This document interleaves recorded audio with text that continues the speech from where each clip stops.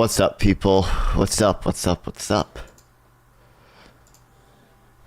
What's happening? Well, we all know what's happening. We all know. We all know. The news. The great news.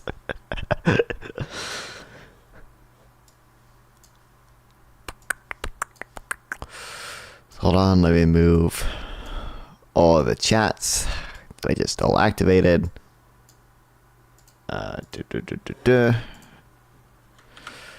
At live stream.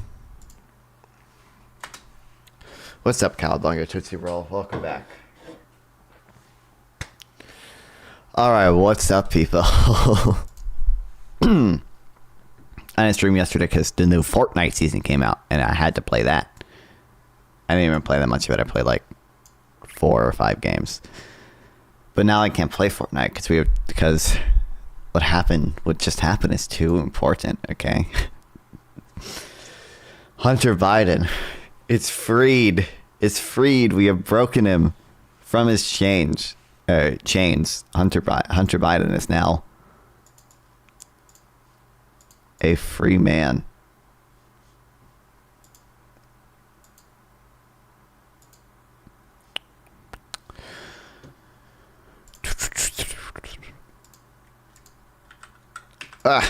Okay. Pardons for all. True. Welcome back, Mike Lightyear. Healing the nation, okay? Healing the nation. With the pardons, all right. We can finally move past the endless, unjust prosecution of Hunter Biden and move towards healing our nation. Although Trump is about to become president, so maybe not.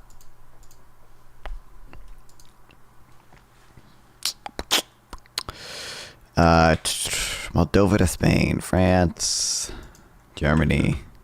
I don't know the fastest way. I'm assuming Austria and then Hungary. Nope. Oh, is it going to be Poland and then Ukraine? Yeah. Free Hunter Trumanar. Thank God for Joe.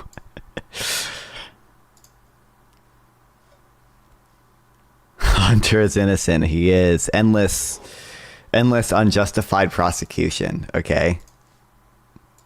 Free my man, Hunter Biden. But what the heck? What the heck?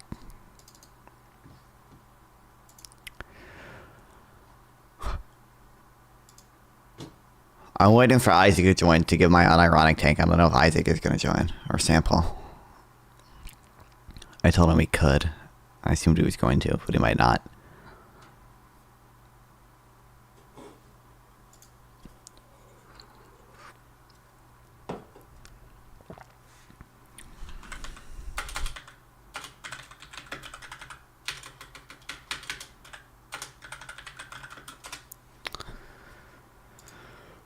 Hunter Biden 2028.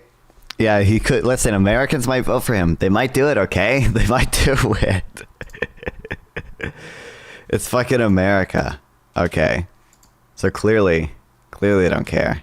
I was going to stream on Thanksgiving and then I didn't because I couldn't. But that's what that was there for. Today I signed a pardon for my son Hunter. From the day I took office, I said I would not interfere with the Justice Department's decision making, and I kept my word, even as I watched my son being selectively and unfairly prosecuted. What's up, localists? Welcome back. Without aggravating factors like use in crime, multiple purchases, or buying a weapon with a straw purchaser, people are almost never brought to trial on felony charges solely for how they filled a gun form. Those who are late paying their taxes because of serious addiction, but paid them back subsequently with interest and penalties, are typically given non-criminal resolutions. It's clear Hunter was treated differently. The charges in this case came about only after several weeks of my political opponents in Congress investigated them to attack me and oppose my election. True.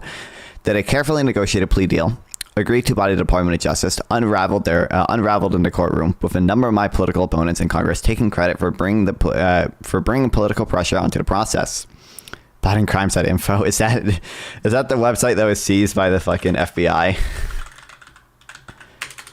That one website. Oh no, this one wasn't, I guess. That one website, there was another like Hunter Biden fucking website, unhinged, like 900 page Hunter Biden crime website that got seized by the FBI like the other day for allegedly money laundering. But we all know clearly it's just political interference. Okay, clearly.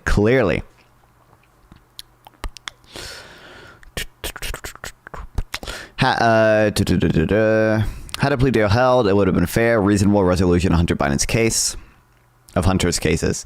No reasonable person who looks at the facts of Hunter Biden's case can reach any other conclusion than Hunter was singled out only because he is my son, and that is wrong. There have been efforts to break Hunter, who has been 5.5 years sober, even in the face of unrelenting attacks and selective prosecution. This exposes it all, but don't look at any sex crime. It's a 900-page unhinged fucking schizo report, okay? We're not reading it. I don't care. We probably will read some of the Republican inquiry at some point, but who gives a fuck, okay? The real take is, it doesn't matter. Who gives a fuck, okay?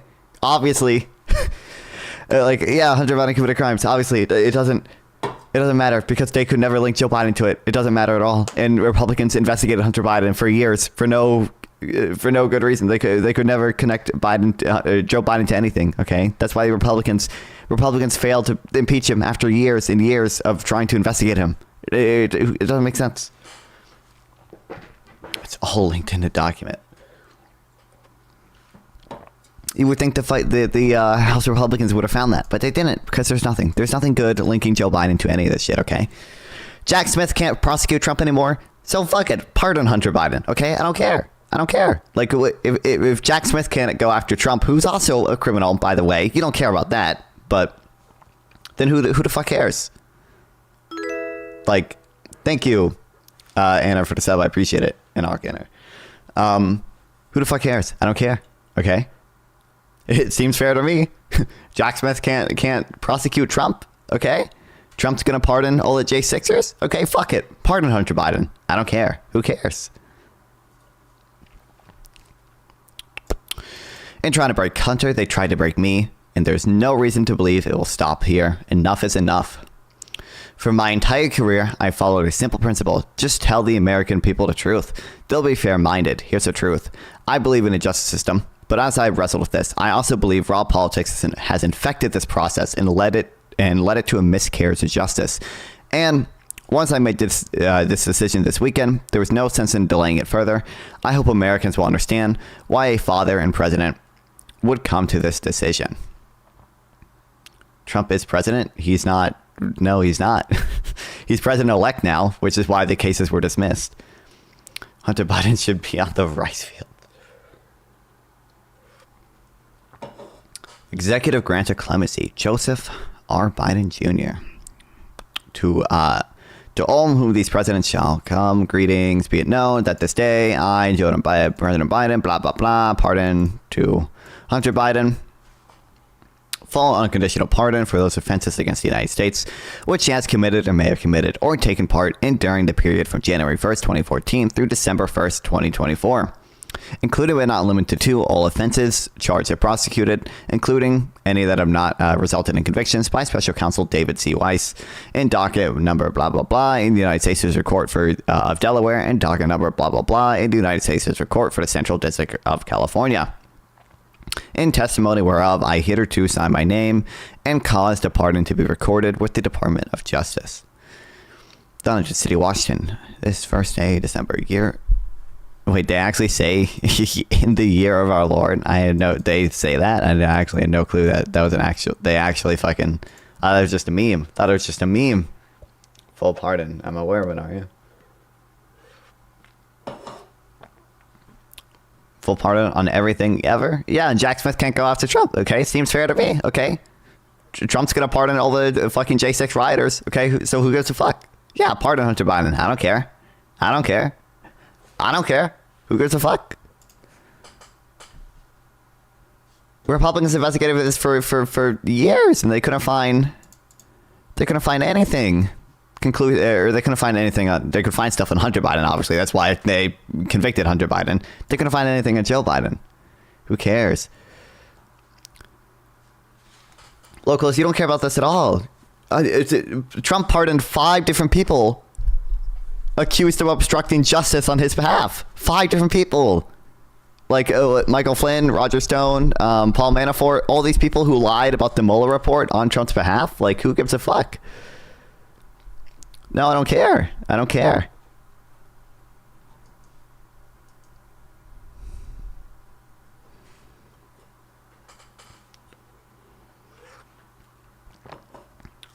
When Trump does it, it's cool. Exactly. This is the MAGA position. They don't care.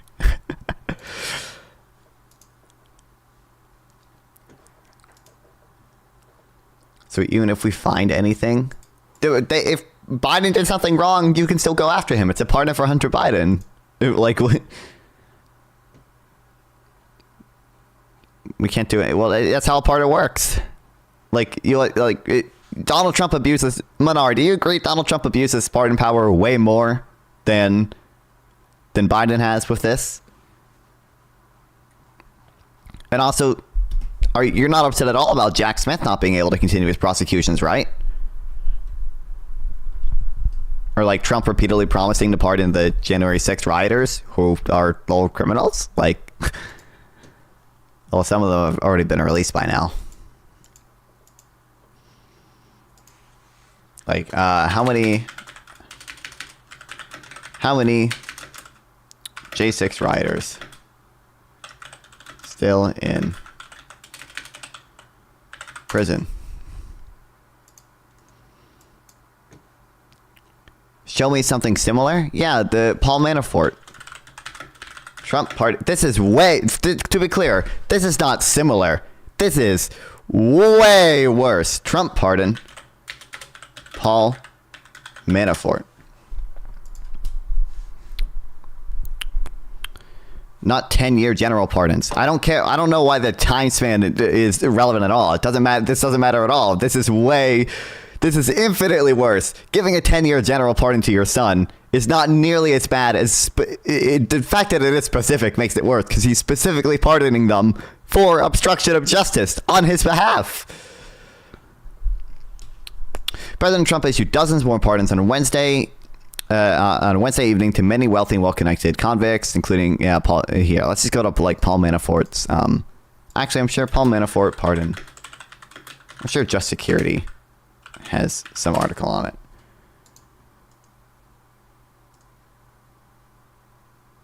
I don't know. Paul Manafort archive.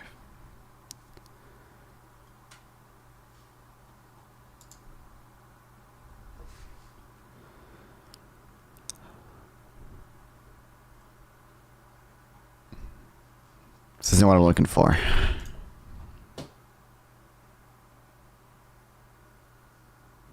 I miss Twitch, Isaac. Joe Biden said that he would not do it. Yeah, he lied. This makes him a liar, a cheat, or fraud. Trump lies way more often, but you don't care about that. Trump lies about things that are way... Trump lies about the 2020 election to this day. These are not comparable at all.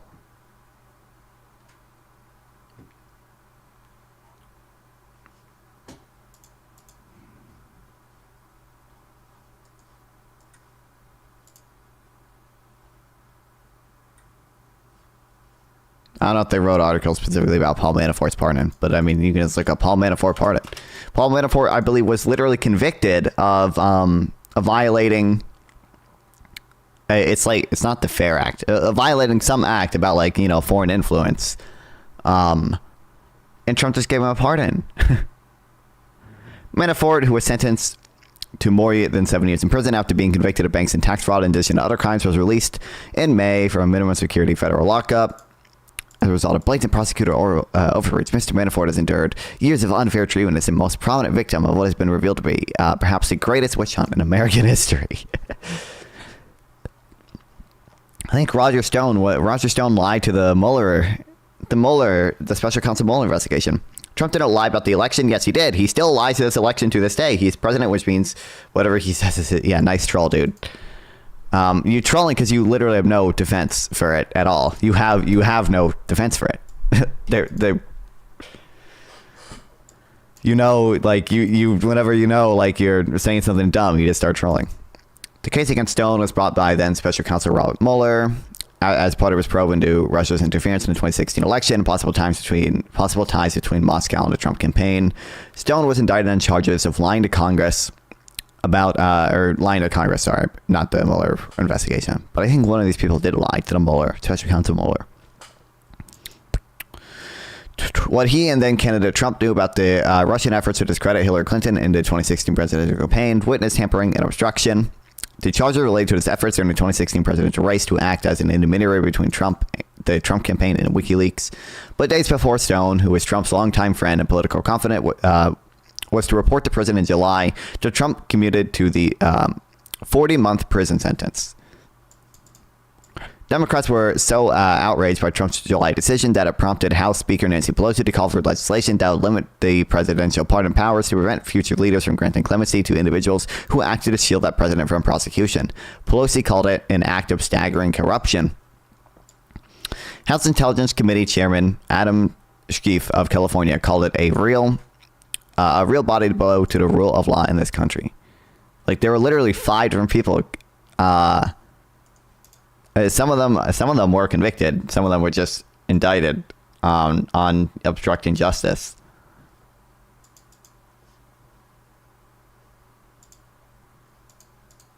But you guys don't care about that one.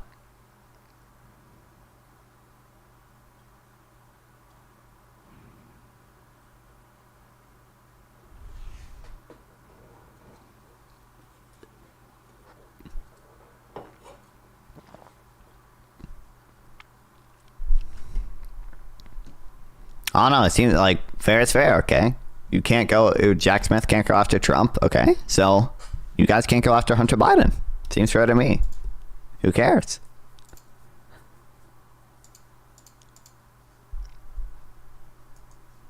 But the Republicans investigated Hunter Biden for years to try to find the connection to Joe Biden, but they couldn't find anything, dude. Or sorry, they did find the loan repayment check or whatever the fuck. Like, you kill me, bro. Like, really? The most remarkable feature of the Biden inquiry vote is that no one really knows exactly what the inquiry is supposed to be about. The resolution authorizing the inquiry specifies no subject matter beyond saying it can include matters described in a September 27th, 2023 memo by committee chairs, all those people, Jim Jordan, obviously. The memo utterly fails to, as either justification for or a reasonable description of the proper scope of the proposed impeachment inquiry. First, the memo is entirely concerned with the events from 2014 to 2019, while Joe Biden was either vice president or a private citizen. It argues, correctly in my view, that a president can, in theory, be impeached for conduct that predates his presidency, but the effort to reach back so far into the past and to sweep years of private conduct is unprecedented. Second, the memo fails to specify any particular impeachable offense allegedly committed by Biden. It opens grandly but nebulously, saying that Biden may have, 1, performed official acts or changed United States policy as a direct result of foreign money received by his family. 2, provided access to federal office in exchange for his family's receipts of foreign money, and or 3, knowingly participated in a scheme where foreign business interests were led to believe to gain access to him if they were to pay substantial amounts of money to his family. Who am I supposed to believe about the election? The president or conspiracy theorists on Twitch? I believe the experts. The experts found nothing. Trump had a commission, the election fraud commission or whatever. The experts, they found nothing. Trump didn't accept that. All the experts told Trump that he was lying, and Trump continued lying about it. You have nothing, and that's why you're trolling. You can't defend it at all. That's why you're trolling. Note that the memo carefully avoids alleging Biden himself ever received any money from his family's foreign business ventures, and indeed, as far as we know, there is no credible evidence that he did so. Still, if it could be proven that Biden performed official acts as explicit quid pro quo for payments to family members, that would arguably be a form of criminal bribery under 18 USC Section 201 B. I don't know how you say that. Is it U.S. It's like U.S. Code section 201 subsection B subsection 2. I don't know how you read that when you're reading it out. And thus an impeachable offense under a constitutional standard of treason, bribery, or other high crimes and misdemeanors. Pardon one specific charge, not the whole career of Manafort. That doesn't make it any. How does that make it better? Or like what? I don't care about whether one specific crime is being pardoned or whether multiple crimes are being pardoned. I care that Trump pardoned someone, but Biden pardoned his son, who has been arguably selectively investigated by Congress for years, versus Trump pardoned someone obstructing justice on his behalf. This is clearly worse than Trump. And Trump pardoned 5 different people accused of doing the same thing. Like what the fuck? That's an insane standard, Minar. It's insane.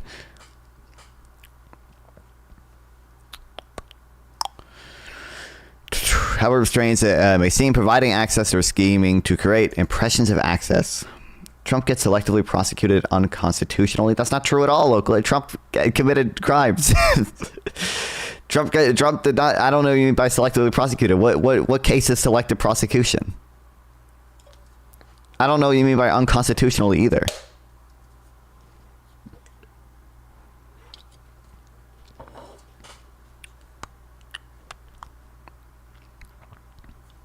Providing access scheming to create the impression of access to the vice presidential office in return for payments to family members, anyone else is almost certainly not federal crime of bribery. In McDonald v. United States, the Supreme Court held that bribery requires the performance of or a promise to perform some official act which it defined as a decision or action on a matter within the officer's official capacity. That said, if it could be proven that Joe Biden, while vice president, consciously exchanged official access in the sense of an opportunity to influence his decision-making process in a matter... Oh, what's up, Isaac?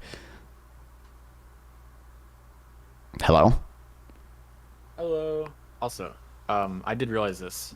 Technically, it is prosecuted unconstitutionally as of now because the Supreme Court retardedly said that... No, that doesn't make the entire prosecution unconstitutional. The concepts of presumptive immunity and official acts and absolute immunity, those were concepts that didn't exist before. Those were constructed by the Supreme Court. That's why, I mean, he had to pass a superseding indictment, but what is it? I don't care. In claims of selective prosecution, defendants are essentially argue that it's irrelevant whether they are guilty of violating the law, but on the fact of being prosecuted is based upon forbidden reasons. Such a claim might, for example, entail an argument that are you quoting ChatGPT right now? That sounds like a ChatGPT argument. Might, for example, entail an argument that persons of different political alignment and that the defendants being prosecuted specifically because of a bias as to that political class. Wikipedia. Oh, slightly better, I guess. Nice one. Are you getting him with the high school? Can't source Wikipedia. Come on. I mean, I can tell whenever he just like pastes random paragraphs into things. A lot of times it's just ChatGPT, but this time it was Wikipedia.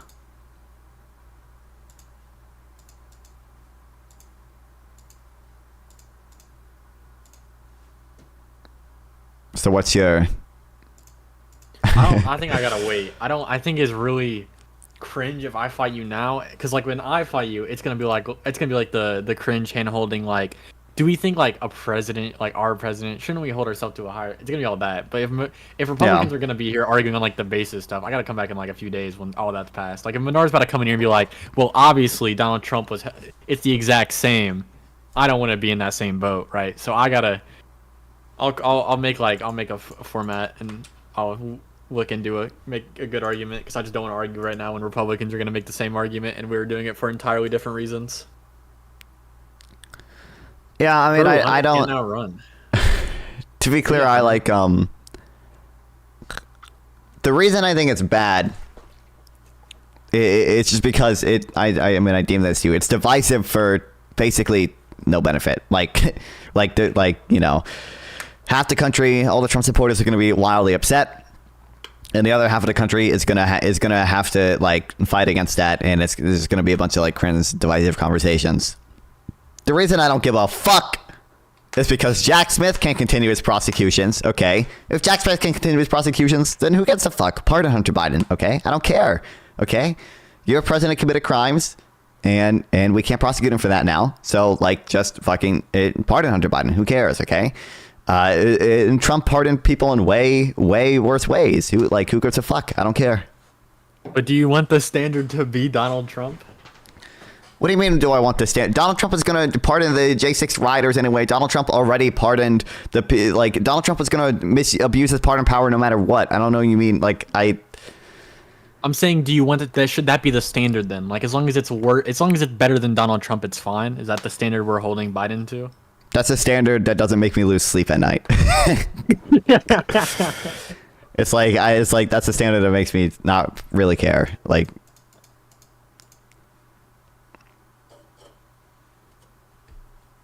It's just not particularly relevant. I think it hurts listen, I don't think it's that bad. Unironically, there's a really good case to be made that he was selectively prosecuted, especially when you're talking about Hunter Biden. And also, I just think it hurts his chances of being put up in the rafters. Like that jersey being put up in the rafters for Joe Biden. I think the chances are going down a little bit now, and it hurts the soul. What'd you say? Sorry. You hate me. I see. The chances of okay. I was saying. Okay, oh yeah, you don't know sports. Oh, my bad. Not. I was saying. I think it hurts his chances to be put up in the rafters, which is like what people do when people retire when they're really good, right? You put their jersey up in the rafters. I think this just hurts his chances to be looked at favorably in the future because this is always hanging over his head. Yeah, that's my. I agree, but I think Biden is he's a fucking 81-year-old man or 82 now. And it was just the election's over. I can't do anything else. I'm just gonna fucking pardon Hunter Biden. Who cares about my legacy? I care about my son, which is what a good father does. Okay. I don't know why they were so adamant against it for so long. Then, if this was in the back of your mind, I feel like the way the statements that they were releasing, you would only release if you're 100% sure you would never do it. There was one that the press secretary was like, "We are never going to do it." She's like, "It will never be a question," and apparently it was. So it's why? Yeah, I don't know. I would guess. It was definitely always going to wait until after the election. I think if he didn't drop out and if he was going to serve a second term, he probably wouldn't have. Even if he won, I don't know if he would have pardoned him. At least not until the very end. No, when he won, but yeah. When he won, yeah. I don't know. Even if Kamala Harris won, I don't know if he would pardon. I don't know if he would have pardoned him. But on fun, you're not worried that it is an overreach of power? It's within his constitutional authority. To be clear, I do think it's an act of corruption, but also the corruption Donald Trump engaged in was infinitely worse. So I'm not losing sleep over it. Who fucking cares? There. Who cares? That's it. That's, to be clear, that doesn't preclude it being bad. I still think it's bad or whatever. It's an act of corruption on Biden's behalf. But the reason I'm not going to lose sleep over it is because Trump has done way worse. And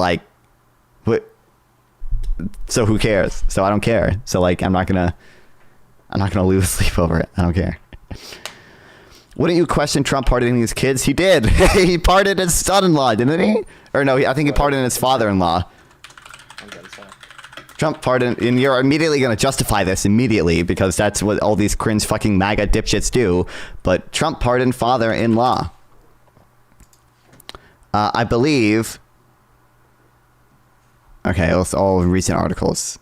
I believe Trump literally did pardon.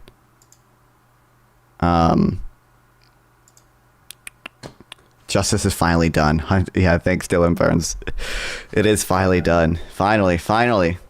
That's what I'm saying. 120-28, baby. Americans could vote for him. Okay, they could do it. Okay. And they would. Okay, they'll love it. I believe Trump literally did pardon his, I think it was his father-in-law. Oh, wait, actually, 2016 to... One of notes. I'm not... I did find. I'm not seeing anything. Trump pardoned Jared Kushner's father. Charles Kushner, the wealthy New Jersey developer who served nearly 2 years in prison more than a decade ago in a tax fraud case that grew into a bizarre tale involving sex tapes and a prostitute was granted a full pardon late Wednesday by President Donald Trump. Kushner is the father of Trump's son-in-law, Jared. Yeah, so the father of his son-in-law, he pardoned. But you're immediately going to justify that because you don't actually fucking care. But I don't know what this guy. I mean, in principle, this could have even been a good pardon. I don't actually know the specifics of this case. What is this story? So. He hired a prostitute to entrap. Wait.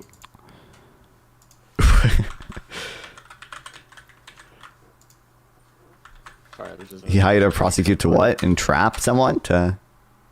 That's what I read those words. Okay. Bro, Manar, your standard's insane. I don't judge whether a pardon. I don't judge a pardon if a pardon is good or bad, or if a pardon is corrupt or whatever, based on if it's a general or specific pardon. That's totally fucking completely irrelevant. You could give a general pardon for someone who is accused of shoplifting, right? Like that doesn't make it worse than giving a specific pardon to someone who's accused of terrorism, who's accused of participating in the 9/11 attacks. These two things aren't equivalent just because one's a general pardon and one's a specific pardon. That's a fucking sane standard that you constructed because you know you don't have any other way of fucking justifying the fact that Trump pardoned 5 different people, all accused of obstructing justice. Like, also, just for the ones at home, William Schulder, a former employee of the Charles Kushner, turned to witness for federal prosecution in their case against a Democratic donor. As a part of their plot, Kushner hired a prostitute to lure Schulder into having sex in a motel as a hidden camera rolled. A tape of the encounter was then sent to Kushner's sister and Schulder's wife. Unfortunately, the intimidation stunt failed and the woman turned on him. What the fuck? Bro. Awesome, man. Non-fun, can you... Listen, non-fun, okay? I'm just saying, you will have a woman show up to your door. They're gonna lure you to a hotel. Listen. It's not like we have any sex scandals going on like the Democratic Party right now on like Twitter or anything, do we? We don't no, for sure, no, yeah. There's no tapes going around of any prominent figures, you know. Would you fucking Nazi non-fun if they were attractive? Okay. Just fuck, probably. I don't think I would like date them or anything, but like I don't know if I don't know how to issue with just like hooking up with them. I'm going into it with the I can change her mindset. Okay. Oh yeah. You can. Also, Trump can pardon whoever he wants because he's the president. I don't disagree that he is within the constitutional authority to pardon basically whoever he wants. Now there is actually a restriction on the pardon power, which Trump arguably violated, which is well, we don't know whether the president can pardon himself. It's the Supreme Court might give Trump that ability too. I wonder what the Supreme Court's gonna say. Yeah, I know what they're gonna say. But there is a restriction that the president can't pardon people in cases of impeachment, which is supposedly meant to be like if you're being impeached for a crime, you can't just pardon people who are like your co-conspirators or whatever. Now, Trump did again pardon 5 people for the like Mueller investigation obstruction thing. So like whether that actually applies, apparently is questionable. But there is in the Constitution, it says you can pardon anyone. Thanks, Ophelia, except in cases of impeachment. How the fuck is Localist a moderator? How the fuck did that happen? Okay. Just because I made him a mod just because he's here often, and he was. I made him a mod when he was like one of my only viewers. Okay, so that's how. Wow. That's how. By the way, is that. I also thought he used to come off as more reasonable, but like. It was just because I did not understand the full scope of how retarded he is. So I have 31k channel points. If Menard is still here, Menard, there is a Menard has 3 more perms. You can join if you want. I don't like we can turn this into whatever. Okay. Ophelia, you have 3 more perms. I will become straight moderator. I will become the most Chad fence sitter I can become.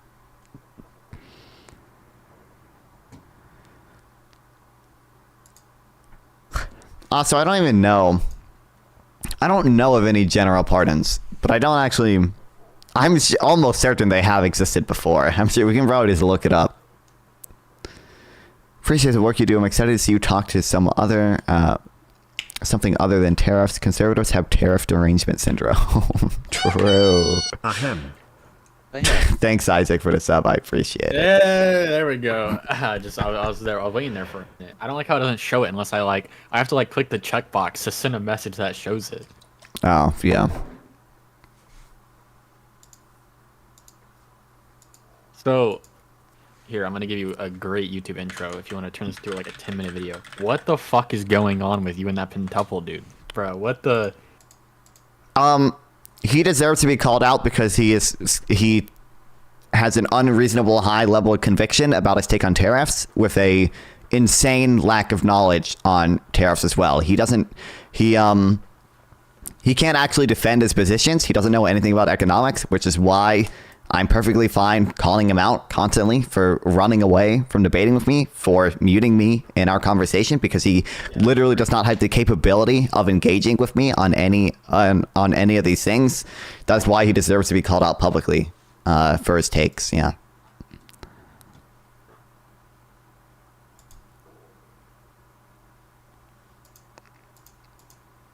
And then, is this, I saw you beefing with some woman about him. Were you beefing with his girlfriend as well? What was... Yeah, yes, because,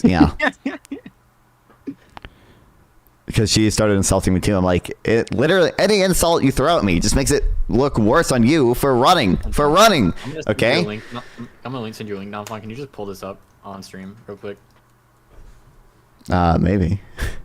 Just click on the link and pull it up. Oh, Minar. Defend his positions. He doesn't. Oh, he's just reacting to me. Minar, right? Get in here if you're gonna just react. Oh God. Minar, he has to remove firms. What the fuck? But yeah, Pentuple deserves to be ridiculed publicly nonstop. He doesn't. I don't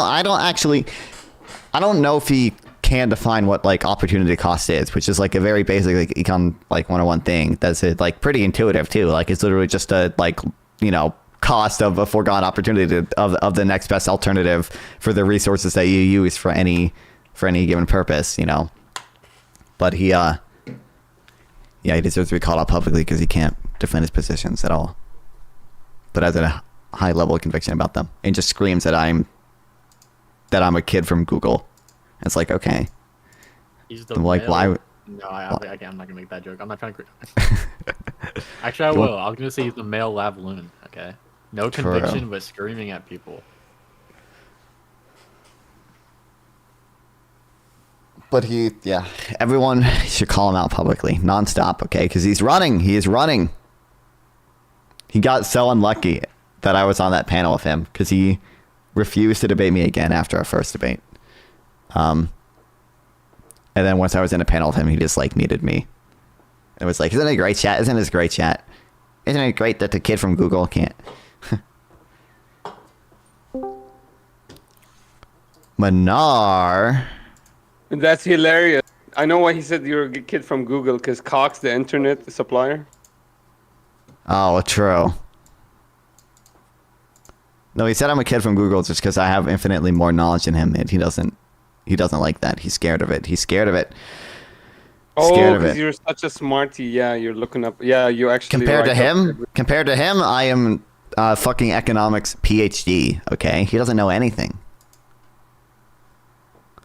So yeah, man. Free Hunter. God bless Hunter. Thank God for Joe Biden. Isaac, how are you feeling? Did you guys celebrate with cake?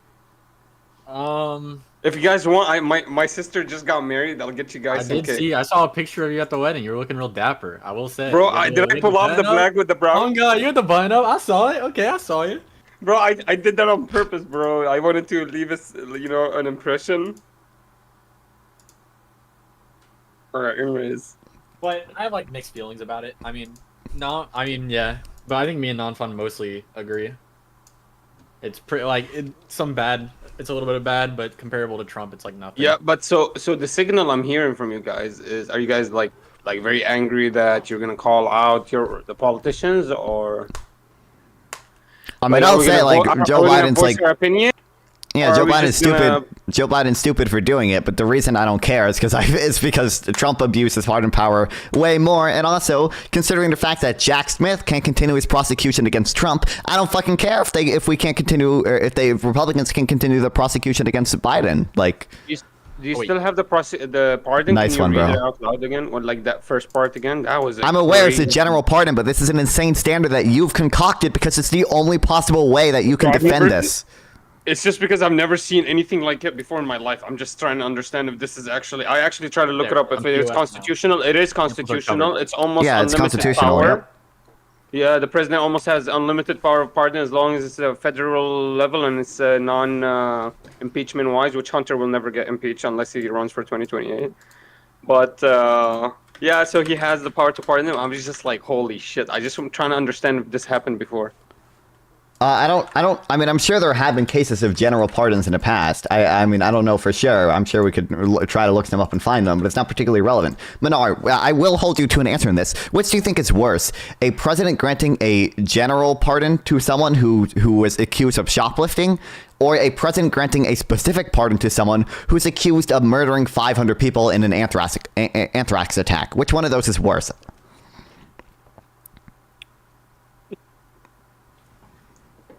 Do I have to pull the switch on the trolley? Can I let it go? I just feel like this is a very, very simple question. Is it I worse just to let give... it go and not make a decision, man. It's none of Is my it I wor- think this is a pretty easy decision. This is so obvious. I And wonder it where so he's going obviously with this. exposes that you... Anthrax. Okay, listen. I mean, obviously, why would you if he's 100%, like it wasn't a shaky case? Yeah, 100. Yeah, that's crazy. But like, So why clearly, do you whether make it's a it general pardon or like specific pardon, I don't think that's the key decider on whether something is like corrupt or like morally well, wrong it is or whatever. when, Like, when the actual general pardon coincides with the period that the potential criminality was happening and we were going to go after. it's what'd you say? When it coincides with potential criminality. What you use big words there, man. I don't know exactly. No. what you... Like what I'm trying to say is like this general pardon wouldn't have mattered. I don't care about the gun case for Hunter Biden, but the idea that now he's pardoned from the gun case, he's pardoned from the Burisma case, he's pardoned from the collusion with the Biden case, he's pardoned from any kind of federal criminal charges during the period that we believe he was committing these criminal federal charges is insane. I've never seen anything like that. And the idea that you do that, so the power of this pardon is it won't even start any criminal proceedings for any. So the second any criminal proceedings come, if they are federal in nature, immediately the pardon takes effect. The idea that this pardon came out at this time. I mean, I mean, again, like I don't necessarily think the pardon is great or anything. Like, how could it? Again, I think it's a dumb decision on Biden's behalf. I think it's an act of corruption. I just think that whether or not it's a general pardon or a specific pardon, it's not a deciding factor in whether I think something is better or worse. But also, I don't even know. There probably are examples of these in history before. I just don't know. You have to you have to put some nuance into things, man, because like Isaac's, he told a funny story about the prostitution thing. I mean, come on, he can pardon something like that. Wait, why? You know, that was funny. I don't know if Isaac. that added nuance. I just think that was crazy. I mean, it's funny, man. I mean, you would. I'd agree it's funny. I get why you would have a specific pardon for that, but if it was, holy shit, no matter what you guys bring, I know there's like 15 cases brewing. If it's federal in nature and it's not a state, a state also, level here we case, go. it's not going to do it. I mean, where are you going to find the state level case on Hunter Biden? What, he drove drunk? Yeah, maybe. Well, I don't know. But also, there are examples of general pardons in the history of the U.S. Nixon's pardon was a general pardon. It was a pardon for all offenses against the United States which he, Richard Nixon, has committed or may have committed or taken part in during the period from January 20th, 1969 to August 9th, 1974. So that's 5 years. 5 years there. That's half the length of Hunter's, but... Let me not just kind of like... Let me understand. Do you actually believe I would have let Trump get away with this? I would have never let that happen. You do. Do you care at all that Trump pardoned 5 different people that were accused of obstructing justice in his behalf? Do you care at all that he pardoned the father of his... Has a case on cocaine. He has gun charges, whatever, felonies. He has these fake tapes. Do you care at all that Trump pardoned Hunter or Jared Kushner's dad? Do you care at all about that? Well, I'm telling you, I'm giving you like, see, the Jared Kushner's dad I mean, the thing is, he was already prosecuted for it, and it was a single case, a single charge. He was already in prison for it, and then he was pardoned for it. Like for that, while like basically he pardoned the Yeah, he was the pardoned amount for a of time crime he he's going to committed. spend Yeah. in jail for that thing. But he's not giving him a general pardon on everything for the rest of his life. For So, on but I don't think you actually care about that. If Trump gave him a general pardon, I don't think you would care either. If Trump gave a general pardon to any of the people, you wouldn't care either. I don't think you actually care about that. I feel like I wouldn't care because it's not I don't believe he was at the level of scrutiny as Hunter Biden. Hunter Biden had a level of scrutiny above everything else. There was a lot of corruption coming up from Ukraine. What was Hunter Biden charged with, Minar? There's a lot of allegations, and now you're going to tell me I can't even pursue any allegations. What was Hunter Biden charged with? Like let's say we do find Wait, evidence no, answer that, please. Tell me what corruption. Hunter Biden was charged with. Do you know?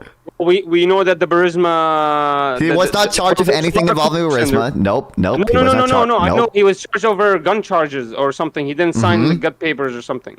But no, what I'm telling you, we know he worked with Burisma. We know Burisma was corrupt. We know it was under prosecution. We know they fired the prosecutor. We're talking about pardons and charges right now. You can say Hunter Biden may have been involved in corruption of Burisma, whatever. You, so you can't even come up with any like Trump requested evidence over this, right? He requested evidence over why did the Poroshenko get fired illegally. Yes, Now if he finds the evidence, what federal charges are going to be brought up forward? Now it doesn't even matter because of the pardon within the that general pardon. Sure. that was happening. The corruption was.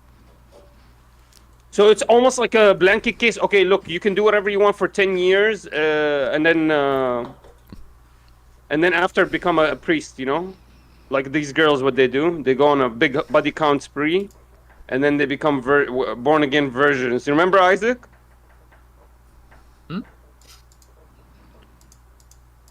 I don't know what you're on about, but like, I mean, again, like I would even agree in principle if two crimes are the exact same, a general pardon can be worse than a specific pardon. But whether or not it's a general pardon or specific pardon is not something. It's not like a deciding factor, or I shouldn't say it's not something I weigh super heavily in determining whether Trump's pardons or Biden's pardons are more corrupt or whatever. Your neighborly sheet poster. The idea is you can't even bring up any criminal charges in that period at all, forever, for all of history, no matter what. He's pardoned from it. Like anytime you bring up any charges, how do you feel about the fact that the whole criminal? How do you feel about the fact that Jack Smith can't prosecute Trump anymore? I just believe that Hunter Biden thanks God every single day. He wakes up every morning. Like, wait, can you answer my question? How do you feel about the fact that Jack Smith can't go after Trump anymore? So yeah, I mean that special prosecution. I feel like it's a complete. It actually kind of proves it's a complete hoax that the special prosecutor was sucking the taxpayer money and just literally prolonging and kind of actually making a joke of the legal justice system. Holy shit! How? Because every time there was some kind of like the special prosecutor worked with other prosecutors, correct? Fannie Willis and all these others to bring up these charges. That's not that unusual, but like, sure, I'm sure Jack Smith has worked with other prosecutors. So my understanding is the special prosecutor is the one that funded all the other prosecutions underneath Trump. That's my understanding. That's why the special I don't think he prosecutor funded. I don't think he funded some of the state level prosecutions, but here's a question, Minar. I'm gonna ask like a series of yes or no questions. But this is proof that all of this was a joke. Nope. I'm gonna prove it to you by asking a few yes or no questions, and I'm gonna hold you to an answer on all of them. Okay? Yes or no? Did John Eastman say that his plan was going to? Huh? Yes or no? Did John Eastman say his plan was going to violate the ECA? ECA. The Electoral Count Act, federal law. Did he say what that would align with ECA? His plan for January 6th would violate the Electoral Count Act. Who said that? Jack Smith? No, John Eastman, the guy who came up. Do you know who John Eastman is? No. Oh my fight! So you're claiming that the entire prosecution is a lie, but you don't even know who John Eastman is, one of like the main contributors to the plot on January 6th? Bro, I didn't claim that it's a lie. I'm claiming that it's actually they used up the taxpayer dollars. I mean, I agree, it's using taxpayer dollars. Hoax charges and they were just trumping up and wasting time. And it was and then the moment they wanted, and whenever they were able to. No, I don't dispute that they're using taxpayer dollars. The thing I dispute is that these are hoax charges, as evidenced by the fact that one, Eastman literally said that this was going to break the law. Do you acknowledge that? What would break the law? Do you plan on having Mike? Do you know any of the what Eastman was saying Mike Pence could do on January 6th? Did Mike Pence do anything on January 6th? No, Mike Pence refused. But if he had gone through with it, it would have broken the law. Okay, but my understanding is there was no like formal writing. There was nothing in like court documentation to say that Trump forced anything upon Mike Pence, and Mike Pence was follow. Do you agree or disagree? Do you agree or disagree that John Eastman and Donald Trump both wanted Pence not to certify the vote? Bro, it was a tweet. Like, that's all we saw. It was a tweet. It wasn't like, just a tweet. It wasn't just a tweet. We had multiple. In the January 6th testimony of like Greg Jacobs and of a few other people who were around Trump at the time. All of them testify. It's a tweet that you're overreading into. I'm not over. We can pull up direct quotes if we want to. These are not. I would love that. Okay, well, let's pull. We can pull up the one tweet, and we can pull up some of the testimony from Greg Jacobs, who all argue that It's my understanding there was no formal policy put in place for you to come here and say that this is against the law and he was actually unconstitutional in any Eastman matter. said it was going to break the law. Maybe you misunderstood the speech. Maybe you misunderstood the law. Eastman said it. I'm going to read a direct quote from Eastman. So now that the president has been set that the Electoral Count Act is not quite so sacrosanct as was previously claimed, I implore you to now consider one more relatively minor violation and adjourn for 10 days to allow the legislators time to finish their investigations. So that's him saying that he plans to break the law.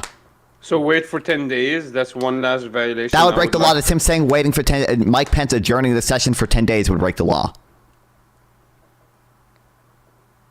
He told them just wait for extra 10 days, and Mike Pence refused. That would break. Do you agree that would break the law? Where is it? Let me see. John, did you advise? Who is it?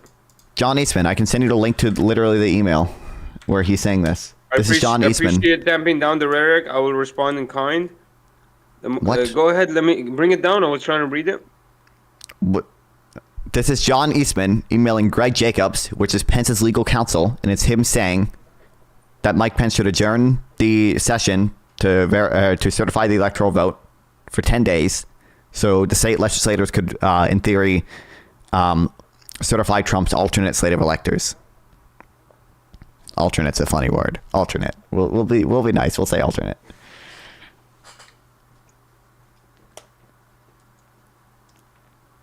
The VP approved the motion above, which is the violation of 3 U.S.C. 17. Mm-hmm. And then they had the debate over the motion, in violation over requirement 3 U.S.C. 15 after the votes.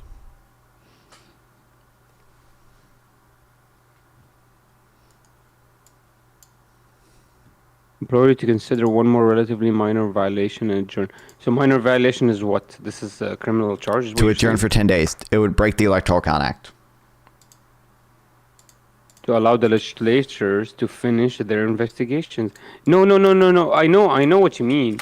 But all the time we have the trials, for example. I'll tell you, let me give you an example. So court trial. Okay, so wait. Before you go down this road, you agree that Eastman conceded that this would break the Electoral Count Act, right? 100%. But listen. Let me give you an example. So do you not think... Do you agree that if you're in a court of law and you need to provide a little bit more evidence, you might have to go over the final deadline and break the rules of the court sometimes? And no. You're going to have to ask the judge to... There's no judge involved in this. Violation no, and give you there's one no judge. Extension. You're allowed more extensions. We're not talking about a judge here. We're talking about the certification of the electoral vote. He's saying that Mike Pence should adjourn the session to count the electoral vote on January 6th for 10 days to allow state legislators to look into false claims of election fraud and then certify. you're allowed, if you make up a good enough excuse, you're allowed to come up with certain ways to get extensions break the all law? the time. This is seen all over We're not the talking about legal getting system extensions. even. We're talking about breaking the Electoral Count Act. You don't need you can't come up with a good enough Yeah, but excuse to that's break not the what he said. election. He didn't say do it so we can break the electoral count. He That said is- it so that we is can what he get a said. little bit more time so we can we have a small. Which he said would be a, little, which he said would be a tribalism violation of what, Minar? Which he said would be a violation of what, Minar? Let me read it. USC I linked it 15. in the side chat. Do you want to go over the exact parts of the law that the plan would break? Do we really need to dive that deep, or can we just take Eastman's word at it? I can tell you the exact parts of the law that it would break, but you're just going to pivot again once I tell you that.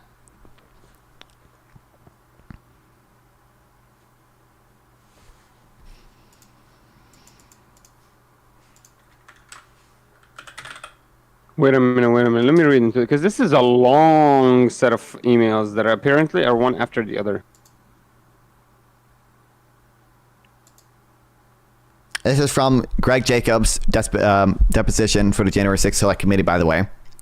Question: did John Eastman ever admit, as far as you know, in front of the president that his proposal would violate the Electoral Count Act? Answer: I believe he did so on the 4th, as in January 4th, 2021.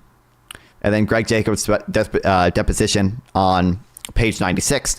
Eastman acknowledged that the legal basis for his proposal, for his proposed pass, was the same. And as recounted by Greg Jacobs, you couldn't get there unless you set aside a number of provisions of the Electoral Count Act. And there's an email here too. Yeah, this email I brought up.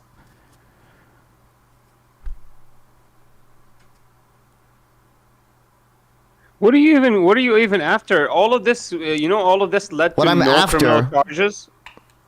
It did lead to criminal So charges this against is Trump. all What do you right mean? now is a conspiracy theory right now is what you're No, bringing it's up. not. No. It all Yeah, led to 100%. criminal. Nope. It all led to criminal charges against Trump. Trump was indicted on this. The thing I'm trying to get, Trump was indicted on the impeachment? BS. not on the he was indicted on He attempts was to overturn. never criminally indicted on that. He was criminally indicted on attempts to overturn the 2020 election. All these things Well, are mentioned in the my understanding indictment. was all the cases, every single one of them fell apart. The Fannie Willis, the That doesn't. What I'm trying to, the Fulton County, the I dialogue think. path I'm going down with you. You said these were all hoax charges. What I'm trying to get you to realize right now, these people admitted in writing that they were planning to break the law. Bro, he said that give me an extension. I have a small extension. There's no writing of I'm gonna Which he said was going to violate the law. Which he said was going to violate the law. Which he said was going to violate the law. Him himself, he conceded that.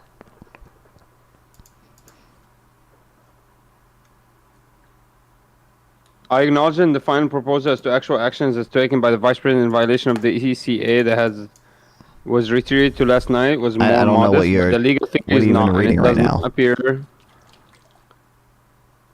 Are you reading advise Greg the Jacobs' person that you- reply? Yeah, because the reply Greg is Jacobs that is on my side about this, by the way, but does not have the power to decide things unilaterally because that was pushed publicly repeatedly by the president. yeah, that's. What do you mean that's pushed publicly repeatedly? Like, where's the policy? This is the idea that the idea he was that pushed- Mike Pence would not policy certify of the electoral impeaching vote. and taking over the electoral college publicly, and he never talked to anybody within the electoral college or the state He did. or the federal government. Sorry. Wait. You're just wrong on that. He did. I understand that you have never looked into this at all, so you have no fucking understanding what happened. But he did. He tried multiple times. Giuliani called the Speaker of the House in Arizona and tried to get the Speaker of the House in Arizona not to certify their electoral votes there. Trump called the Secretary of State in Georgia, Trump himself and Giuliani, called the Secretary of State in Yeah, but Georgia you're asking making them to it- find it- election relax, fraud not fun. so that they would not Not fun, certify the relax. vote. Relax, not fun. You're making it sound like he's Wait. doing this. Do you concede that Trump did call people in the electoral college to try to get them to not certify? Wait, no, Manar, I need you to concede on this. Let Do me you finish with agree or you. disagree that Trump and his team called people to try to get states to not certify their electoral Because vote? they had an investigation going and they wanted to make sure where these votes So come wait, from. no, There's we can talk four about that in a second. Do you allegations agree? of- So that's you conceding can I right speak? that they Can I did call speak? people. Can I speak? No, because you're rambling about election fraud Well, you need claims. to let me speak. We will and get there. You need to let me give you a counterpoint. Mm-hmm. Okay, here's the counterpoint. You're alleging that Trump is doing this because he wants to take over America, and he doesn't, and he's so greedy, and he wants to be president, stay president. What if I allege that every single time we see a reference of make this violation for us is for because there's an investigation, or because there might be some scandal, or there's a little bit of looks like there's some kind of legal work happening here, so we need an extension. That's all I can see all the time that you're we're not. No. Right now, you don't understand what I'm talking about, because you think we're talking about a court session. We're not talking about a court session. We're talking about the official proceeding on January 6th, the certification of the electoral vote, the thing that was delayed by the riots on January 6th. You're speculating that he did it. He's doing this because he wants to take over the government. I'm saying he literally just needed a 10-day extension just to see where these votes coming from. And honestly, we should have taken that 10-day extension, because look, now we found out that there's 10 million votes or that disappeared altogether. Nobody knows where they are. There's some legal cases that are being winning in by the RNC and by the Republican Party. They've been winning against some I forget where it was, those counties, but Pennsylvania, I believe. They just won a case there of like new 20,000 mail-in votes or something that appeared from the same signature. Anyways, so. Right. That's all. I'm bringing you a theory that, hey, yeah, they were asking to break the law and create some minor infractions, but this is because it's a good, like, there's a legal investigation happening, so we're gonna have. It's like basically telling the principal sending a letter saying, hey, we're gonna have to postpone the field trip because there's might be a storm coming up. Like, you're allowed to create. An adjudication, like stuff that's shut down. You don't understand what the fuck we're talking about. There's no adjudication here, because we're not talking about a court proceeding. The thing that we're talking about is the certification of the vote on January 6th, and I don't know why you can't get that around your head. My understanding is they were bringing up court proceedings, and there was investigations happening. They needed extensions. That's why he was requesting. I understand that's your understanding, because you're unbelievably fucking retarded, and I've never looked into this issue at all. No, what I'm saying is you believe he did that because he wants to take over the government, right? I believe that Donald Trump wanted Mike Pence not to certify the vote on January 6th. Why? Because he wanted to overturn the election. So what? He wanted to stay president. What to happen? Then what happens after that? So he can stay president forever? Not stay president. He wanted to stay president. He wanted to... Well, how about I tell you, that's the dumbest theory I've ever heard in my life. Do you agree? Show me proof they had any kind of system set up so he can take over governance without the need for an electoral college, without the need for a Congress. The plan relied on the electoral. This is the only email you're going to show me that he created a system so he can take over the government using this email. Are you fucking kidding me? My claim doesn't. Manar, my claim does not rely on any of this. In fact. That's not true. My claim doesn't rely on any of this. My only claim is that Donald Trump wanted Mike Pence not to certify the electoral count on January 6th because he wanted to stay president forever. What happens after? Why would he do that? I'm claiming that there's an investigation. There's some extra votes. There was some law procedures happening. They would need an extension, and they asked for an extension even though it might break some minor violations. And he made sure to understand they were minor. And if they weren't minor, then they backed off immediately, and Mike Pence passed out. He's like, I don't have the unilateral power over this. And then, you understand Mike Pence disagreed with Trump on that, right? This theory that they were doing this because they want to take over the government, and then they were gonna certify the vote forcefully to make Trump. And even if the Congress doesn't allow this to happen, then he was just gonna take over the Congress, and then he was just where is this? My claim doesn't rely on that at all. Do we want to read the Eastman memo? Like, we can read the Eastman memo. My theory is better. He actually there was possibility for some kind of shady business. There were evidence of criminal. Wait, let's say there was election fraud. Manar, shut up. Let's say I agree with you. There was election fraud. Do you still concede that this would violate the Electoral Count Act?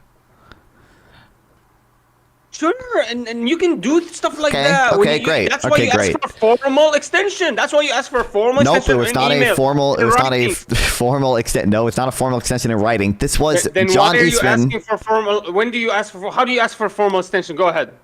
There's no way to ask for a formal extension here because it's against the law. Your professor, hey professor, I know this is after the deadline, but I need. That's what I'm giving you. Like, why are you acting like this? That happens all the time in court of law. No, there's no court here, Manar. Manar, we're not talking about court. There's no court. There's When no there's court new evidence proceeding right coming up, now. you get extensions all the time. 10 days is Menard, we're minor. not talking about court. Menard, we're not talking about court. What we're talking about is the certification on the vote on January 6th. The rules for the certification of the vote on January 6th are set out in the Electoral Count Act. John Eastman wanted Mike Pence to break the Electoral Count Act. Do you agree or disagree with what I just said? What do you mean? What does it mean by so sacrosanct? What does that mean? John Eastman told Trump that he thought the Electoral Count Act was unconstitutional. Now, John Eastman previously admitted that he doesn't actually think the Electoral Count Act is unconstitutional. Yeah, but the legislatures had an investigation going on, man. So Not, what are we supposed to do? no. By January 6th, all the investigations were closed. They'd all already certified their vote. That's not true. What he wanted to do, because Trump did file a ton of lawsuits about his false election fraud claims, he wanted to adjourn the vote so it could be sent back to the states and they could redo their investigations and hopefully somehow find election fraud and then certify Trump's fake slate of electors, or set a deadline of January 15th. And if the states hadn't certified a slate of electoral votes by then, it would just be thrown to the House delegation, and the House delegation would elect Trump.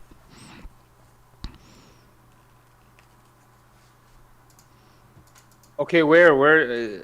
So this is the idea that this is why Trump wanted to shut down just the electoral college for just 10 extra days, because he wanted to take over the government, make over the ECA Act, and then use some kind of Congress power to announce him as president.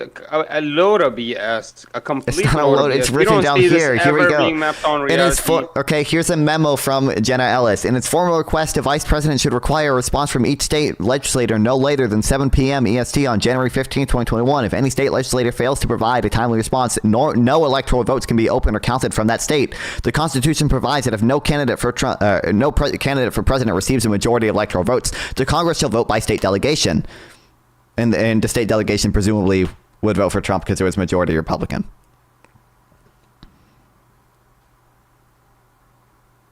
So when you break the ECA Act, what happens? It's against the law, and it should be charged. You should be charged and go to jail. What's the minimum charge? I don't know what the minimum charge is. I don't know. I want to know how severe this act is. I don't see why it's particularly relevant. But the consequence of breaking it would be overturning the election, so it seems pretty severe.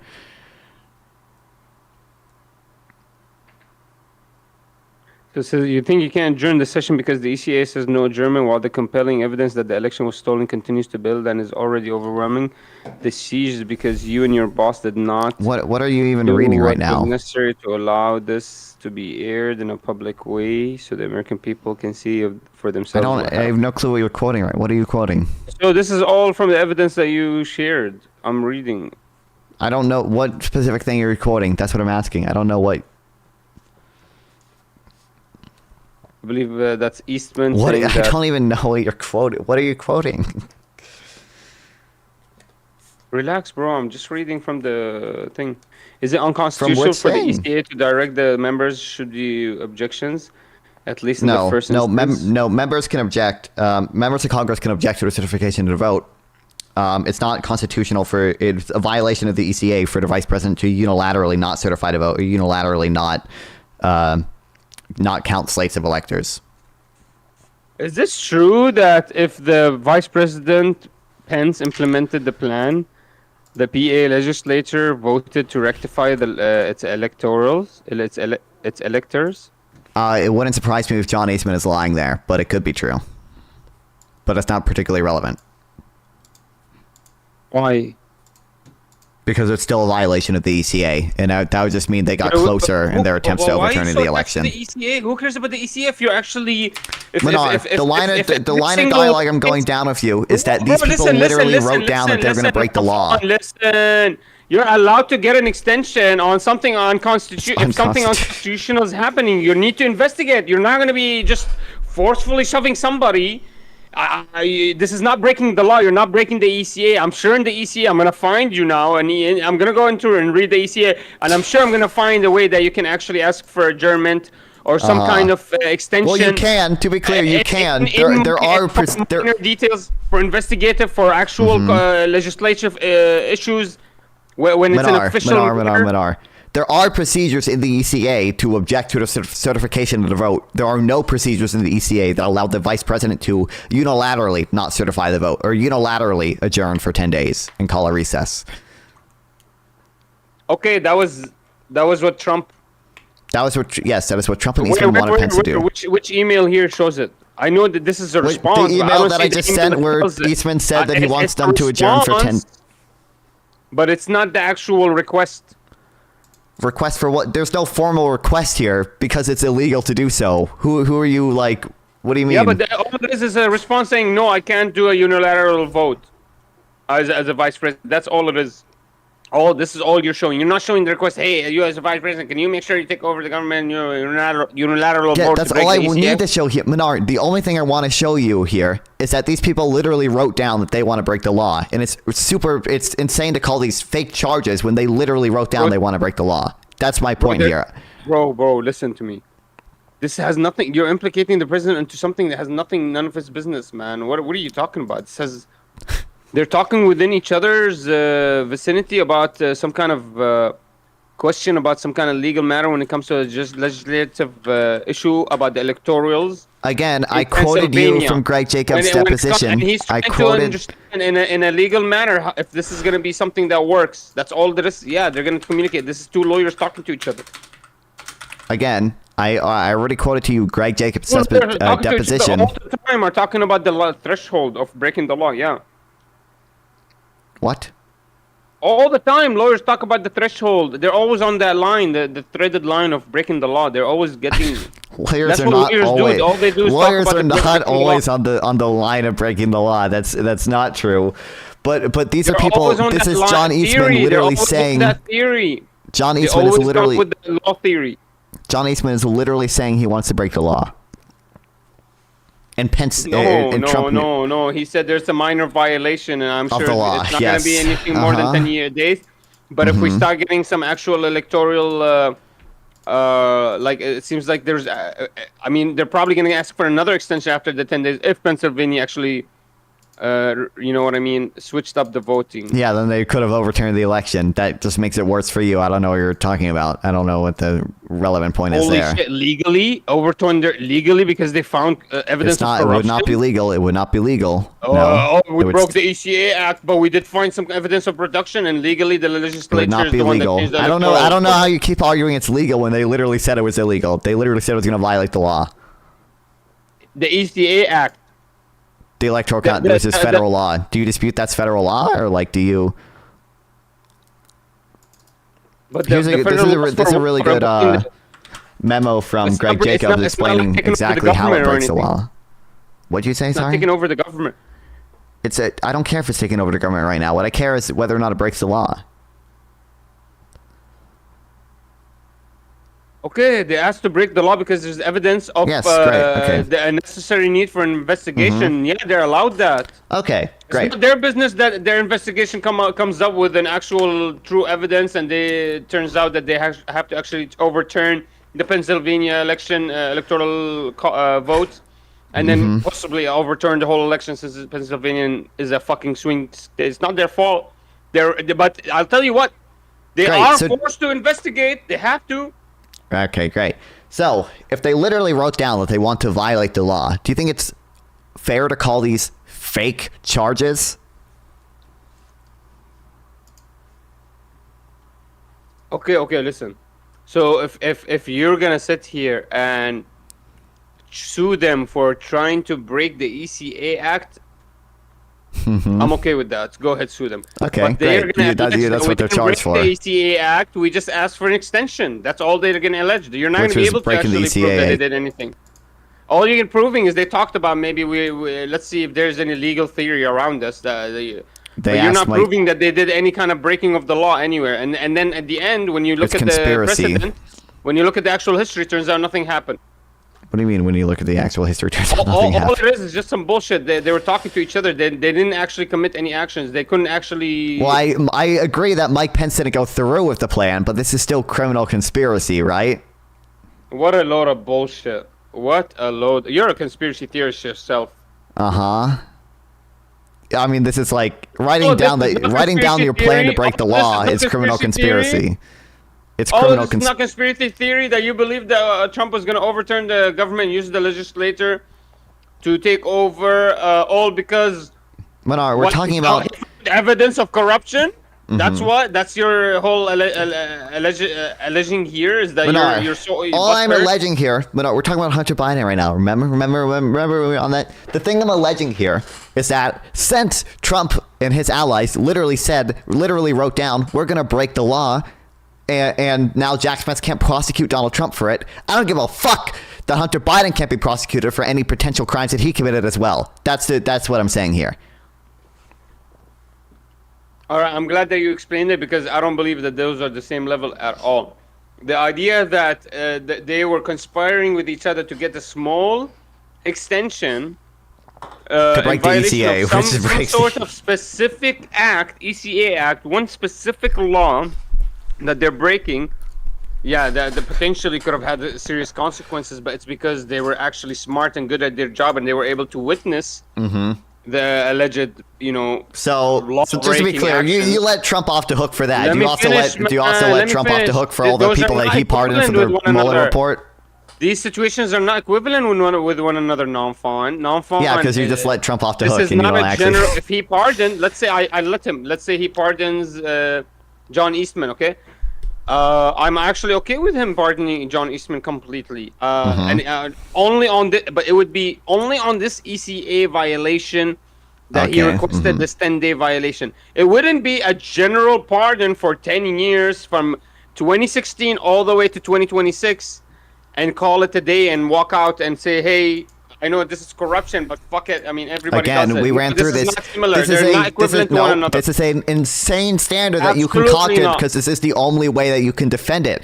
Whether or No, not a because pardon, you're only no, yeah, pardoning him absolutely. from one Whether or not a act pardon, from- we ran through this earlier. Whether or not a pardon is general or specific doesn't make the pardon morally just. Doesn't make the pardon not an act of corruption. It's obviously worse to pardon someone for the specific crime of killing 500 people in an Anthrax attack than it is to pardon someone generally because he's alleged of committing shoplifting. Obviously, Well, the specific pardon is worse there. Generally, I would accept this until you understand that general pardons are should be unconstitutional. Holy shit, this is crazy. I mean, General pardon should be unconstitutional. I don't know. I don't really have an opinion on that, nor do I think I have to. I mean, no. but- I mean, I would agree with you on any other. you know what I think usually should be pardons- unconstitutional? Usually pardons Hold on. are specific. The guy's already in jail and he's just pardoned, or he's on house arrest and they pardon the rest of his procedures. You know what I mean? He's already been found criminal and they're just gonna get rid of his time sentencing. That's all a pardon usually is. It's not a get out of jail Trump- free you card realize from any Trump criminal pardoned- charges forever for the rest of your history. What the fuck? Trump also pardoned one of the people he pardoned wasn't even convicted yet when he pardoned them for the obstruction of justice into the Mueller report. I forget which one it was exactly. It might have been. I think Paul Manafort was convicted, and I think there were like a few other people. I think maybe it might have been Roger Stone that wasn't actually convicted yet, but was just charged. Or maybe it was Michael Flynn. It was one of these fuckers. Jaywalking is breaking the law. You're just gonna put everybody in jail over that shit? Like, what the fuck, man? Like, you gotta put some. Well, some if sense of nuance to someone things. no, if someone was charged with jaywalking and we had video of them jaywalking, I might disagree in principle that they should be charged for that. But I wouldn't say they're fake charges. I would say, yeah, they committed jaywalking. Okay, that's what I told you. Okay, they broke the law, but it's not actually breaking the law. They're actually asking for an extension, and they know that it might actually go overboard of the ECA deadlines, and that's why they're requesting for a formal extension, asking for, hey, can we get that done? And then they got the theory, no, you can't get it done. And then they were like, okay, they didn't actually. You would actually prove that there was a criminality, and this is why the whole Smith special counsel is such a load of bullshit.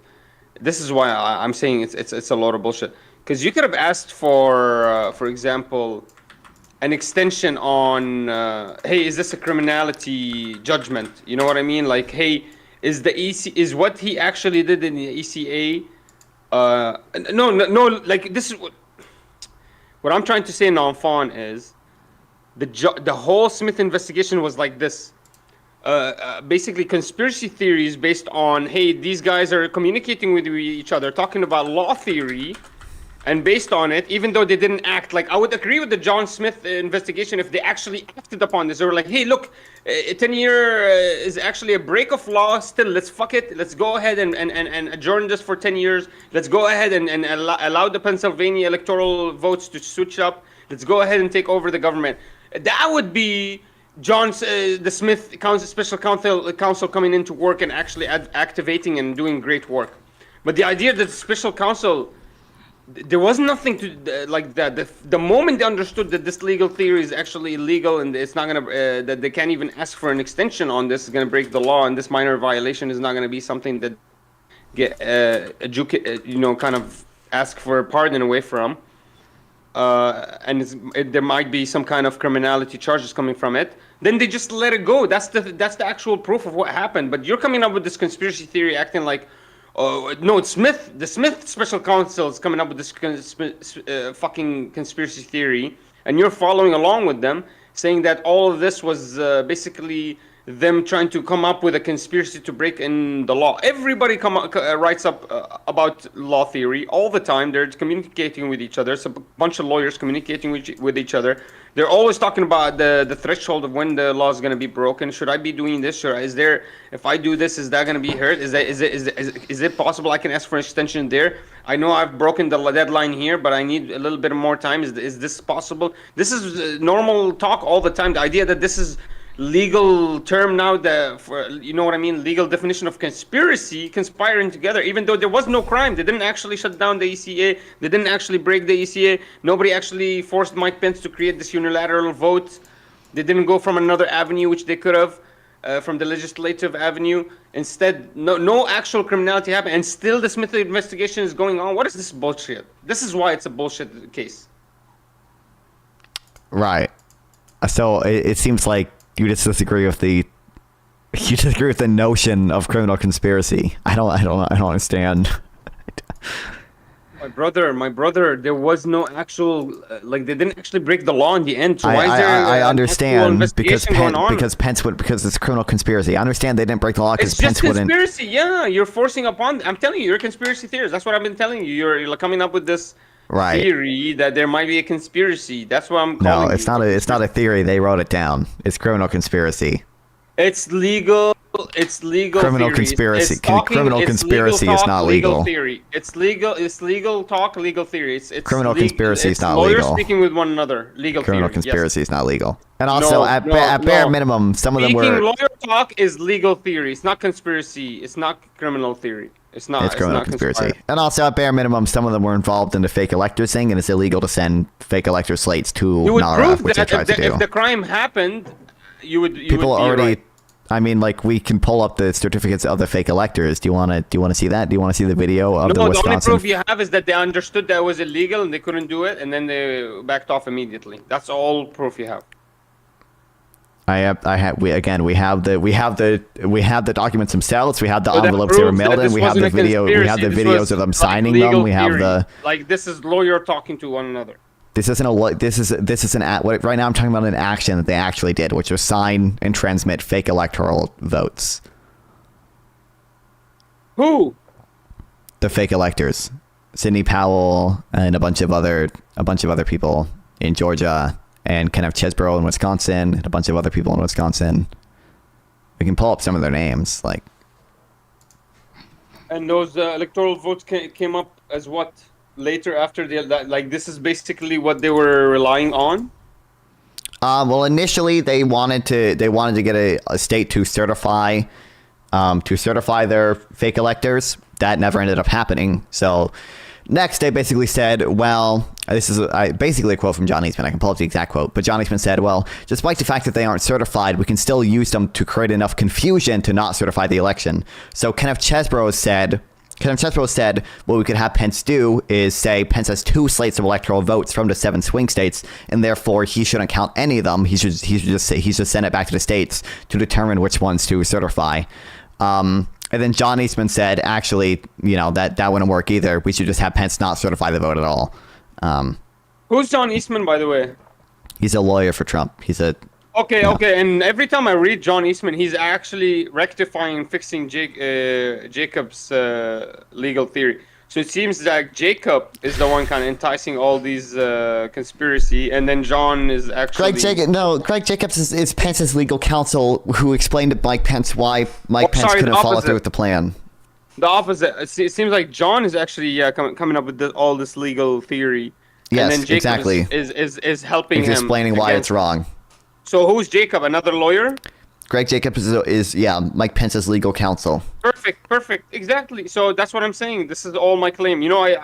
This is two lawyers speaking with one another, trying to understand if they can actually come up with some kind of way to prove. This is John Eastman arguing that Mike Pence should break the law so they can overturn the election. That is what this is. You would never hold this standard to Kamala Harris, by the way, if it came out like Kamala Harris had lawyers saying that she could overturn the election. You would never, ever hold that standard to a Democrat. If you tell me there was a Democrat trying to say right now that they had extra votes that they found and extra electorals that are going to come out and actually confess that they found extra votes, and those votes are enough to overthrow that state or that certain election, and you're going to tell me that can lead to the overthrow of the whole voting matter, honestly, I would accept it. Okay, that's insane. I wouldn't accept it either, but okay. Well, I don't believe you either. I don't believe you either, considering, again, you, in this very conversation, you're holding Biden and Trump to very different standards. Look at this. Wait, can you just answer? Do you think it's worse that Trump pardoned 5 different people for obstructing justice on his behalf versus Biden pardoned his own son? No, because I'm okay with those specific pardons. I'm okay with looking at a certain crime, understanding and why are you okay with them just because they're a specific pardon? No, fine. Looking at a certain crime or allowing a certain, for example, a litmus test saying, oh look, this guy served a little bit of time. Oh, this guy is already hurt by his reputation. Oh, something happened to this guy here. Or maybe there's a possibility that this investigation is not true, and this is I'm gonna go ahead and give him a pardoning. So usually, there's a specific manner and a specific matter why the president actually pardons a human being. But the idea that you're giving a complete void, a complete veil, where you're not allowed to touch the son of the president of the United States of America for the past 10 years, even knowing that there's some kind of shady dealings, not only is the gun charges, let alone those are the smallest pieces of evidence that we have. We have so much more coming from Burisma, the entanglement he has with his cocaine friends, possibly drug trafficking. You're rambling. This is relevant. We already ran through this. Nobody can bring up any charges, even though evidence could be found in the future, is insane. We already ran through this. I've never seen anyone be held on that standard. Usually you're being pardoned on something that you've already seen the evidence for. I gave you an example. I get Nixon's pardon. Nixon's pardon was also general in the same way Biden's pardon was. But we already ran through that just because a pardon is general versus specific doesn't make one pardon better or one pardon worse. I think it's worse because it's more corrupt of Trump to pardon 5 different people accused of obstructing justice on his behalf than it is for Biden to pardon his own son after Republicans investigated him for years and charged him with lying on a fucking gun form. Like, really, dude? Why are you mad that he pardoned those humans? Are those the guys that came in the Capitol? Is that who you're talking about?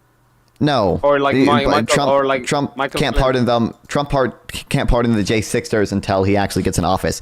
I'm upset that he pardoned people like Paul Manafort and Roger Stone, who were accused of lying to Robert Mueller and witness tampering and lying to Congress on Trump's behalf. Okay, I get it. Yeah, but that's like a 2-year crime. Okay, That's a 2-year crime.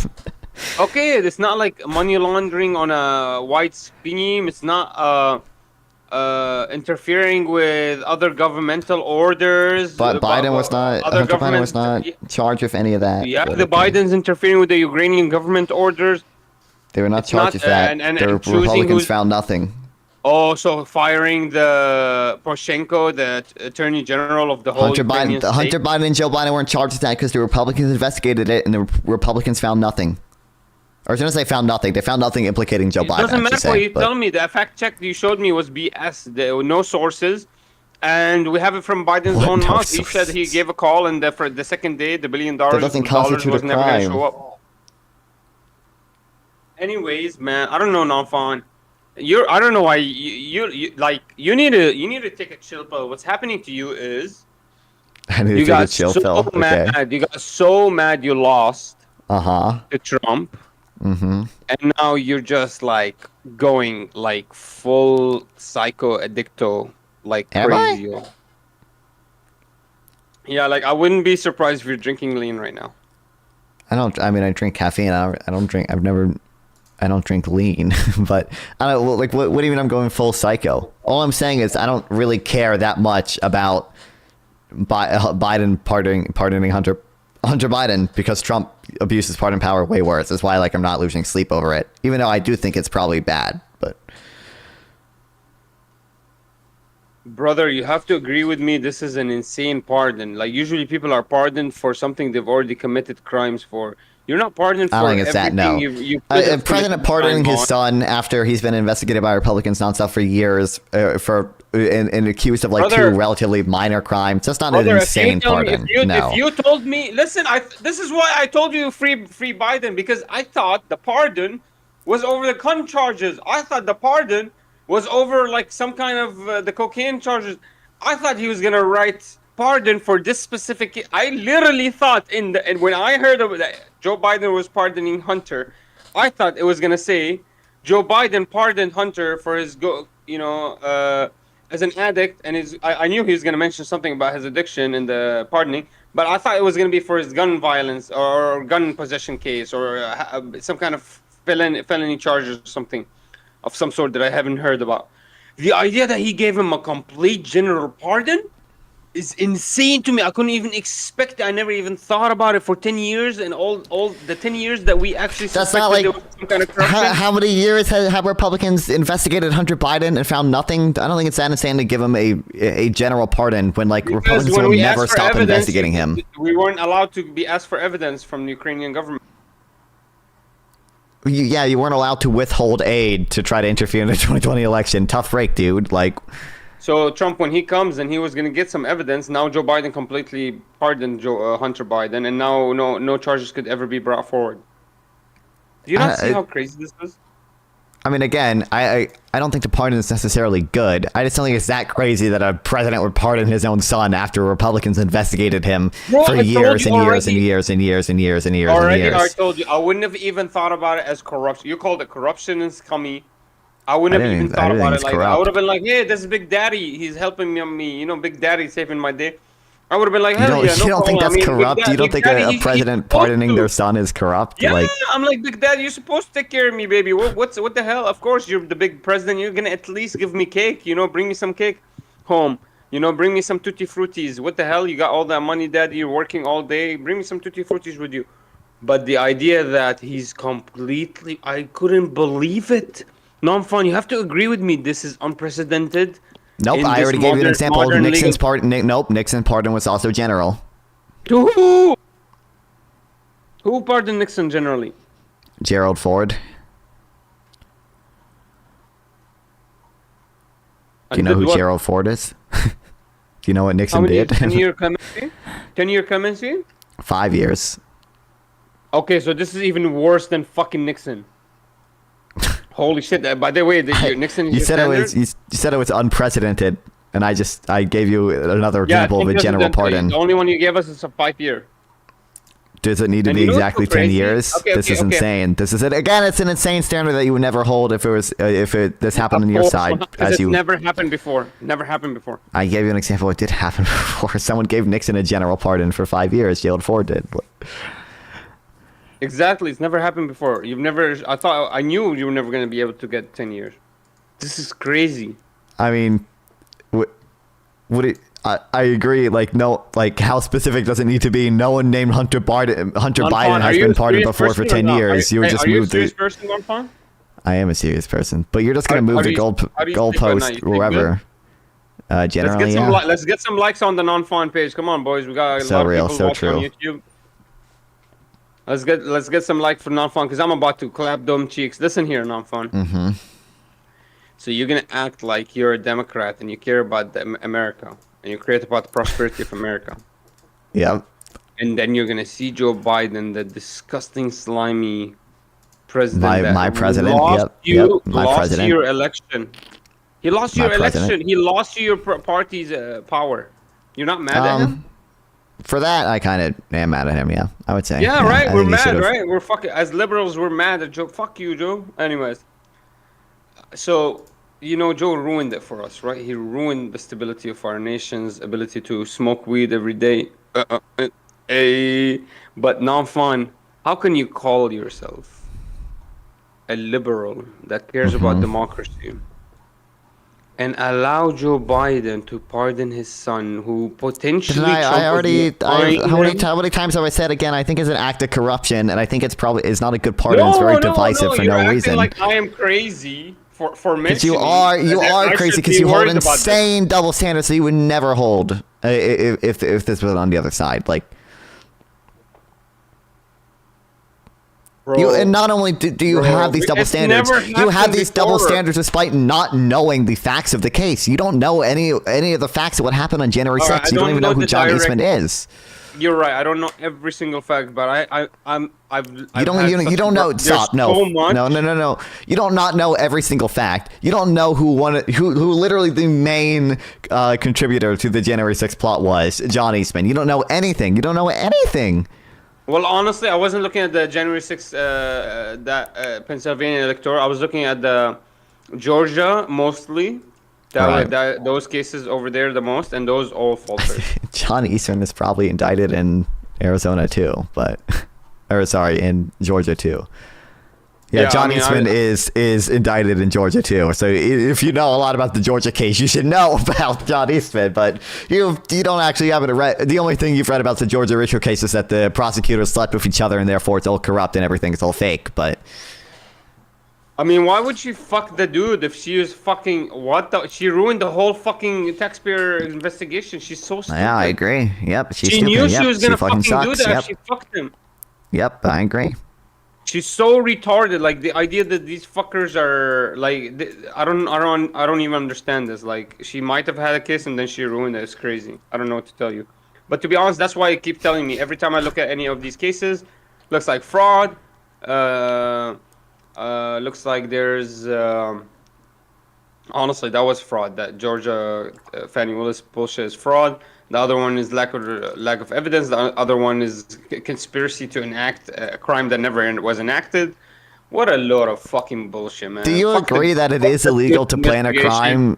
Fuck that Smith investigation. You need to be mad about the Smith investigation. It took all our taxpayers' dollars and fucking presented you with nothing. Are you not mad about this? It didn't present us with nothing. Mad? I'm gonna bring out how much.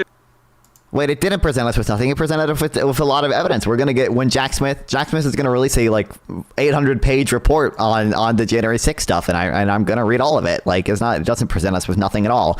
I understand that you haven't actually read any indictments and you don't know anything about it at all, but it does present us with a lot of evidence if you actually pay attention to it. Because my understanding, Smith was basically the head of every single one of these indictments, all of them together. No. So I was reading a lot of this. He was a special prosecutor for the federal election interference case and the Mar-a-Lago federal documents case. I don't know if he might have funded some. He's the one that it wouldn't surprise me. What? Is he not the one that hired? Hired who? Your microphone is like a bad microphone. I don't think he hired any of the other prosecutors, but it wouldn't surprise me if they did give money to the states to do it or whatever. Hello? Your microphone sounded better when he said it. When he said hello. But yeah, so I want to know who hired Fannie Willis. I don't know. How do you spell her name? Fannie Willis. FANNIWILLIS. My understanding was him. It was a special counsel that hired her. So he's the one. The special counsel is the one that hired all the criminal investigators for all the different states, right? I don't think so. No. That's why all of them were dropped all at the same time. No. Yeah, I don't think that's correct. No, I don't think so. No, because these are. It's a state. Like in the U.S., like the state government and federal government are different. They can cooperate sometimes, but she's not like appointed by the state. District attorneys are not like appointed by the federal government. They're elected in the state.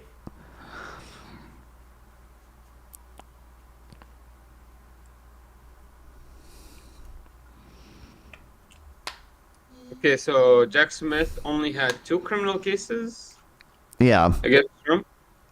Yeah. So okay. Then the Fulton County case is something else by itself. Okay, my bad. Yeah, it's by the state government, not the federal government. Okay, yeah, you're right. Okay. So the Smith investigation here is brought up. What was the final take of this? You said that he's gonna write up a book. Well, he can't prosecute Trump anymore because Trump is president-elect. So yeah, he's gonna write he's required by law actually to write a special counsel report. It's probably gonna be like 400 pages per case at least, and he's gonna give that report to the Attorney General, Merrick Garland, and Merrick Garland would choose whether or not to release that report. Merrick Garland said he was going to choose to release it. I imagine he probably will, although there's some doubt there. But yeah, that's the. Wow, Smith went for without prejudice, so he can maybe bring it back up after Trump leaves office. Yeah, it's unlikely, but yeah. I mean, that's crazy. The indictment included dozens of felony counts, accusing him of illegally hoarding classified records from his presidency at his Mar-a-Lago estate and obstructing federal efforts to get them back. Yep. That was the second case. Yeah, the documents case and the election interference. The FBI case, and then the FBI Mar-a-Lago case, and then which I proved to you was a complete hoax. That it's not a complete hoax. The whole picture was a hoax. The whole picture was a hoax. No, just because they have the classified document marking things that they put over the documents doesn't make it a complete hoax. But okay. The whole thing was a complete hoax. The idea that these are classified documents, those were implanted there by the FBI afterwards, then took picture of it. That's not how they actually recovered the files. Sure. That's literally proven 100%. Anyways, so that case is already a failure because the president can actually declassify whatever he wants. And then this case, wait, Minar, just real quick. Minar, real quick. Why did Donald Trump say? Wait, Minar. Why did Donald Trump say I could? How are you not mad at Smith? Why didn't he bring up a better case? But I think Jack Smith did a really, really good job. I think Jack Smith brought a good case. I think Merrick Garland was a little bit slow in appointing Jack Smith, which is a failure on his part. But also, Minar, why did Donald Trump say I could have declassified these, but I didn't, if he had already declassified them? Because I bet you he was talking about something else. I bet you. Yeah, okay. And you're reading way too much into it. You only watch one interview out of 100 million interviews. It wasn't an interview. It was a wire. They recorded it. Yeah, exactly. I remember the case, and nobody knew what the hell he was talking about. It could have been. That's not true at all. But okay. He said. Why did He said in ambiguous terms. Not ambiguous. If I remember correctly, he said I could have. I had a lot of files, and I could have. This is insane. Minar. This is why I don't care. Minar. This is why I don't give a fuck. This at is all. hearsay. Zero fucks. Okay. You fucking retard. You're literally basing your whole. This is why. No, shut up. No. Not fun. You're literally basing your whole judgment on somebody over hearsay. You're dumb. You're dumb. It's not hearsay. He said it himself. This is why I give zero fucks that Hunter Biden was pardoned. Okay. You don't know if he's talking about a single file. You don't know if he's talking about what file. He didn't say it was the Mar-a-Lago files. He didn't say anything. You don't know anything. He literally was talking to a random girl, and he didn't know he was being recorded. But because he's in Florida, he can be recorded. It's not illegal, and therefore he said something about some kind of file. And you're literally using hearsay to come up with a fucking judgment. You're such a fucking shitter. Okay. Disgrace, man. This is why I don't give a single fuck at all about for why Hunter Biden was pardoned. Because despite all the evidence we have of Donald Trump doing crime, these people don't care at all that Jack Smith can't prosecute him anymore. Because literally all he does is say, actually, maybe Donald Trump is just lying and didn't actually steal documents, and Donald Trump, blah, blah, blah, blah, blah. Donald Trump is actually perfectly justified to pardon all these people lying to Robert Mueller. You're totally unprincipled, and you're totally unprincipled despite not even having knowledge. You didn't even know who John Eastman was. Okay, I'm gonna turn him down for a second. He didn't even know who John Eastman was, yet he still now has a super strong opinion on the January 6th case, which doesn't make sense at all. Totally unprincipled, doesn't know anything. Then why I don't care that Hunter Biden was pardoned? Like, is it an act of corruption? Sure, but these people don't care about acts of corruption. Why the fuck would I ever apologize for Hunter Biden being pardoned when you won't apologize for January 6th, when you won't apologize for the documents case? You think both of those things were completely made up. You won't apologize for any of Trump's rhetoric about the 2020 election, all of the lies about that. You won't apologize or take accountability for anything. So why the fuck would I care if Biden pardons his son? Really, dude? Pardoning his son after Republicans investigated him for years? I don't give a fuck at all. Okay. No, I'm unprincipled, but you're so worried about this criminal theory that's fucking a lot of bullshit. But you literally have no problem that Hunter Biden could be the biggest criminal on earth and Joe Biden just fucking pardoned him over everything. Every other given the fact that Republicans have been investigating Hunter Biden for like 4 years straight, and they haven't found very much. They can only get him on a gun charge. I'm not very concerned that he's the biggest criminal ever. I'm way more concerned that the person who we elected president did actually commit crimes. But okay. Take you seriously, man. Who can take you seriously? You're supposed to be the serious guy, and you won't even care if the most broad. Not in front of you. Not in front of you. Nope. Not in front of you when you take no accountability for anything. Not in front of you. No, I don't give a fuck at all. You don't give a fuck about anything legal or anything unconstitutional or anything that could be criminal. You don't care about that. You already proved it. You already proved about the Hunter case. You don't have an actual bad opinion about this. You keep saying it's corrupt, but I'm going to keep supporting the Democratic Party, and I support Joe Biden, everything he said. No, I support everything Joe Biden says. Yes, that's my position.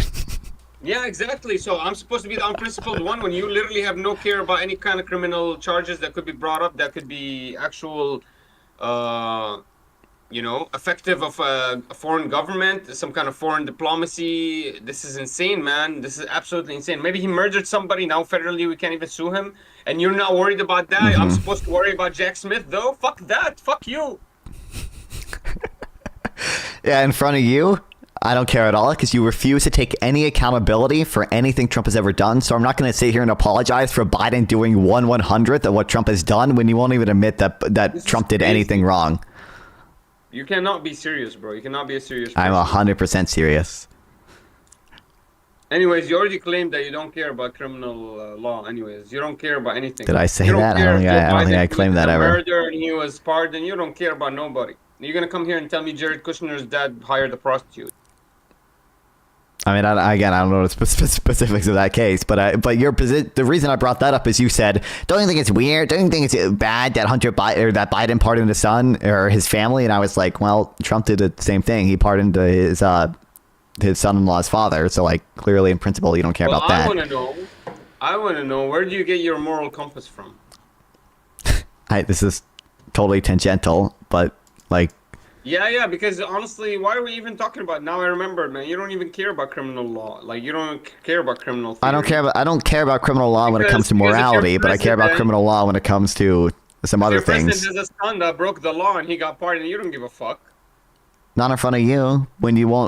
Again, if Biden does 1/100th of what Trump did and you won't take accountability for anything Trump did, then no, I'm not going to sit here and apologize for that in front of you when you don't take accountability for anything. I told you the Paul Manafort thing, it could be, at least that's something that I could at least come up with a theory that, hey, maybe Trump saw that Paul Manafort spent enough time. Maybe actually Trump in this specific case saw that this legal theory had holes. And he wanted to kind of, pardon him and open up maybe the charges for something else to come forward. That's better. But the idea that Trump is gonna walk in, give a complete pardon on Ivanka Trump or Barron Trump, and Barron Trump is a fucking known cockhead that's been selling drugs and buying prostitutes for the past 10 years, and potentially has been in dealings with energy companies and potentially has been affecting foreign affairs of other nations. You're gonna tell me I'm I'm gonna be acting like I'm not understanding you. You're strawmanning me so fucking hard. It's crazy. You're insane. You're insane. Nobody can deal with you seriously, bro. The idea that I'm gonna allow Trump to do that is insane. I'm not gonna be like you. Oh, you know, You it's do allow corrupt. I Trump to know, do but it. here's a You don't bug. care. You don't take accountability for anything. No. If Trump did that, I would be like, holy shit, Trump is the most corrupt human being in the world. We should never support Trump. I'm not like you. I don't have allegiance to the Democratic Party or the Republican Party. If you remember, Right. I would have voted Democrat last year when Bernie was there. Now I'm gonna vote Republican because MAGA's there because it's fucking populist. But the idea, I'm like you, I have allegiance to a party, and no matter what the president does of that party, I'm gonna follow orders. It's crazy. The Jack Smith, if you prove that they actually broke the law and broke those minor violations, They wrote it down. They said They wrote one down more that they were relatively thinking minor about- violation, Minar. because there was actual evidence of an investigation It going on. doesn't so they were matter. asking Even if there questions. was election fraud, it would still be But breaking they the didn't Electoral commit Count it. Act. They're not like your brother. That's why it's They're not like conspiracy. your That's why they're Biden, where charged he with actually conspiracy to people- obstruct an official proceeding, he not actually actually fucked obstructing an official whores. proceeding. They're not like Biden, where he actually fucked whores and sniffed cocaine out of their ass cracks. But I never voted for Hunter Biden. That'd be relevant if I was voting for Hunter Biden, but But you're acting like I'm supposed to be okay with this fucking pardon. I'm not gonna be okay with this. This is insane. I'm not acting like I know you're not okay with it. What I'm saying is I'm not going to sit here and apologize for Biden doing 1/100th of what Trump did when he won't take accountability for anything Trump does. Bro, I hate Trump's stances on Israel. I'll give you that. But Oh, like, there's it's not that. Yeah, the okay, don't worry, we got economic that. Great. Trump does. I hated when Trump. For I example, meant more like the accountability for the crimes Trump removed committed, but itemized deductions out of the W-2s. I hated that, but like that's so minor compared to fucking Biden starting World War III and funding Ukraine to bomb into Russia, and now Based, 100,000 Ukrainians based. died, and then sending money and weapons to Israel. based, And now, even more based. ending Hell up yeah. With 1.9 million displaced humans. Wait, Minar, nothing compared to what Biden is doing, Trump was doing. Minar, what is UN General Assembly? What is UN General Assembly Resolution 181? 181 was the 1947 borders. Okay, there we go. Thank you. You got it right. You got it right this time. I'm proud of you, Minar. I'm proud of you, 1947 Minar. lines, at least. Yeah, the 47 partition plan. Yes, thanks. Bro, I'm a gangster at the Israeli debate now. All right. You wanna Well, go to that one last time we asked you that, you didn't remember. You but- want to go to that one and that one? But anyways, man, hey, I I don't learned know. a lot about this Jack Smith investigation, but honestly, I just feel like you're reading a little bit way too into it. I feel like the idea that that they there committed was criminal kind of, conspiracy. criminal conspiracy, you could argue if there was Only anything took bad like, out of only it. took like what, a year for you to get it right? Yeah, that's right.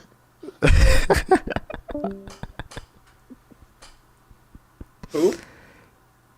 That was simple. He said it just took you a year to get the UN General Assembly Resolution 181 thing right. Bro, no, Sample actually is going to argue that the Resolution 181 is not a real resolution and is not binding. Well, it's not legally binding because UN General Assembly resolutions aren't legally binding. Do you still hold Well, the how position the that it's hell- legally binding?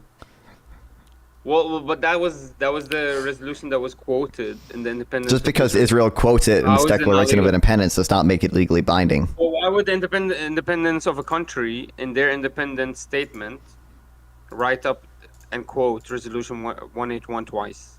Because that was them showing that they accepted it and that they wanted to declare independence on these borders. But then Because the that was the Palestinians didn't only accept reference it. they had to prove that they had those borders. There's no other legal reference they had. Besides like some U.S. armistice agreements, which is bullshit. Like besides that, there was literally nothing else. Show me. Is there anything else between? You don't need. You realize like the U.S. declared independence and the UN didn't even exist yet. Like they didn't have to cite exactly what their borders were. This isn't the standard but the that we US hold other already- countries to. I don't think a lot of countries cited exactly what their borders were when they declared independence, or even when the UN accepted Why them. did Israel cite you in 1947 if they didn't care about those borderlines? Because they cared about the borderlines. Those are the borders that they wanted. Or I shouldn't say that those were the borders they were willing to grit their teeth and accept. I should say, but Okay. Yeah. And so they believed it to be the legal binding document to create those That doesn't borders. require it being legally binding. That just requires it Okay, existing and being a that's what general. they used. I know it doesn't require it, but that's what they used. I know U.S. general agreements don't have to be legally binding, but they could be. I think in principle they can be, but just because they're quoted, For example, I'll give you just an because example. The special resolution quoted UN Resolution 181 multiple times. So the idea that special council resolution. what quoted it? What quoted it? Special council resolutions used to quote the UN. You mean a security? Just because the Security Council quotes it doesn't make it legally binding either. Yeah, but the Security Council agreements are legally binding. Not all of them are, but I also don't. You'd have to specify which one, but that doesn't make UN Resolution 181 itself legally binding. Security Council agreements that doesn't surprise me. I know a lot of them quote each other, but it doesn't actually make them legally binding. Like I can quote whatever I want, doesn't make it legally. The General Committee agreements are quoted by the Special Committee, and those are legally binding. So, not all of them are, but that doesn't make them legally binding. That those use each other. Well, just because they use each other doesn't make it legally binding. What's the argument here is that UN Resolution 181 is not a legal document? Legal document doesn't mean legally binding. Then why is it quoted in the U.S. and the Israeli independence? Because they wanted to accept those borders. Like, what? I don't know what you mean. I don't even understand that. So why would they accept the borders of Resolution 181 if they don't believe this is the legally binding order? Like, this is crazy. Because there was a UN General Assembly resolution, and they felt like it gave them legitimacy, and they wanted to accept those borders. That was them committing to the peace plan. And B is not C. Like, I'm talking to a toddler. Right. Like, okay, so he doesn't accept the... So UN Resolution 181 is not legally binding resolution, even though it's quoted in multiple Security Committee agreements. So that doesn't follow that it makes it legally binding. It's quoted in the independence of Israel's statement, and it's still That does not follow. It's a non sequitur. That doesn't make it legally binding. But guys, UN resolution has no legal power and is not actually the legal reference that Israel used to create the borders of 1947. What the fuck am I talking? Who am I talking? I'm talking to the wall. I'd rather talk to the wall. Let me talk to the wall. What up, Wally? Right. This blue doesn't fit you. So I don't see if we we have premise 1, UN General Assembly Resolution 181 is cited in Israel's Declaration of Independence. Therefore, UN Resolution 181 is legally binding. That does not logically follow. The conclusion does not follow from the premise there. Like, why if I turn on my camera, they can't see me? Damn. Oh, look, Hunter Biden, Joe. Big Daddy. I mean, I have to, do this, but it's not really, I don't know. It's not. Oh, okay. Anyways, man, you're not a serious person, man. You don't care about criminality. Joe Biden could be the Hunter and the Biden family could be the biggest criminals in the world. You're totally cool with them being they are. part of it. The Jack Smith investigation is a hoax, and you're cool with that, actually. Yep. I hope all my taxpayer money goes to Jack Smith just so you can burn it. Just so you can burn it. Yeah, just burn the taxpayer money over a hoax and literally put the Trump in jail over some kind of conspiracy theory that doesn't criminal conspiracy line up. Yeah, criminal conspiracy that didn't even happen. Okay, whatever. It's like saying, hey, can you say that? Can you say they conspired to murder somebody, but they never murdered? Yes. Criminal conspiracy to murder them. Yeah. There was. But that's not what happened. The guy said no. What happened was two lawyers were talking. Hey, is this something you could do? No, you cannot do this. Okay, well, what about this? Can I do this? No, you cannot do that. Well, what about here? Let's try that here. This isn't true. No. This isn't true at all. Despite Greg Jacobs kept telling Eastman this was illegal, but Eastman wanted to do it anyways. Eastman kept telling Pence to do it. It doesn't. Yeah. Yeah, but every single time he was bringing new theory forward, new law. That's not true. He cited the same theory like 4 times. Like. You can just like read the January 6th report and like learn all this stuff. Like I haven't even read most of it yet, but like you can just like read the J6 report and like they go over this. They like quote the deposition of all the people they interviewed. They quote the emails that we all have. They quote the memos we all have. But you don't actually care about any of that. I can't wait for you to cry about every single little small thing that Trump does. But you're so fucking cool with the biggest fucking calamities that Joe Biden commits. Joe Biden starts World War III by sending weapons so Ukraine can... Has World War III started? Like, based. It is based. It is based. Biden pardons Hunter Biden over criminality, over fucking potentially starting the biggest calamity in the universe, a World War III, starting Ukraine from Ukraine. Based. And we have evidence that Hunter Biden is linked to Ukraine for many years. I hope Hunter Biden causes World War III in Ukraine. Those years, so we can't actually even investigate Hunter anymore. You're totally cool with that, but somehow I'm supposed to get mad and really pissed off over fucking Trump and Jack Smith. Go fuck yourself! What a fucking unserious person you are! You're so unserious. I do think Biden letting Ukraine strike into Russia is base because I think Ukraine should actually be allowed to win the fucking war that Russia started. But I mean, again, on the Hunter Biden thing, I'm not here to defend the Hunter Biden pardon necessarily. What I'm here to say is that I'm not going to sit here and apologize for Biden doing 1/100th of what Trump did. Well, is it based that Russia retaliated with an intercontinental missile? Nope, that's not based. That's cringe. I hate Russia. Boo, Russia. So that's not based, huh? That Russia can actually nuke the shit out of us and nuke all of our allies? That's not no, based. Russia, thank you, Alex, for the sub, by the way. Russia attacking Ukraine is not based. Ukraine defending itself against Russia is based. Very easy calculus there. Ukraine bombing into Russia, that's based, but God forbid the Russia puts a preliminary border and doesn't allow... Preliminary border. Yes, God forbid Russia invade a sovereign democratic nation. I can't even imagine Mexico getting that close with their fucking intercontinental missile. That's crazy. Right. You're unserious because I'm supposed to be mad about everything Trump did, but you have nothing to ever say about Biden ever. And the least thing I do. I have criticisms of Biden. We're talking about Ukraine right now. I don't think Biden did enough to help Ukraine. I think Biden waited way too long to let Ukraine strike into Russia. Biden has been like slow walking aid to Ukraine the entire time. It's fucking insane. You're literally insane. Would you go fight in Ukraine right now if Biden drafts people? I mean, he's not going to do that. But if I was drafted to fight in Ukraine, I probably would. Well, if Russia starts fucking throwing intercontinental missiles at us, we're not going to have boots on the ground. I was going to say we're not going to have boots on the ground. We're not going to have any major U.S. military involvement in Ukraine the same way we did like Afghanistan. But we already have boots on the ground. You agree?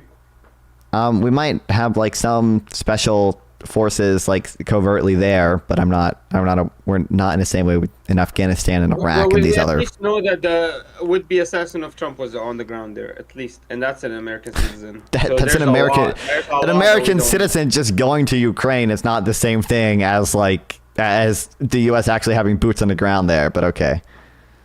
And like again, boots on the ground is like a spectrum. Like we kind of have boots on the ground in Israel because we have like U.S. servicemen operating a missile defense thing there. I wouldn't say like the U.S. operating a missile defense system in Ukraine is like necessarily is strictly, or I would say it's boots on the ground, but it's boots on the ground is a spectrum from that to like literal full involvement. Yeah. Like we are shipping all our military to over there to fight for Ukraine. Totally normal, Will. If that's totally normal, why would he wait till the last 3 months of his presidency? It's so shady, such shady business. And non-fine is totally cool for I'm not cool with that. I think you should have done it earlier. He wants to distract you with the Jack Smith investigation and this kind of conspiracy theory of, oh my God, right. like the Trump lawyers talk to each other about, oh my God, can we actually... Is this breaking the law? Oh my God! Non-fun. You're such a conspiracy theorist, man. This is crazy. The point of bringing up the Jack Smith thing was to show that you never hold Trump accountable for anything he does. So I'm not going to sit here and apologize for every little thing that Biden does. Bro, if Trump sits here and pardons Jared Kushner, who turns out to be a murdering coke, you don't care though, because he pardoned prostitutes ass crack. I would not be fucking cool with Trump pardoning him. No. Trump pardoned Jared Kushner's father. You don't care. Trump pardoned 5 different people who obstructed justice for the Mueller investigation and lied to Congress about the Russian interference stuff. You don't care about that. You don't care about the fact that he went on like Fox and Friends and asked his DOJ to investigate Hillary Clinton. You don't care about that. Like, you don't care about any. I believe he also, there were other people he wanted the DOJ to go after too. What'd you say? Sorry. Your own chat is roasting you, bro. Yeah, Malibu is an insane like leftist person. You would hate Malibu, your whole but chat is roasting you. Normal Will is talking about you coming back to normality. Adventure thinks you look like Steve Perry, which is funny. I have no clue who Steve Perry is. Probably some nerd though. Anyways, man, like, be honest, man. You don't care. I can't care about Jack Smith when you can't care about Joe Biden. I really can't. You have to tell me this is the biggest calamity I've ever seen in my life. Hunter Biden was actually going to go to jail. We were going to get so much. Donald Trump is probably going to go to jail. Now we can't even sue him. Now we can't even sue him to get any evidence. I mean, you can civilly sue him probably, but like this is insane. The things Trump is accused of trying to overturn a fucking election, and Hunter Biden is just like, he did crack and had prostitutes and like got money out of Burisma from Ukraine because his dad was vice president. Like, are you kidding me? Oh man, this is insane. Can we get some non-fun likes? Like, come on, I see 15 people True. on YouTube.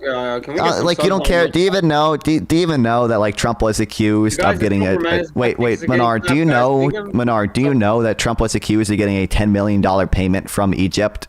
And then when the DOJ was investigating it, he told Bill Barr to get rid of it, which Bill Barr agreed to. Do you know about that? Do you think that's corruption?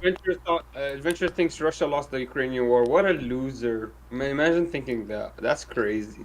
Go ahead, can you answer my question? Do you know that Trump was accused of getting a $10 million payment from Egypt to his campaign, and the DOJ was investigating it, but when Trump was elected, he got rid of the investigation? Are you aware of that? Is any of that corruption? Like, Show me. I want to read into it. I want to see if it's anything close to this Joe Biden fucking crazy thing, because Joe Biden is wow, it's insanity. That situation is insane. I can't believe I've never seen a general pardon like this. I've never seen anything like this before.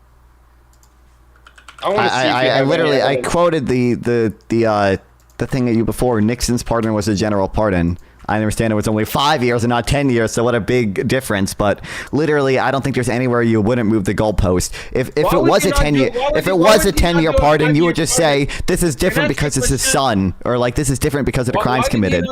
Why would he not do a 5-year pardon? Why would he do a 10-year pardon? What the fuck, man?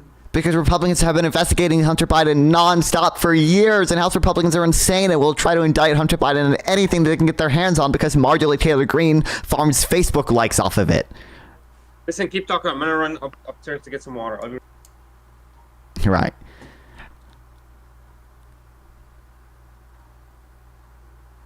Interesting. Why Egypt? I forget exactly. I don't know. I think it was. I think the allegation is that there was a quid pro quo, because Trump was relatively friendly to Egypt. I think he gave Egypt more military aid than Obama did, or whatever.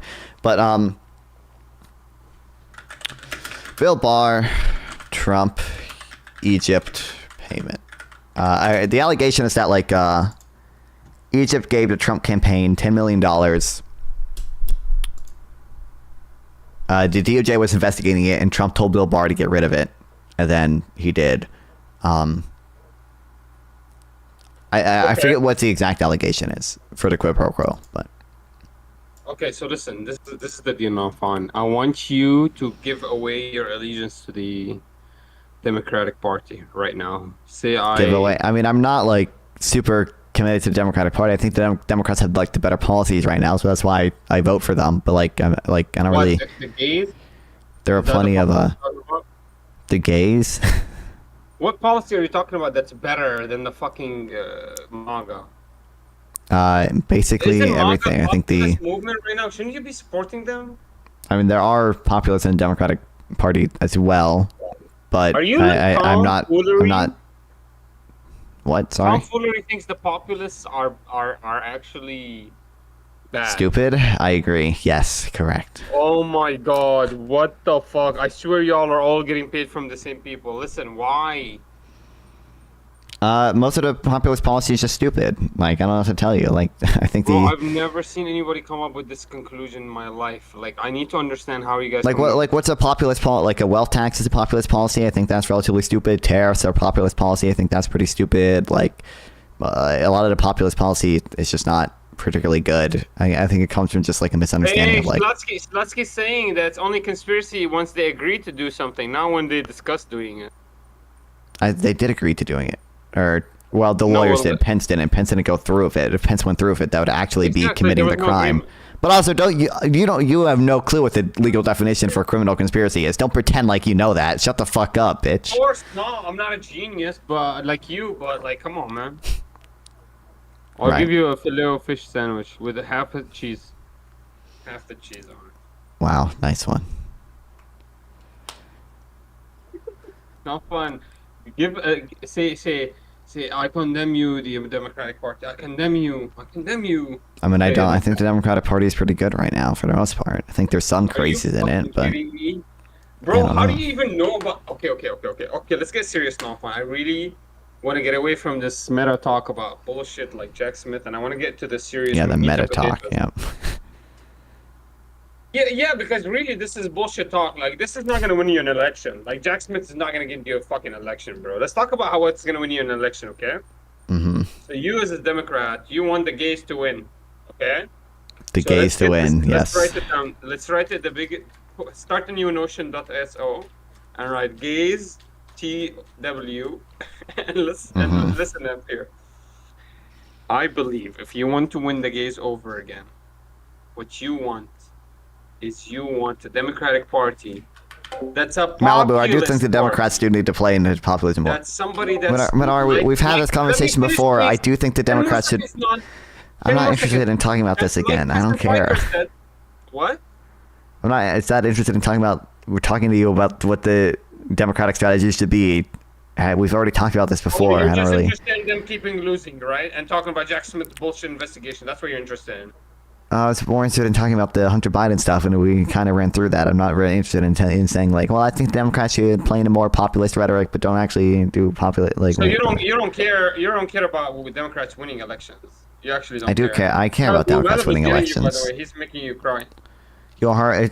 I mean, Malibu is dumb too, and also you guys aren't listening. I agree. Democrats should play into more populist rhetoric. I just think a lot of actual populist policies are stupid. No. You have to explain why you actually are anti-populism. This is insane. Because a lot of the populist policies are stupid. Like what do you want to go over? Like, I think a lot of populism is just anti-establishment for the sake of being anti-establishment. I think it's very reductive to like reduce a lot of problems down to like a few things, which populists try to do. Like the left does it with like class politics, saying like the rich are evil, and if we just tax the rich and regulate everything away, then we can to get rid of all our problems. I think the right does it to, with fucking Jews, depending on how far to the right you go. Some right-wing people just do it to the government, but like I'm hungry. Give me a McChicken. Anyways, listen. What is this anti-establishment and only a few issues that's what they're running on? What if that's the only if that wins elections? Why the fuck are you not running on that shit, man? And obviously that wins elections. I don't understand. I mean, again, I literally already said I do think Democrats need to play into more populist rhetoric. Into populism and suck the good parts out of it, like everything the Democratic Party's ever done, and then fuck everything else and fuck everybody when the actual the what do they say, the pedal hits the metal, or the iron hits the stove or whatever. So basically what I'm trying to say is act populist, and then don't actually enact any populist values. I think you should play into populist rhetoric, but don't do like the actual dumb policies. What populist rhetoric are you okay with playing into? Go ahead. We've already been over this. Like, I think like again, it's a matter of like framing things. So like framing the YIMBYism thing. Like you can frame the YIMBYism thing as like, we need to get rid of government restrictions to restrict how private landowners can build homes, and we need to allow everyone to build affordable housing, things like that. I just went through this with tomfoolery, and this is crazy to me because you guys are supposed to be the political analysts of the 8th degree. And I don't think I claim to be that, but okay. I don't see any political analysis happening. I don't see where's the analysis that why she lost. Where's the What do you mean? Do you not think I've talked about that to people? I have talked about that with people. I don't know what you mean. Like, with Sample? I've talked about it with Sample. I've talked about it with Isaac. I've talked about it with a guy called the Princess. Let's talk about it. Let's take 15 We've minutes. already talked about it. We can do like 10 minutes on it. I've actually talked to Tom Fuller about it. I've never talked to you about it. Yeah, that's great. You did talk to me about it. Well, wait, what did you give me the conclusion of the movement of the Democratic Party forward? How are you doing again? I said we need to play into more populist rhetoric. I do think we need some like bold policy objectives. It's just that I think they have to be the right ones and not the dumb ones, and a lot of the dumb ones are the populist stuff. But so, who do you think is the next presidential? She would have done better if she saw her. I really don't know. It could be John Ossoff. It could be I don't know. It could be AOC. I kind of doubt it's AOC, but I think AOC could do decent. It could be AOC. I believe you. But it's gonna take a while. I mean, you're gonna have to change all your rhetoric. Like, your rhetoric is disgusting. All your rhetoric right now is shameful, guilty-driven, like almost like conditioning. Oh, it could be Gavin Newsom too, but I don't think anyone from California would be good. So. Yeah, you're right. You need somebody from Arizona, like not from California. All right. Anyways, man, listen. Jack Smith is like Schlatsky said. I mean, unless you've proven that these guys agreed to commit conspiracy with one another, you haven't proven any conspiracy. Jack Smith's investigation came up with nothing. He actually did ended up with prejudice, so it's possible that it will come up with something. It could come back, maybe. Yeah, it could come back, but there's no evidence that he's actually gonna, get anything in fruition from this. And to be honest with you, it's time for you to bury the hatchet with Trump. I think you should move forward and forgive and forget, and be thankful that you live in America around Manar Zaidlani, the king of the world, and keep growing your YouTube channel. Worry about the Democrats. Yeah. I would worry about the Democrats. Manar, I'm like 10 subscribers away from passing you. How do you feel about that? Bro, I don't know what happened to me, bro. I really lost everything. After I lost my Twitch channel, I couldn't come back. I guess. Damn. Well, that sucks. Yeah, I couldn't come back. But we'll see. Maybe. But I've been debating a lot of big guys. Did you see my Speakeasy debate? Not really.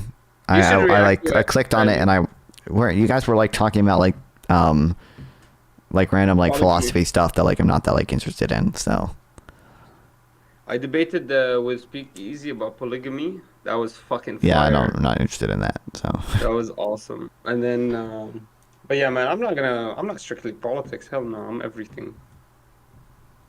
Hey, I'll just tell you this. Don't be too happy about that, because you never know what could happen, man. You never know when Manar might get his shot. Maybe I'll be debating Destiny tomorrow. You don't know. I'm in these... Maybe, yeah. I'm everywhere. You should debate Destiny. Debate Destiny on Jack Smith. I want to see you squirm around debating him. You teach me a lot now. Yeah? You did teach me a lot. I'm ready. Oh, I bet. He does Twitter Spaces. You could do. I don't know if he still does them. Before the election, he did them. You should show up to one of his Twitter Spaces and see. Why don't we do a debate? You should do a big debate here soon, somewhere, like a big panel. A big debate? I've been doing relatively big debates. I was on Hippy Dippy not that long ago. What was that last one about? The tariff one, the one on Admiral Gibbs's channel. I don't know. I built the. Yeah, I was on the tariff debate thing with Gibbs. I think I built the Wick bridge, so hopefully Wick will probably be doing something with me soon. That'll be interesting. We need to build. I need to figure out a way to build the Prime K's bridge or Prime Kai's. I don't remember how to pronounce his name. What was the conclusion of that debate? What was the conclusion of it? What do you mean? Like, did you like tariffs good or bad? Well, I still think they're bad. They still think they're good. Although Tuple, one of the guys I debated, is a fucking pussy and has me muted half the time and is running from me. He's running scared. He cannot defend his positions. Non-fun, be honest with me. I'll debate you with anything. What do you want to debate about, man? We already went over the Hunter Biden thing. Oh. No. This is not enough. There's something that's like keeping you hungry. Like what is what? What do you mean keeping me hungry? I can prove you wrong that you're done. So you're gonna leave the Democratic Party forever, and you're gonna never gonna look at them the same again. What? Sorry. Like if I prove to you Hillary Clinton murdered somebody, would you leave the Democratic Party? Like I would not support Hillary Clinton. I wouldn't necessarily not support the Democratic Party because I don't want to debate this bullshit like this single Jack Smith offense here or the Fannie Willis case there. I want to actually get to the meat and potato of this. Like I want to get to an actual way to get you to like surrender. The best way to save the country is by actually not having allegiance to a single party, by actually leaving this party. I don't even know. I don't know what you mean by allegiance to a single party. Like I just think the Democrats are generally better right now. The Democratic Party. Well, insofar as I think the Democrats are preferable to Republicans, and I vote Democrat and I argue for a lot of Democratic policies. Because of policy, only because of ideology. That's allegiance to a party. It's mostly because of policy, but okay. It's not really for policy.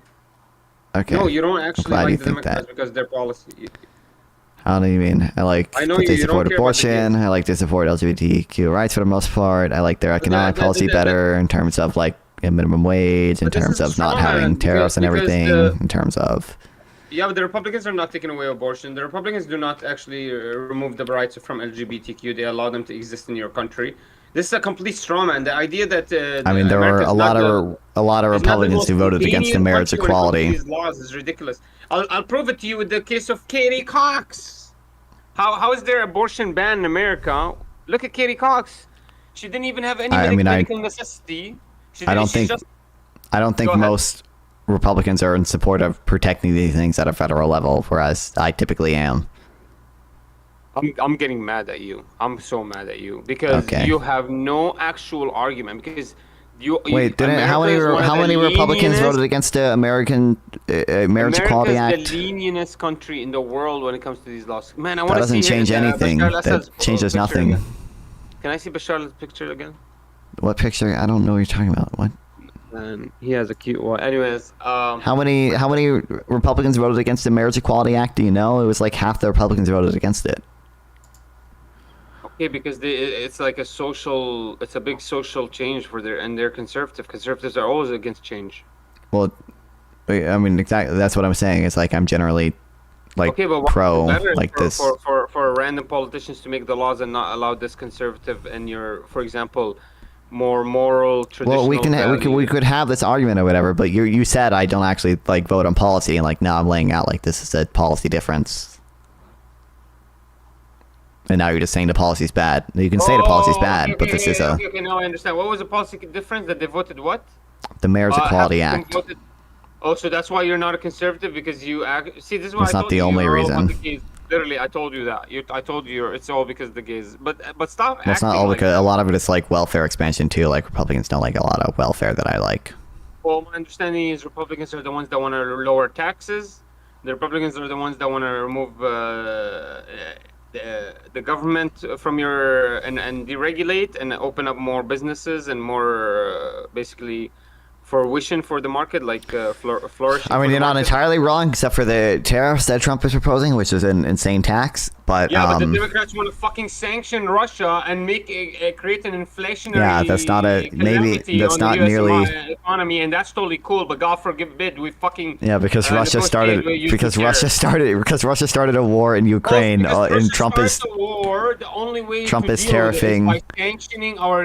It's not the only way. It's not the only way. It's not the only way. That's not the only way. It's one of many things that we did. But also, it's just not nearly as bad as tariffing like literally everything coming into the country. Do you So like, understand that you destroyed the German market, the economy? You destroyed the French economy. Do you understand that you destroyed Great Britain? I don't think that was us. I think that was them. Their sanctions. Those weren't the sanctions. Those weren't the higher prices of energy and oil. Well, that was the sanctions that they did, right? That wasn't the sanctions that the US did. That was the sanctions that Germany did, which screwed Germany, and also Germany. Yeah, who actually implemented those sanctions and actually put them forward and forced them upon them? Angela Merkel. I don't know what you mean. Yeah, fucking Merkel in the US, the EU with pressure from the US, Anthony Blinken's government. Anthony Blinken is the arbitrator of this Ukrainian war. We all know this, and because of the Ukrainian war, was Anthony Blinken even and destroyed our economies. So this is I think the U.S. economy is doing pretty decent right now. You would but look at how democratic policy is detrimental to your U.S. economy and to the world's economy and to the world in general. I'm surprised that you don't link the democratic policies with the fucking destruction of economies and the world's. Right. I think the U.S. economy is doing pretty well right now. I don't know why I would link it to its destruction when it seems. Gee, you're not a serious person, man. I got you all these viewers so you can lose them. Are you kidding me, man?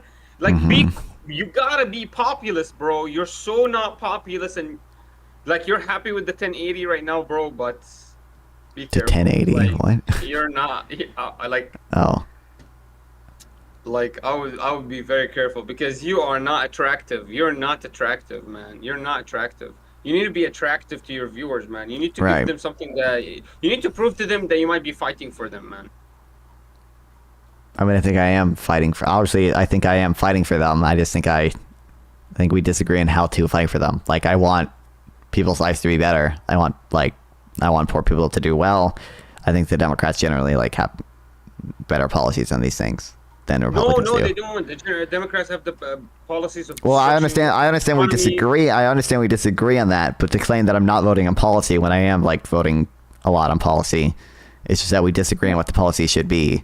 It's different. I don't know how to respond to that, man. I just don't understand why you're not a populist. You're a young guy. Unless the populists say a lot. Populists like with 3 businesses, you should be a populist.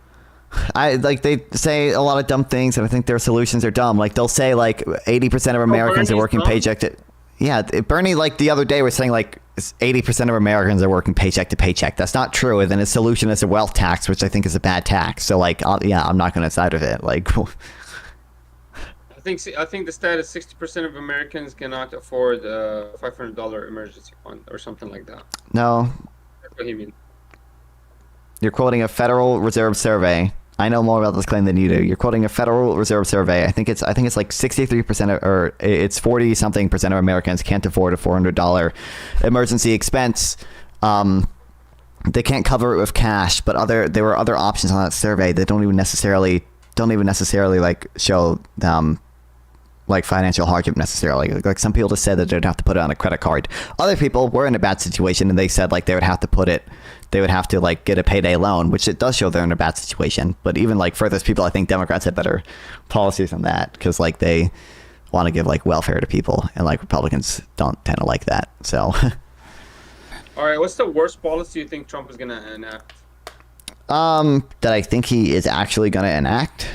I don't know. Yeah, something like Joe Biden fucking pardoning a complete general pardon for Hunter Biden. Give me something like that. The worst policy that I think is actually going to enact, probably the mass deportations, if they actually go through with the mass deportations. You know Hillary Clinton was for them, right? For deportations or for mass deportating everyone already here? Mass deportations of criminals, yes. Oh, of criminals? Trump isn't in favor of deporting criminals, though. He's in favor of deporting anyone here, right, illegally. By criminals, I mean criminals on top of the other crimes they committed. Like, I think he's going to open a path for citizenship and for these people and for them to pay taxes for the ones that are non-criminals. And I think he's going to kick out the criminals, which is exactly Hillary Clinton's stance on this, and basically every other Democrat stance. I mean, even Kamala was running on a stronger border and basically lowering immigration numbers. Well, that's true, but she was never in favor of mass deportations, right? She never said mass deportations, but she was in favor of deportations. And but there's a big difference between these things. There's a big difference between like a president who's like okay with deporting, illegal immigrants that have been arrested, and a president that like wants to send ICE into different communities to find illegal immigrants and like round them up and like. This is just a rhetoric. It's not just a rhetoric; it's an actual policy difference. I don't know what you mean.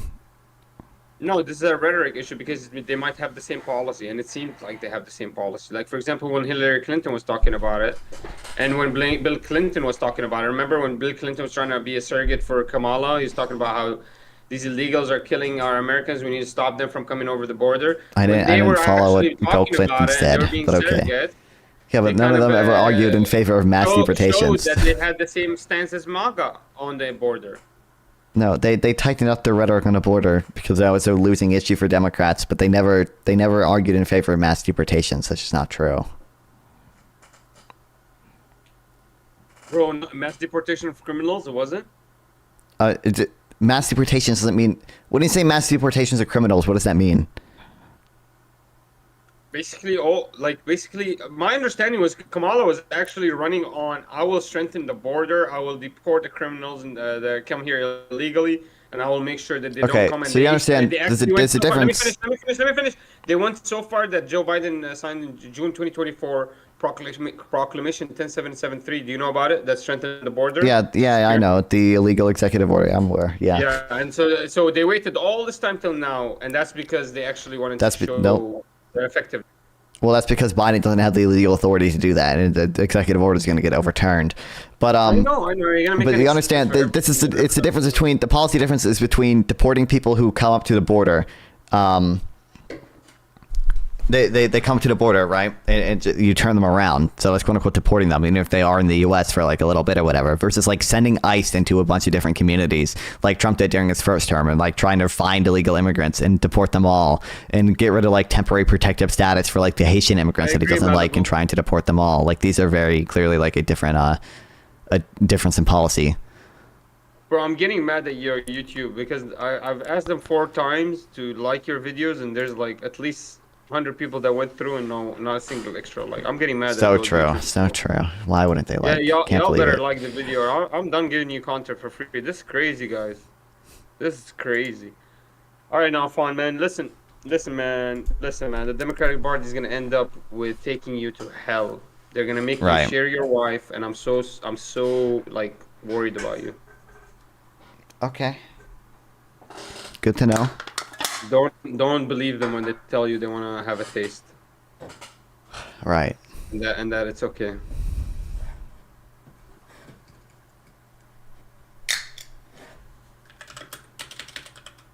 Non-fun, you can do better, man. God damn it, man. I hate you so much. I hate you so much. God bless. Guys, see the new Destiny and Nick Fuentes. I did see that, chat. Was that true? I don't know if I don't think it's probably not Nick Fuentes, but I mean, there's a video of him sucking a dick. Was he really sucking a dick? Are you fucking kidding me? Yeah. That's crazy. I'm so happy I didn't see that video. Oh, I bet. That's crazy. Non-fun, please don't do it. Non-fun, please. Do what? Suck a dick? I'm not interested in sucking dicks, so. Huh? I'm not do what? Suck a dick? Yeah. Yeah, I'm not interested in sucking dicks, so don't worry. Please don't do it. Please don't do it. Stay Democrat, but don't do it, please. Okay, great. All right, now, Fawn, do you need anything from me? Anything last words? Nope. So you can see it, huh? I won again, another victory. Not at all, but I'm sure we'll continue to talk in the future. Where you'll bring up that you defeated me here, so. Man, Listen, man, I just don't understand how you act like you are like so worried about law and order, but all of this shady business is going right by you, and you're totally cool with it as long as it's the Democratic fucking Party doing it. As long as their last But name is then Biden, I'm the fine with second it. Yeah, that's my position. I mean, honestly, because I never heard you getting like doing that much research and looking into as much Hunter Biden business as much as I've seen you do like Jared Kushner and freaking Trump and the Paul Manafort issue. Like, that's crazy to me.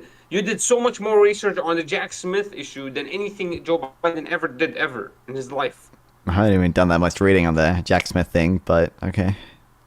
Also, I've done research on some of Biden's things, a but couple of times now. well, yeah, because On it comes panels. up in panels and stuff. So Yeah, on panels, yeah. Anyways, man, I just don't understand, man. Like, I really don't get it. Like, I'm trying to understand here. Like, if they're paying you money, I'll do. Like, how much money are they paying you? Maybe I want to do it too. I wish, bro. I wish. One day I wanna we'll do- get I want there. to do it too. Tell them to hit me up. I'm hungry. All right, hey, not fun. It's always a blast talking to you, man. Sorry, I kind of got a little bit spurred out. It was because I was losing. I Listen, didn't know Manar, anything about the Jack Smith we all issue, but we but all you have to enjoy agree- spurging out sometimes. Okay, but I you have spurged to out too. agree- It's fun. yeah. But you have to agree, Jack Smith. I mean, there's no conspiracy there. I mean, the true conspiracy is like that if you're acting like they were actually breaking the law. There was no breaking the law. The moment they realized they're gonna break the law, they stopped. Yeah, there not was true. some speaking about it. But Well, I mean, the moment Pence realized it was going to break the law, he didn't go through with it. Yeah, but everyone else wanted to break the law because there. his lawyer was telling him the legal theory about it, and it was going to be a bad. Yeah, so he agreed with the lawyer. Yeah, it's not that Pence is a genius. Pence or Trump? No, well, Pence's lawyer is the one that told Pence to not do it, right? Because Pence's lawyer is Pence's, the one that really yeah. went against Pence the- probably also understood himself why he didn't have the legal authority to do it, but Yeah, and Yeah. then Trump. You have to understand, Trump is not a politician. Trump is the only one that's not a lawyer there, and so he could request and make a request, and then because John Eastman has some kind of allegiance to Trump, he could actually try to get favors or try to get an extension here or there. But that's not breaking the law. That's not into the level of you trying to push it that there's a criminal offense here. right. He broke the ECA. I don't even think he goes to jail for that. Like, you know what I mean? Like, it's not even that big a deal. Well, he's not going to jail now. He's president-elect. Case dismissed. Okay, so. All right. Well, anyways, good luck to Jack Smith. I hope you guys see each other very soon, and hope you guys get to hang out. And yeah, and not fun. Yeah, but man, I'll see you around. All right. See ya. Yep. Say hi to Sample for me. Oh, for sure. Yep. When will we get non-fun Jack Smith interview? That'd be awesome. That'd be awesome. What's the name of the guy who wrote the Gen 6 report and Destiny interviewed him? Whatever that guy. When is he gonna come on non-fun stream? When's it gonna happen? Ugh.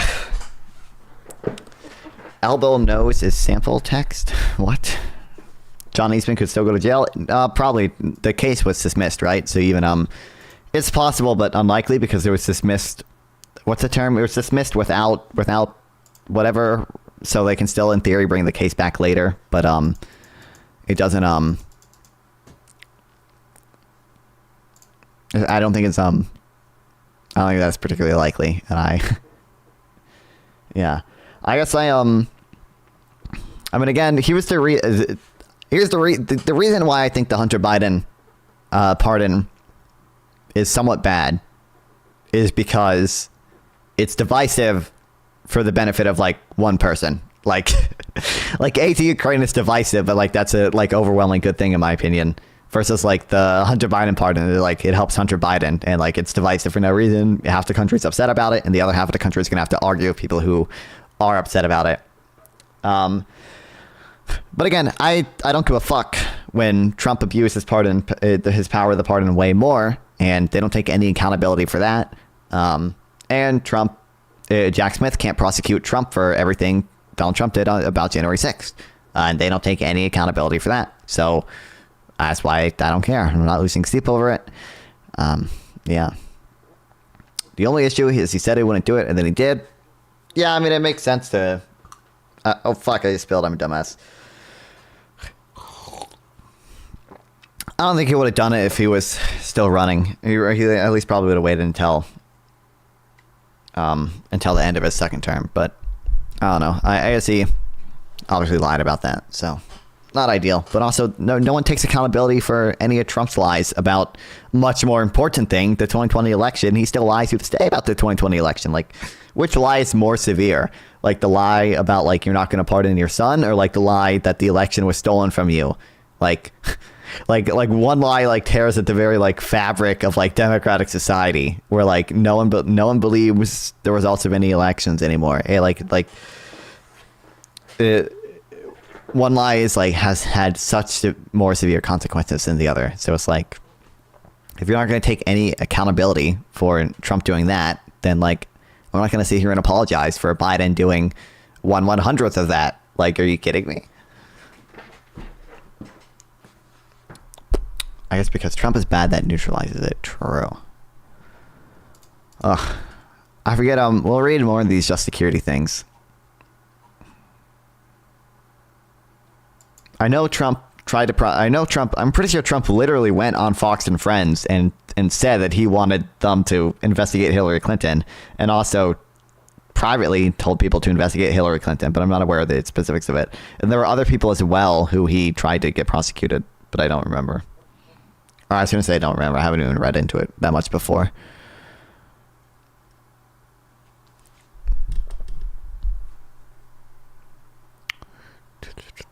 Hillary Clinton should have went to jail. Why? She was investigated. They couldn't find any evidence of willful retention. I don't know what you mean. President seeks to obsession, reverses recusal. President Trump publicly scolds Justice Department for not investigating Clinton. What's up? Yeah, what was it? Is my game still insane? It's not insane. Usually it's like insane. I cannot hear myself. It's like super muffled. I don't think it's insane, but... Okay. No, I mean, what was the debate about? Just Hunter Biden? Yeah, Hunter Biden, yeah. God bless Hunter, okay? I would vote for a Biden-Smith ticket, okay, in 28, okay? Hell yeah, let's go. Isn't that like totally based? Like, yeah, I don't know. That is based. No, we can have Biden and Harris again, okay? We can have Hunter Biden, Kamala Harris. It'd be so based. Yeah. Bro, the memes are so funny. The no equals meme. It's such a funny meme. Oh my god. It's okay, Hunter. I had a sham child too. Fuck. It's so funny because it's like I know the original Trump meme. It's so funny. Yeah. Yeah, well, I don't know. I'm actually surprised Biden did it. I thought Biden would never. I didn't think Biden would do it either. Like a spineless fuck to do it, but he did it. What a brave guy. Yeah. Listen, he's growing a little bit of spine, okay? He's letting Ukraine... He's starting World War III, okay? With the Ukraine stuff. He's pardoning Hunter Biden. The analogy is like, oh, if everyone brings a knife to a fist fight, then there's no virtue in like bringing a fist, right? But it's like if they're bringing a tank and we're just bringing a knife, you know, it's like it's still not symmetrical. It's still not like okay to talk about how bad Biden is for this. It's still not okay because they tried to fucking insurrect the government and half the people don't even know the basics. I mean, you just saw Minar not knowing the recording about like, oh, I could have declassified it. Like that's dead to rights. Yeah, but they'll never.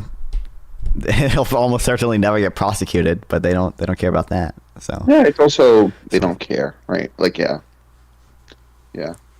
Also, it's so funny. It's like you don't care about the law or crimes when Democrats commit. Well, for one, the president needs like it would not be a pardon if you could only pardon innocent people. Like what? Use of a pardon. Otherwise, right? And second of all, it depends on what the crime is, right? If it's like lying on a fucking form and then like whatever the fuck and then and he's like it's actually unusual punishment. It should be like I don't know how this was not defended through like cruel and unusual punishment because it's not the fuck But even then, second thing, it's like who it like affected nobody. It broke no moral code or whatever. He just like did drugs and then like filed a gun thing. It's like who, what, like what? Nothing bad happened because of it. But like I mean, ideally, in a perfect world where Republicans are well behaved, I would not be happy about this. But we're not in that world at all. We're not in that world at all. Yeah, yeah.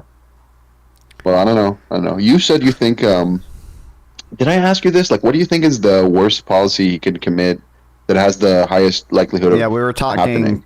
with a convoy about it the other day. Yeah, that's right. That's right. Yeah, that's right. I it's hard to know. I don't. I think the Fed. I honestly think the Fed. I mean, the person he wants to put in charge, she said like the Fed should target zero inflation. It's like Awesome. yeah, that's horrible. That's horrible. Yeah, I guess But, I don't. If Matt Gaetz was still the Attorney General nominee, I'd be even more scared Oh, yeah. because Trump would literally, Matt Gaetz would just be like, yeah, you could fire Powell, yeah, for sure, dude, like that's totally within your legal authority Right. to do so. But if he has a Right. competent Attorney General, he might not. That might not happen. Yeah, that's right. That's right. I'm trying to think. I mean, the Patel guy for FBI director is insane. I don't know Um, anything about him. I saw. He I was chosen, know but he's a conspiracy nut. He said like on day one, if I become FBI director, I'm gonna turn the headquarters into a museum about like the deep state. Like the guy's a Let's conspiracy go. nut. Yeah. I can't wait. God, it's so fucking insane that like the Republicans can care very deeply about issues that don't exist, and therefore when they're in charge, because the issues don't exist, they get to pretend like the issues no longer affect Oh them. yeah. They never affected you. You're just schizophrenic. It's selective schizophrenia. That's what annoys me. You know.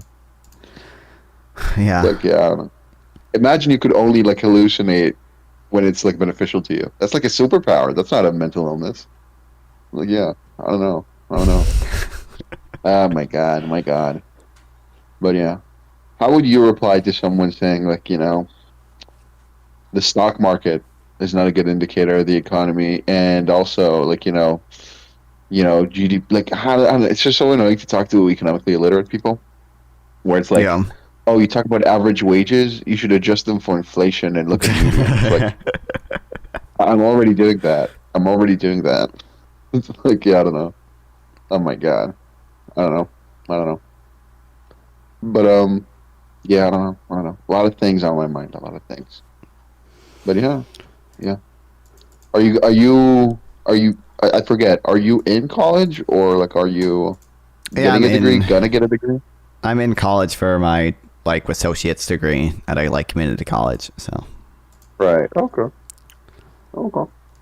Gotcha. the economy is Okay. good because of materialism. Yeah. The Oh. he doesn't. I hate either a localists. I Marxist hate or like localists a so right much. winger. No, it's localist. I hate localists Okay. so much because he will try. Well, because, localist knows he's lying. Again, Yeah, I he's know. like he knows he's lying. Again, that he said Keynes and Krugman wrote a chart together. It's like he knows he's lying. So I don't Well, really yeah, care. he trolls when his position is clearly indefensible. So Yeah. What you probably know more than me. What was the exact thing they got Hunter for? he was convicted for the lying on a gun form. You know, you fill out like an ATF form that's like, have you done any drugs recently? And he said no, when the answer was yes, because we have videos of him doing crack with hookers or whatever. And then there was like, there was tax fraud stuff, but I don't remember the specifics of it. It's like I think he got payments from like Burisma or some shit and then didn't pay taxes on them. Although he did eventually pay taxes back with interest. So he was just late. He was just late. Yeah, Yeah. but they still convicted him of it. So, but Yeah, people, okay. it's insane. Menard kept complaining about it being a general pardon, and like it's insane how he shifts the goalposts. He's like, "There's never been a general pardon before in history." And it's like you look it up, it's like, "Oh well, Nixon's pardon was a general pardon for anything for 5 years," and he's like, "Well, that's 5 years, not 10 years," and it's like, "Bro, kill me, dude! Like really." And then like Republicans have been like investigating him like for 4 years nonstop. Like obviously Biden's going to give him a general pardon because House Republicans will try to find anything to get him on and charge him with it. That's right. It's wild.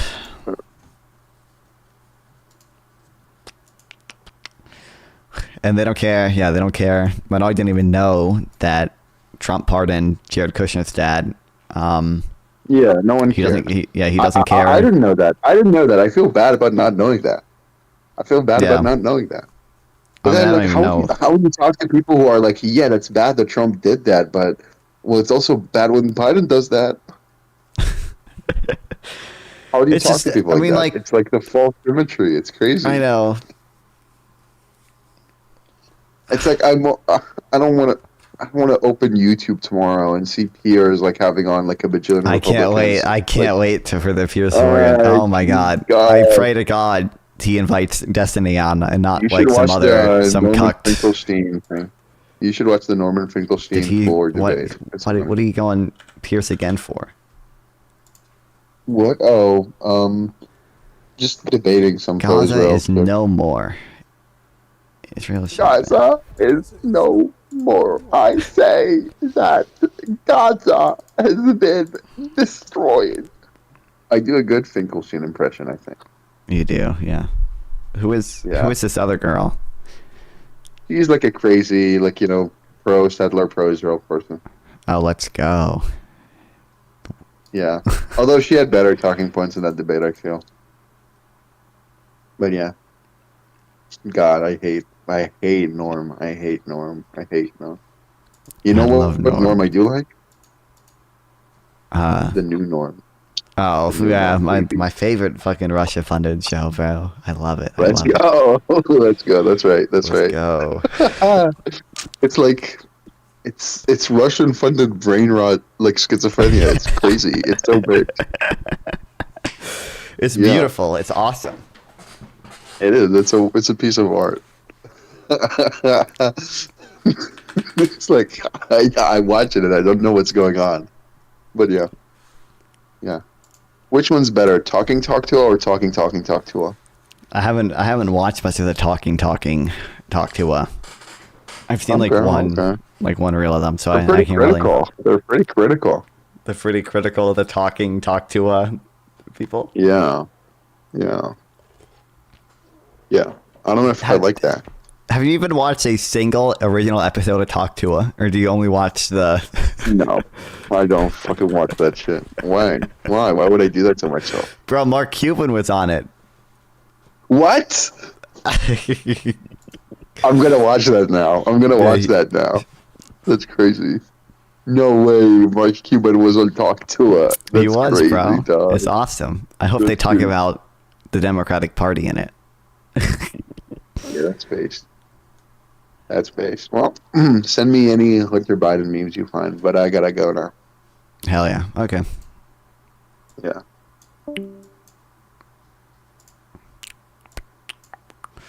That guy. This guy.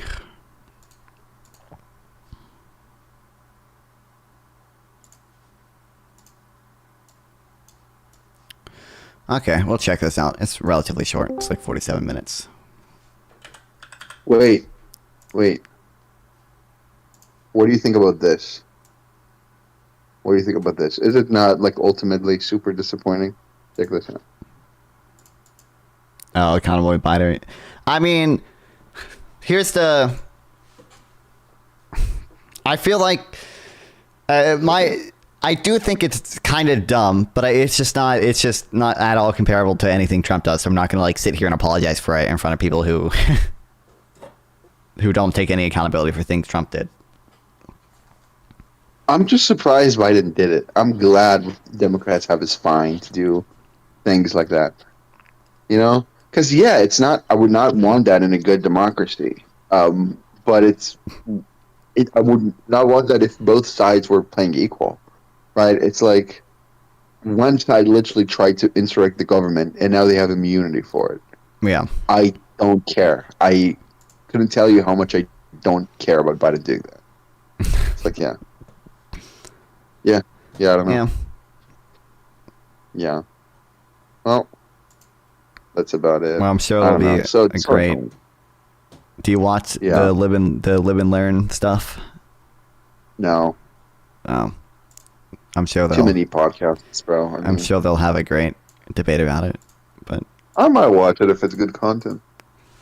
I need to know if Pisco supports it. If he does, I'm in favor. oh, Pisco, If he 100. doesn't, I already saw his tweet. Pisco, yeah, obviously Pisco supports or doesn't support Biden and pardoning his son. I think doesn't he called it. Doesn't support. It's Pisco, bro. He's neutral MAGA. Don't you know? He's. Oh my god, what a fucking hack, bro. No. Sad to see. Sad to see the fall of Pisco. Very sad. Well, yeah, whatever. I forget exactly what he said, but he was like, "Oh yeah, pardon's bad. Biden lied about it. I liked it because I'm evil." You said something? Yeah, he said, "Pardon is bad. Biden lied and failed in his mission to restore the soul of America by his negligence in the face of MAGA. That said, this act of corruption pales in comparison to even 0.001% of the blatant treason and corruption of Trump and dark MAGA. So I will not." Yeah, then why even condemn it? Why even condemn it? Why be like, that's bad? I'm not going to be like that. I already said it in the convo, and I feel bad about saying that. Like, no, don't play ball. Don't play ball. These people don't care. I cannot tell you. Like, I don't care about Biden doing that. These people care even less, okay? It's like these people don't care. It's just a political game for them. It's just a political game. But, yeah, whatever. Yeah.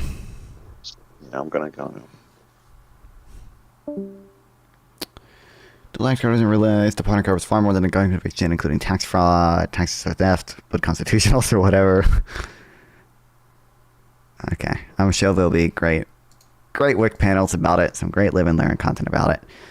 None of which I care about because I'm going to be reading all of Lord Keynes's blog posts instead, and then have anti-gold standard debates is my plan. That's the non-fun future that we all want. Okay, haven't done Israel Palestine stuff in a bit. Okay, I gotta warm up my talking points. Okay. We'll see. Although Norman Finkelstein's insane, so I can just reject all of his opinions like a priori, you know. Israel's war on Hezbollah is over for now. The ceasefire ends almost 14 months of fighting and 2 months of a direct and deadly assault by Israel inside Lebanon. President Biden and the US administration pushed to get the deal done before Thanksgiving, and no doubt this is the first good news from the Middle East in a long time. But 170 miles to the south, there's very little to feel grateful about. Israel's war on Hamas continues unabated, and the IDF's conduct is facing intensifying scrutiny. Prime Minister Benjamin Netanyahu and sacked Defense Minister Yoav Gallant face ICC arrest warrants for war crimes. Reports by the New York Times and others accuse the IDF of habitually using captured Gazans as human shields. President Trump has assembled a stridently pro-Israel cabinet with little patience for his critics. Many supporters of the... Did they ever... Wait, what happened to those Palestinian... or the IDF people who raped that one Palestinian? Didn't Israel said they were investigating them, right? And then there were like riots over it because apparently people in Israel are like actually fucking unhinged. Whatever happened to them? Did they actually get arrested? Palestinian cause feel that and charged. Holds cause for optimism, and that the very concept of a two-state solution may now be dead. To debate this, I'm joined in the studio by two of the strongest voices on this conflict, both with very opposite positions. Fleur Hassan is the Israel Special Envoy for Trade and Innovation, as well as a former Deputy Mayor of Jerusalem. Norman Finkelstein is a political scientist and pro-Palestine activist. Also, there was like, because I remember, yeah, they were like charged or whatever, and then like fucking people in Israel's cabinet. These are like people protesting it. People in Israel cabinets were like, yeah, it's fine. Everything's legitimate. We can do it. Whatever. Were they actually charged? Were they actually? I don't know. Because there's a difference between like, you know, troops committing war crimes and actually like having war crimes embedded in your fucking like military like structure and everything.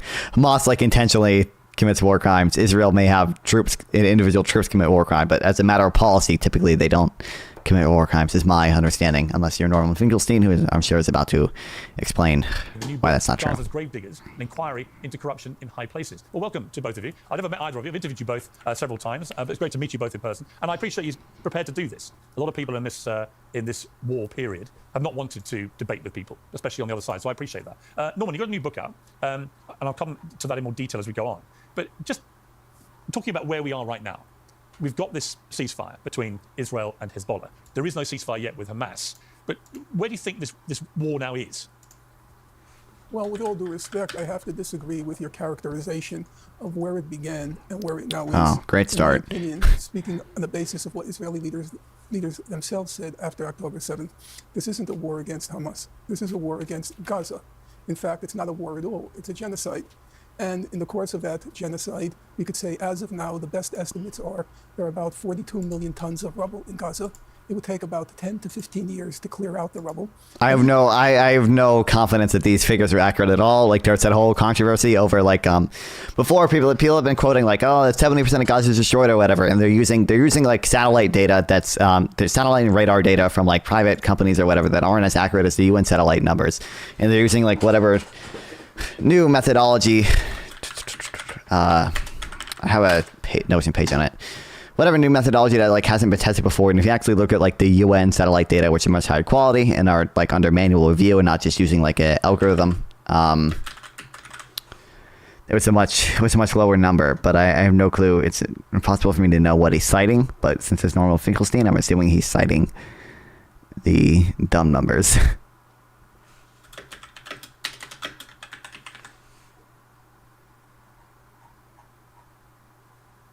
There we go. Even if the rubble were cleared out, there are no prospects for rebuilding Gaza because Israel will claim that any cement that enters Gaza will be used to build tunnels, and so they'll bar cement as they do. Wow, that's crazy. I wonder, is there any truth to that, Finkelstein? Are there Hamas tunnels, or do we just deny those exist? Do we deny that Hamas does hire people to build tunnels with the dual use materials? Like, that's actually a big reason. Why it's probably better Hamas just be removed from power entirely, because like any ceasefire that leaves Hamas in power, well, like how the fuck are you going to rebuild Gaza if you still have Hamas in power and you don't trust them to actually use any equipment responsibly? So like, shouldn't you probably try to get rid of Hamas entirely then, like, or at least remove them from as much power in the Gaza Strip as you can, like did after Operation Cast Lead in 2008-9. Like this is the evil argument. This is the evil argument that she's gonna make. Okay, the other panelist is gonna make, and I might even I somewhat agree with that. I don't know where I land on it. Like clearly, the West Bank being occupied probably makes Israel feel safer, giving part of it is also the PA agrees to cooperate in security matters, but like having the West Bank be occupied, being able to establish like security checkpoints and stuff probably does make Israel feel safer, allowing the Palestinian Authority to have these dual-use materials that could in theory be used to create weapons or create tunnels or whatever. You can make that same argument for Gaza. Like maybe, like clearly the conditions of people in the West Bank are so much better than in Gaza, and clearly just having an occupation doesn't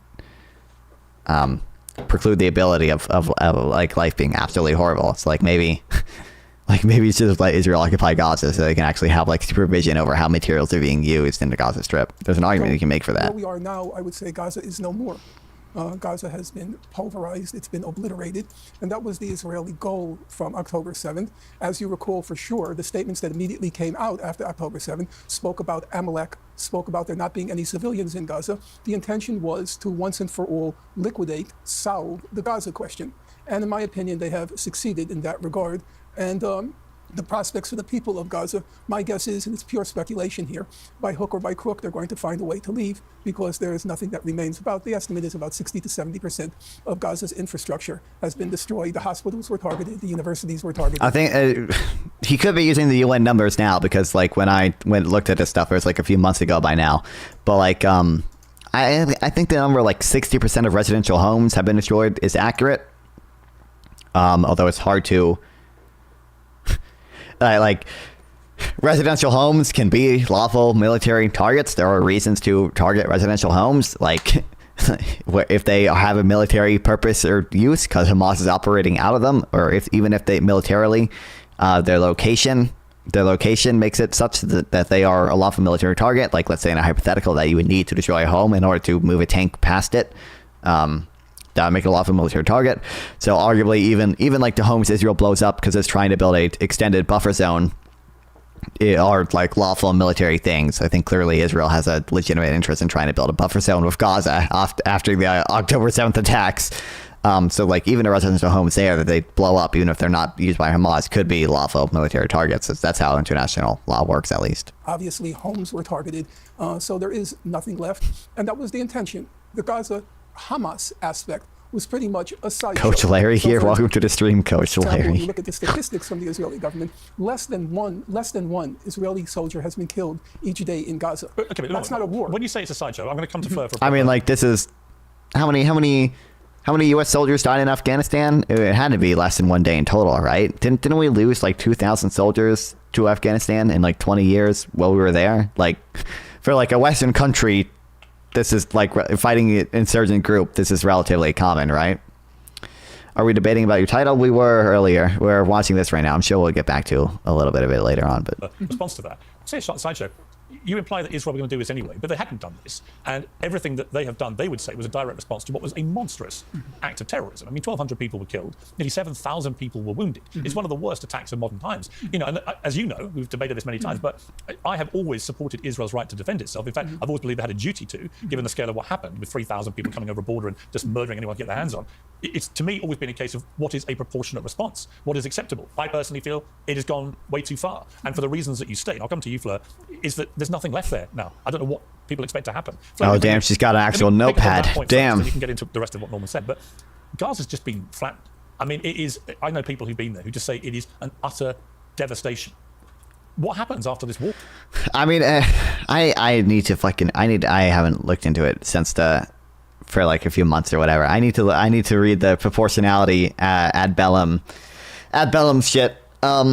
Proportionality typically has to do with like a specific military attack, whether the direct and concrete military gains outweigh the expected damage to civilian and civilian objects. It's not typically applied to like a whole war. Like just because you kill like 40,000 people in response to Hamas killing 800 civilians a year doesn't mean that war is disproportionate or whatever.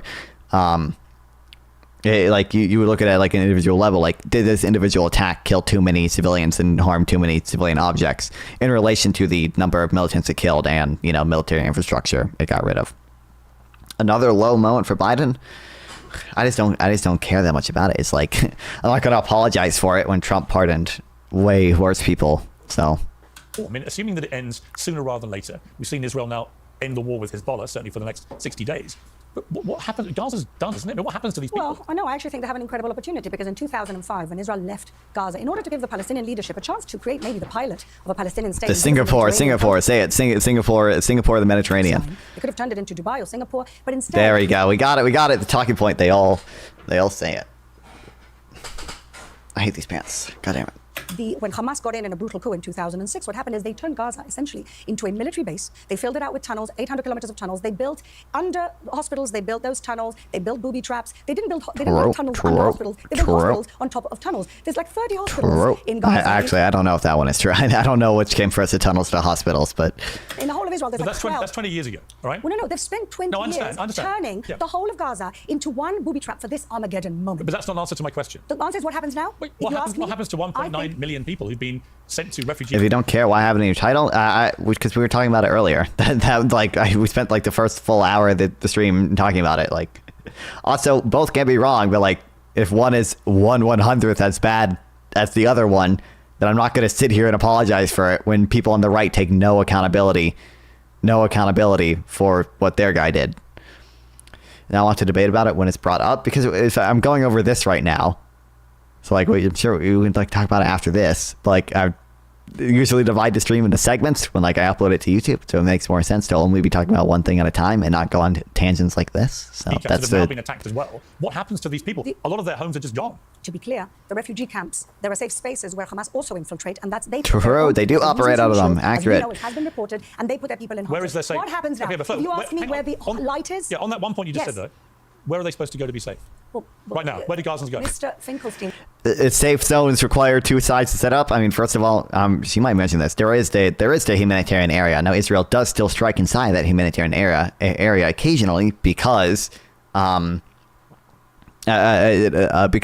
operates out of the humanitarian area. Safe zones require two sides to set up. Hamas won't agree to a safe zone because they operate out of every safe zone that is set up. Like, they operate from hospitals. They operate out of refugee camps. Like, and said that we're engaged in a genocide. If we were, why are we asking people to get out of the way? Let me ask you again. Where can why are we giving warning? Why are we damaging our own element of surprise? Why are we doing that? Voice cracking? I ain't it own, dude. Where should the Gazan civilians go to be safe? The Gazan civilians today have an opportunity after Hamas No, that's not my that has question. subjugated them to rebuild their Fine, society. that wasn't my question. My question is, where can they currently go to be safe? To the safe spaces that Israel has decided, where Israel is not attacking. Where? Well, it depends where. It's misleading to say safe spaces. There are safer spaces. There's no actual dedicated safe zone, but Israel does have like the the map, the evacuations map. That like they tell people to evacuate certain areas where they're going to be launching attacks or whatever, and they tell them to go to other areas which they don't plan on striking. At least not in that exact moment. But again, there is no. Like people, a lot of times people say like, "Oh, Israel told them to go to the south," and Hunter Biden, pardon me, I signed up to simply say what you should stop doing. It's cringe. Do you support funding Ukraine? Absolutely, yes. Want to debate about the pardon? The title is all bro. It's a relevant thing that happened in the news, so I titled it that, and we talked about it for like 2 hours, and we're going over a different thing. That's not that insane. Crazy. What wild. What was I saying? Oh, people will say like, oh, Israel told people to go south, but then they bombed in the south. Just because you tell people to evacuate one area doesn't automatically make every other area like a safe zone that you can't ever bomb. Again, a safe zone takes two sides to set up, and Hamas has a history of operating, like we know they operate out of schools and refugee camps. So like, update title then? I just don't pay much attention to. I don't know why you're so triggered by this. Like, I just.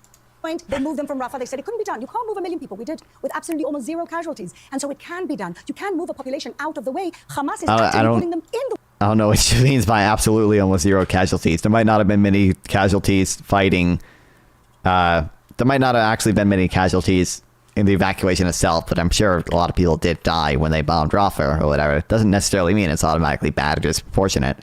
But like typically, it's very hard to get more than like 85 to 90% of people out of whatever area you choose to evacuate. Usually like 15% of people choose to stay, and that's very common in war. way. That is what nobody talks about. The other argument, war crime but the other of Hamas. Yes, but the other argument is that Israel is indiscriminately attacking everywhere and then saying, you know what, Hamas are there. And because no journalists are allowed in to verify this, because the oh my God, there is no independent way of verifying whether any of that is true. If we were indiscriminately attacking, why are we asking people to get out of the way? Why are we creating safe zones? Yeah. All of what he's saying, you have to understand where normal Finkelstein is in his head, okay? First of all, he doesn't believe in the existence of the state of Israel. So it's very difficult. He doesn't believe it should exist at all. Secondly, as a Jew, he's got what I, as a Jew, let me finish my lost a potential follower. Damn, just because I had the title,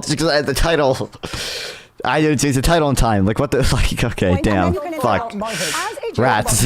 As a Jew, Norman Finkelstein has got what I describe as the abused wife syndrome. The abused wife that stays with her abusive husband has to justify her staying in three ways. One is saying, it's not all that bad, which is what he says about anti-Semitism. The second is saying, well, they didn't mean it. Anti-Semitism, they didn't really mean to target Jews. And the third way, which is he's actively engaging, is to saying, it's our fault. It's my fault. The wife that says, I provoked him. I provoked him. Before I come to okay. You've made your point and he will respond. That he is in. Okay. The Israeli Jew is the liberated Jew. Okay. That has he looks so done. Thank you, Momo Jeans, for the follow. I appreciate it. The point that you were going to Welcome to the stream. What's up? But what happens at the end of this war? You want to know what I think should happen? No, what is going to happen? Well, I believe. What's the plan? Norman Finkelstein is a Zionist. True. And with a Saudi deal. Welcome to the stream, by the way. And this is one of the reasons that they started the massacre on October 7th to begin with. They understood where the Iranians understood where this was all going. They deployed Hamas and they said, this is the moment now. My pussy hurts. Nice one. There's a real opportunity for the Gazans, for the good Gazans who want a decent life for themselves and not living a life of terrorism, to rebuild. How? Under the maybe civil administration of their own local leaders. Where do they go and live when all their homes have been destroyed? With their own local leaders, with Saudis. She literally said rebuild, brother. Quickly, who have the resources to build quickly. If we really have a Can I do TTS for free? I don't want to know. The TTS thing is a donate thing. Like the Abraham Accord countries, right, they can get together and rebuild. There is an opportunity. Still under Israel control? I don't think Israel should be controlling them. So Israel would back off completely? We have to retain security control so we don't have another so you would massacre. have control. Okay. But not administrative All right, control. But you just said you have But eventually we don't have to have any You know what, control. eventually it'd be really nice actually if Israel had no control. Why did we leave in 2005? Okay, let me bring Why did we leave in 2005? I'll come back to you, Fleur. I'll come back to you. Norman, your chance to respond. Okay. Number one, totally trivial point. If I need psychoanalysis, I wouldn't go to a representative of a lunatic state. I would go to a rational person. Number two, Israel never left Gaza. That's not my opinion. In 2005, Israel quote the UN. Thank you. From yes. inside Gaza to the periphery of Gaza. Are you Zionist? It depends how you define it. I mean, I believe Israel has a right to exist. Sure, if you want to. Are you Jewish? I'm not Jewish, no. Who goes out of Gaza? Who goes into Gaza? Who goes out of Gaza? Yep, a The blockade. airspace, I wonder the why they water, have the everything is blockade. controlled by Israel. The I wonder if Guardian it's of the because, 14 during like the Second Intifada, they were getting weapons, like they were fucking scuba diving to get weapons shipped from like Turkey or Syria or whatever. What's your ethnicity? I'm like mostly French and German. The convention is the International Committee of the Red Cross. The opinion of the Red Cross from 2006 to the present is that Israel remains the occupying power in Gaza. That's the opinion of the United Nations. It's the opinion of all human rights I don't disagree with you about any of that, but let me ask you this normal, straight question. now let me- Straight question. Factually Hang wrong. on, let me, Okay. hang on. Factually I wrong. actually don't disagree with your assessment, right? I do think Israel has exercised a control over the people of Gaza ever since they said they ceded control to a government. But let me ask you one question before you finish your answer, which is this. Hamas.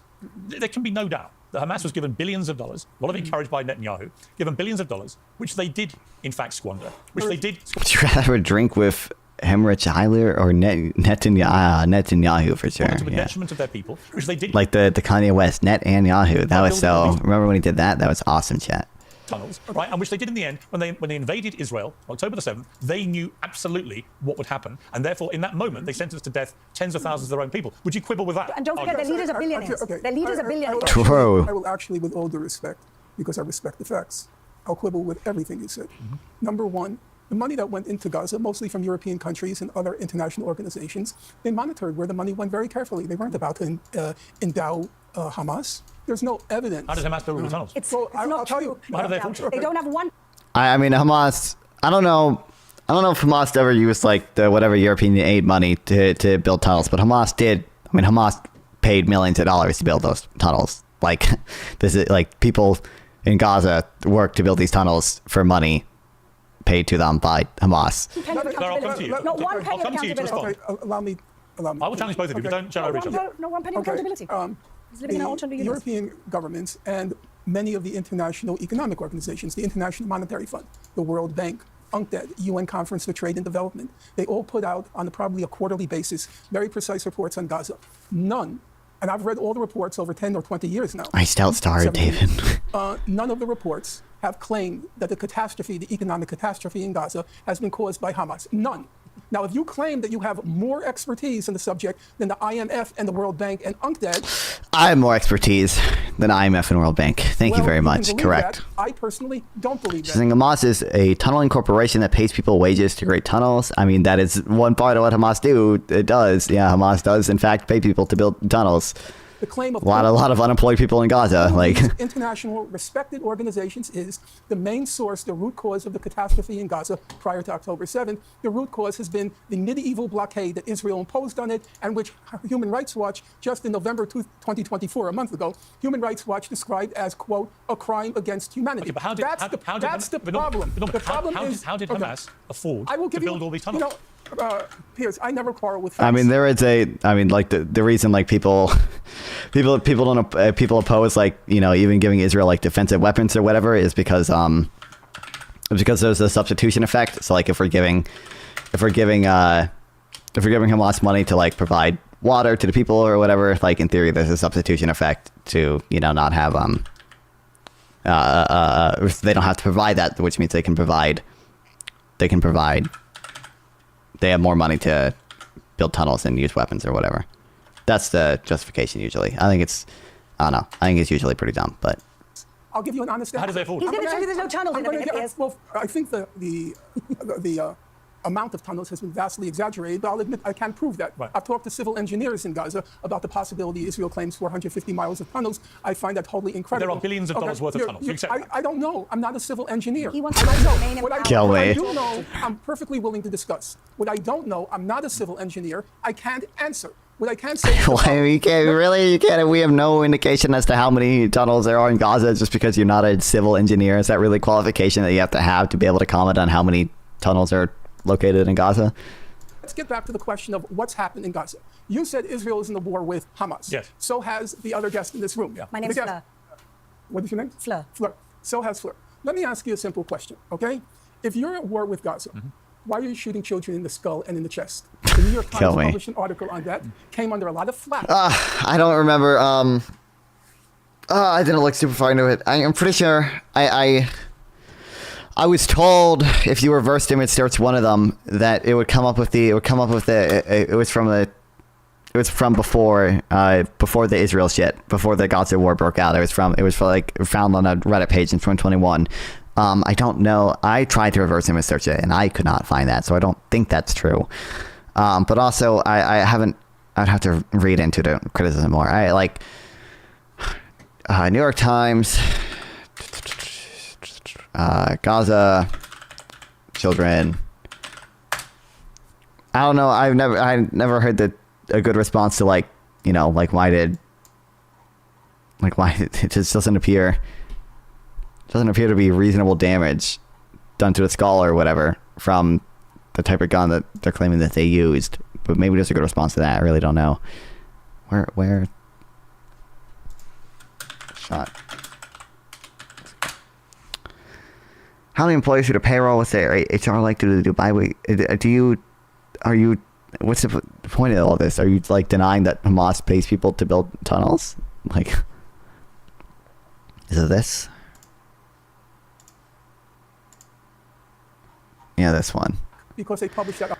People claim that this picture was on Reddit in 2021, but I could not. I tried to do it myself and I could not see that, so I don't know. Probably not. They said we can't refute the evidence. We have the X-rays in front of us. They're shooting children in the head, in the skull, and in the chest. If you're engaged in the war in Gaza, why are you killing journalists? Why are you killing medics? Why are you killing UN workers? If you're engaged in the war with Hamas, they were killing is different than targeting. So one, you can lawfully kill journalists, that's collateral damage. Two, there are for example, there's one case of of journalists being killed in Gaza. The reason why is because they started flying a drone and they're in an active war zone where the airspace is being constantly monitored, and Israel saw that the drone was flying, and they were able to track down the location of the signal or whatever, and they just bombed the car that was flying the drone. It turned out to be an innocent drone that they were journalists, but if you're in an active war zone, you'll assume that a drone flying that's not approved by you is an enemy. Is an enemy drone. Obviously you assume that's a threat to you. Why is it that Human Rights Watch just this past week put out a report? They tell people where to flee. They say go to the safe zones. Human Rights Watch says when the people are directed, they're being shot at the road. But are you seriously saying no? But hang on. When they get to the safe areas, understand. I've already made that point. Israel drops 2,000-pound bombs. I've made that very point. Does that sound like a war? Or does that sound like a genocide? It's interesting. Okay, let's get into that because it's an interesting part of the debate. It's horrendous that UN workers, journalists, children, women have all been killed. It's horrendous. Targeted. Well, okay.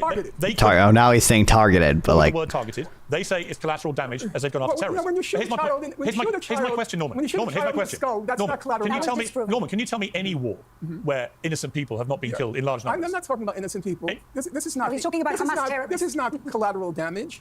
This is not even indiscriminate killing. This is very discriminate killing. He's saying it's not even indiscriminate. It's very discriminatory towards civilians. The relative risk is it's 35 point something. It's not which is the relative risk usually is a measure of it's a measure of how discriminate your army is being towards civilians versus towards militants. Usually, if it's a genocide, the relative risk is under 4, which basically means that if you're a militant, you're only 4 times as more likely to die than a civilian. In Gaza, it's 35, meaning if you're a militant, you're 35 times more likely to die than a civilian. It's basically the per capita version of the civilian casualty ratio, because it's a better measure of how discriminate you're being. 35.6, although I don't know when these numbers were last updated, and also who knows what the real numbers are. This number is the median of the Israel-friendly numbers and the Hamas-friendly number. So it's indiscriminate bombing of the entire infrastructure. If they wanted genocide, though, why discriminately indiscriminate? Just kill everyone in Gaza. There's a very simple answer. Let me answer. I'm going to come to that. There's a very simple answer to that question, Piers, because I know you're not allowed to say it, but since I know the topic very well, take the case of the Nazis. The Nazis needed the cover of a war in order to carry out the final solution. Now, Hitler had plans earlier on, but it required a certain amount of cover, propaganda, and all sorts of other devices in order to carry it out. Gaza is in the news. It's very hard. Do you believe Israel had a right to defend itself after October the 7th? Actually, if you want to hear my full answer, I'm not giving you a yes or no. What's the short answer? Yeah, kill me. How many times has Finkelstein that asked this, and I hope we get to the Warsaw Ghetto. I hope that gets brought up now. That's correct. I don't have short answers. I've said it to you before. In my opinion, Israel, here it's not my opinion, I'll quote Giora Eiland, Israel, the former head of Israel's National Security Council. Israel created, I'm quoting him now in 2004, he said Gaza is, quote, a huge concentration camp. Israel created a huge concentration camp in Gaza. Israel imposed a medieval blockade on Gaza, which has been characterized as a crime against humanity. Israel periodically went into Gaza on its high-tech killing sprees, what it called operations. Mowing the lawn. Yep. Oh, operations. Okay. We didn't get the mowing the lawn quote that people like to bring up. Economists call Gaza a toxic dump. Israel created a situation where you have children. Yep. I understand. How old are your children? From 31 down to 12. 13. Okay, fine. Imagine if your child, you're a father, your child was born into what Giora Eiland called a concentration camp. Your child was left to languish in that concentration camp. It sounds like you're working for justification. True. Thank you. Okay, allow me to finish. I do need to bring Fleur in. Oh, don't you know? The explanation is not justification. Okay. Clearly, they have no agency, and this is just the inevitable result of these concentration camp positions. But clearly, Israel has 100% agency, and we never give them an excuse for like bombing Gaza after Gaza has launched rockets into their territory for 20 years. I love lunatics. If there was this one-on-one interview. Well, she probably thinks you're a lunatic too. Okay, fine. And by October 7th, as you recall, Gaza had disappeared from the international stage. Yeah. All the talk was about the Abraham Accords, whether Saudi Arabia. So your child was destined to be born into, languishing, and die in a concentration camp.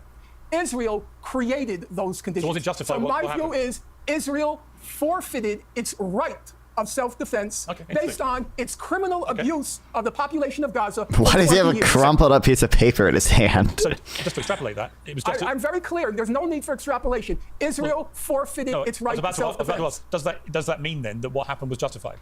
I will stick by my formulation. Israel forfeited its right to self-defense. Kill me, bro. By having You won't answer. By your logic. Was Hamas justified? If your children were in that situation. If you condemn Hamas, you must condemn Israel 100 times over. I suspect, as a final resort, they might very well have done what happened. So then, by his logic, there's 100 children in tunnels and dungeons in Gaza right now, taken, innocent people, not soldiers, taken hostage. If it was your child, then it justifies everything by his very logic. By his very logic, somebody takes away your children in the morning. We've heard enough. Okay. First of all, let's just come back from Gotham. Well, hang on. Your response to what? Because Norman's gone as far as I've heard him do, in effectively saying it was a justified attack, and Israel has no right to self-defense. So of course he's going to say that because he doesn't believe Israel has a right to exist. True. Israel has a right to exist. Could you let me answer my question? He doesn't believe that Israel has. Has he ever said that? Has he ever said that? My question is this. Well, you just said he said that. If Israel doesn't Oh no, I think he's too much of a coward to actually utter the words that Israel has no right to exist or whatever the fuck. But he blames Israel for literally everything. I'm pretty sure. I mean, he's very anti the Jews going there in the first place. Obviously, I don't think he believes the Jews had a right to go there in the first place to form their own country. Like obviously, yeah. Then it doesn't have the right to exist. Fleur. If Israel doesn't have the right to self-defense, it doesn't have a right to exist. He believes the whole of the country is a settlement. Right. He doesn't believe anywhere. You've said it, you've implied it, and we've had enough. If you let me answer the question. Yes, I agree. I'm letting you answer the question. Holy shit, dude. Israel had no right to exist. Show me. Can I answer the question? I think you should answer him because you have said it as a fact. If you believe that Israel doesn't have the right of self-defense, you are basically saying that Israel doesn't have the right to exist. No, I never. Yes, you do. No connection. So then we can exist, but we can't defend ourselves after people attack us. And let's just go back in history. You can't defend yourself against concentration camps. He keeps interrupting me. He just had a 10-minute monologue. What is he? I mean, I guess he'll do the cope like clearly Hamas's goal is just liberation of the Gaza Strip or whatever. I'm assuming he probably does that cope. But like, what does he think? What does he think the implication of you're not allowed to defend yourself against Hamas is? Does he think the implication is that? Like what you still get your country, you just can't do anything about the militants trying to destroy your country nonstop? I agree. He just had a 10-minute monologue. Give me a 5-minute monologue, okay? Okay. since the beginning of the establishment of the State of Israel, which he believes that we were the terrible people displacing people. Okay, we were also displaced. Jews were also displaced from Arab lands. And that's just what happened post-war, post-colonization of the world. So let's look. In 47, there was a two-state solution proposed. The Jews said yes. The Arabs said no. It's not that they wanted a state. It's that they didn't want the Jews to have a state. So we declared a state in 48. What happens? All the countries around us come to attack, to create a genocide. It was a miracle that Israel wasn't eliminated in that moment. Move forward. 67. Those territories in which we were attacked, well, there was no Palestine, there was no Palestinians. It was Jordan and Egypt and Syria and Lebanon that attacked Israel. If they would never have attacked Israel in 67, that land would have remained Arab land. Okay, fast forward 73. Another war that we didn't start. Now, do we not have the right to defend ourselves from destruction? 67. We didn't start 67. We didn't start 73. We didn't start. Kill then me. We go and we say, we crumble onto hope. We hold on to hope. We say, let's do the Oslo Accords. We offered Arafat, and Clinton will say this himself. Also, I like how he points out 67, but to be clear, Finkelstein thinks they started all the wars. He doesn't accept that the Arabs started even like 73 or the War of Attrition. 60. What's that in 69? When was the War of Attrition? War of attrition, not definition. Israel. Was it 69?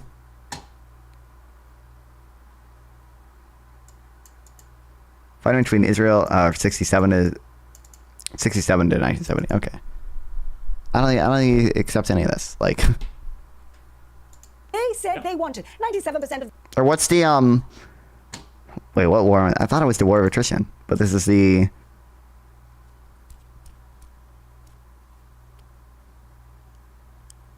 What's the war the female prime minister was in for between Israel and Egypt?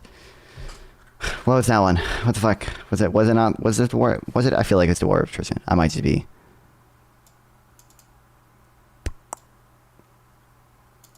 On March 8th, 1969, Nasser proclaimed the official launch of the War of Attrition. Okay, I am right. No, never mind. The West Bank, I remember. half of Jerusalem, the lot. And they said no, and they started a bloody intifada in the streets of my city that killed many, many innocent civilians, Jewish and Arab alike. Then we thought, let's try something else. In 2005, let's do unilateral withdrawal. That's what Sharon did. He said, maybe if we actually just leave, they'll have an opportunity. There was never a blockade. The blockade started when Hamas went into power. And I'm in there. they were bringing in Oh, okay. Clearly there's a missiles blockade, with which but to attack Israel. That's when a country has to say, we need to defend ourselves. Now, if there's a blockade, don't they have a border with Egypt?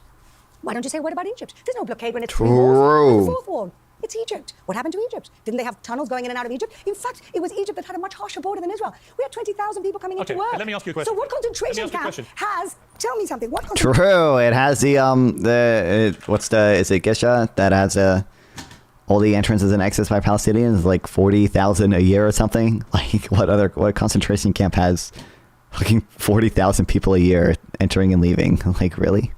Concentration camp has a country club. What concentration camp has a country club? No, go after your island. Go on concentration. Yes, your island thinks we should keep northern Gaza. That's what he thinks. So now you're quoting him? Why don't your island call it a huge concentration camp? Why? 2004. I don't speak for him. Hey, you could just Google it. I don't know why no Finkelstein is placed to quote game. Yes, we left in 2005. Right, he called Gaza in 2004 a huge concentration camp. Let me ask you, Flirt. So we left in 2004. You never left. We left in 2005. Your imagination. Excuse me. You left. In your imagination, you left. left. So you understand? According to the International Committee of the Red Cross, you didn't leave. Yes, we know how neutral they are. Human Rights Watch, you didn't leave. We know how neutral they are. According to Amnesty International, we know how neutral. Everybody's an anti-Semite. No, but a lot of people. No. For real. I want you to answer something. Let me get for the timeout. No, I want to ask you a question, which is this. There can be no doubt that even if Israel says we unilaterally pulled out in 2005... Hello, my dude. Just go true. What country does XYZ? I don't know, man. Maybe it's... maybe give it some logical thought and try to go beyond what's being said. I think logical thought would imply that if a place has 40,000 people entering and exiting a year, it's a lot of which just for work or just, like 30,000 people in emergency or whatever.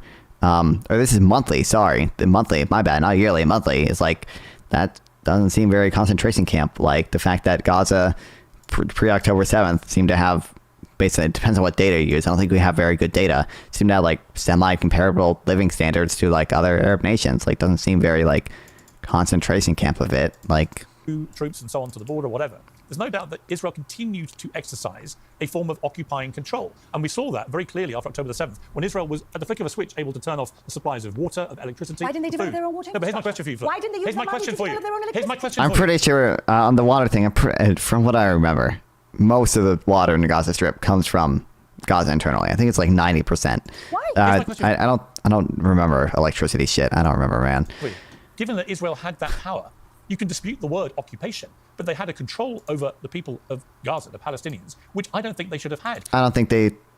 What gives Israel the right to exercise that kind of power? The fact that it's ruled by a jihadist organization that's fundamentally opposed to the existence of their country and constantly attacks Israel. So, like, you probably want to restrict their ability to build up their military capacity, because if you don't, you get things like October 7th. Over the people of Gaza. It wasn't over the people of Gaza. It Well, was a terrorist entity that has in its foundational charter the destruction of the whole of Israel. you gave them control. No, we didn't give them control. We gave the Palestinian Authority control. Are you saying all Gazans are Hamas? No, we gave the Palestinian Authority control. And then the year later, they had elections pushed by the American government at the time. And then Hamas won that election and then took over in a brutal coup, which, by the way, do you know how many of the PA they Your defense is you're happy to see... defense is to happily say that a number seems too high. I guess it's good in your books. Just run with that. I mean, if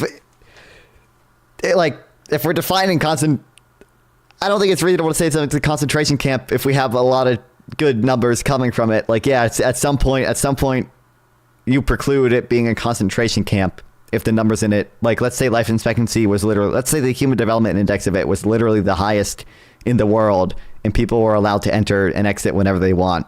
At some point, when the numbers get good enough, yeah, that does kind of preclude the ability of it to be a concentration camp. Like, obviously these numbers can give us like an indicator of like how concentration camp like Gaza is, and like what. This is their own civil war going on. Listen, I think and that's also Israel's fault. Hamas are Everything is Israel's fault. You are basically practicing the bigotry of low expectation. Okay. Now the Gazans. True. He's saying that the Palestinian leadership has no responsibility. Zero responsibility. Hamas is a brutal terrorist organization. Yes, Okay, it is. So that explains why Israel prohibited chocolate from entering Gaza. That's why Israel prohibited. Prior to 2010, they were like on the whitelist system, right? Like a big thing. It's like you don't know, like.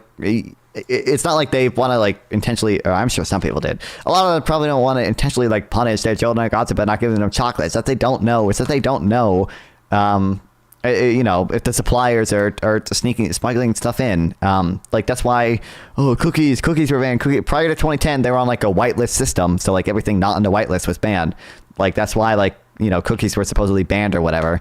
Although like they still had internal production of cookies in Gaza. Like they were still making cookies in Gaza. It's just that they couldn't be imported from certain suppliers, or they didn't have like any verified supplier cookies or whatever. But after the Gaza flotilla incident, they did loosen up on the blockade.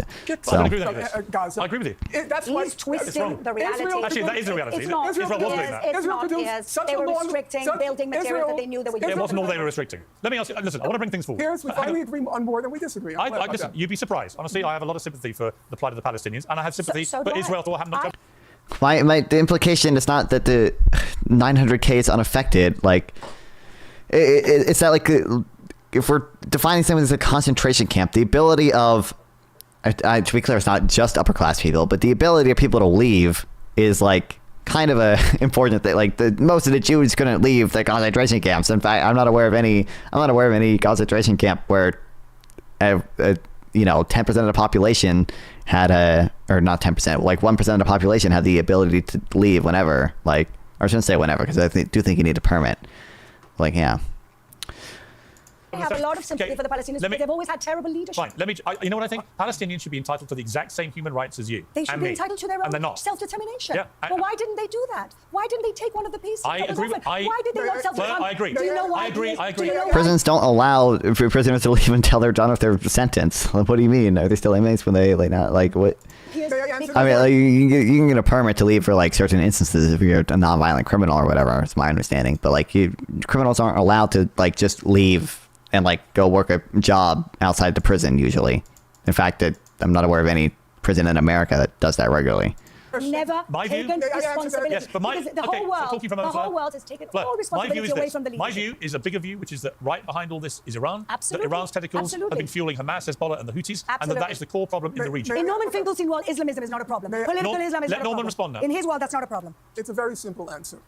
There are called 4 or 5 final. Not aware of any prisons that allow prisoners to do work for the state is different than allowed to leave the prison and work for like a private. I understand, like in prisons we have prisoners doing prison firefighting or whatever. That's not at all what is happening in Gaza when people exit Gaza to go work their daily job in Israel and then come back at the end of the day or whatever. Like, what? Yeah. Jerusalem, settlements, borders, refugees. Those are the main issues. Under international law, the settlements are illegal. Each and every one. I noticed yesterday when I was watching your latest program, you referred to the building of new settlements as being appalling. No.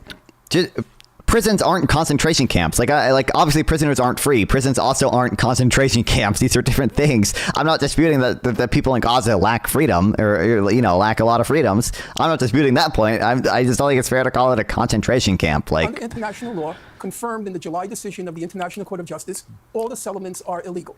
Under the plans, that's probably true. Ehud Barak offered in the year 2000, and then later under Ehud Olmert, Israel wanted to keep 80% of the settlements in place. It wanted to keep all the settlement blocks in place. I mean, like most of the settlements are like very close to the pre-67 borders. So like it makes more practical sense to just absorb them and do land swaps, even if they are illegal or whatever. It's just like pragmatically, it makes a lot more sense to just grant them to Israel or whatever. The like question of borders. Israel's position has been, excuse me, it will not return to the June 1967 border. That's in breach of international law. Israel says it will not. I mean, the whole, when it says international law, usually people refer to as UN 242. UN 242 is probably not legally binding because it's a Chapter 7 resolution, or is it Chapter 6? It's either like Chapter 6 or Chapter 7, and only one of those is legally binding. It's the not legally binding one. 2, it very specifically says, it says territories occupied, not the territories occupied. They intentionally left out the word the, because they didn't want Israel to return to all. They didn't want Israel to cede all of the territories occupied after the 1967 war. That was an intentional decision by the drafters of UN Resolution 242. And then it also says Israel has to withdraw and that there has to be a just and lasting peace between Israel and the Arab nations, and the Arab nations must recognize Israel. Syria's kind of a shit show. I'm not aware of any factions in Syria that recognize Israel, but maybe they do. But Syria is a shit show, and only seeming like it's only going to be turning into more of a shit show. So not leave East Jerusalem. East Jerusalem is occupied Palestinian territory. It belongs to the Palestinians. I'm just taking your points. You have stated that because 40,000 people can move there, therefore cannot be something bad like it can still be bad and not be a concentration camp. Those don't preclude each other. But the ability of like 40,000 people to come and go a month in the way that they do in Gaza, I think does kind of preclude the ability of it being defined as a concentration camp. Yeah. But it's not just that number too. Like there are other, like the life expectancy or whatever pre-October 7th seem to be relatively aligned. The infant mortality seem to be relatively aligned with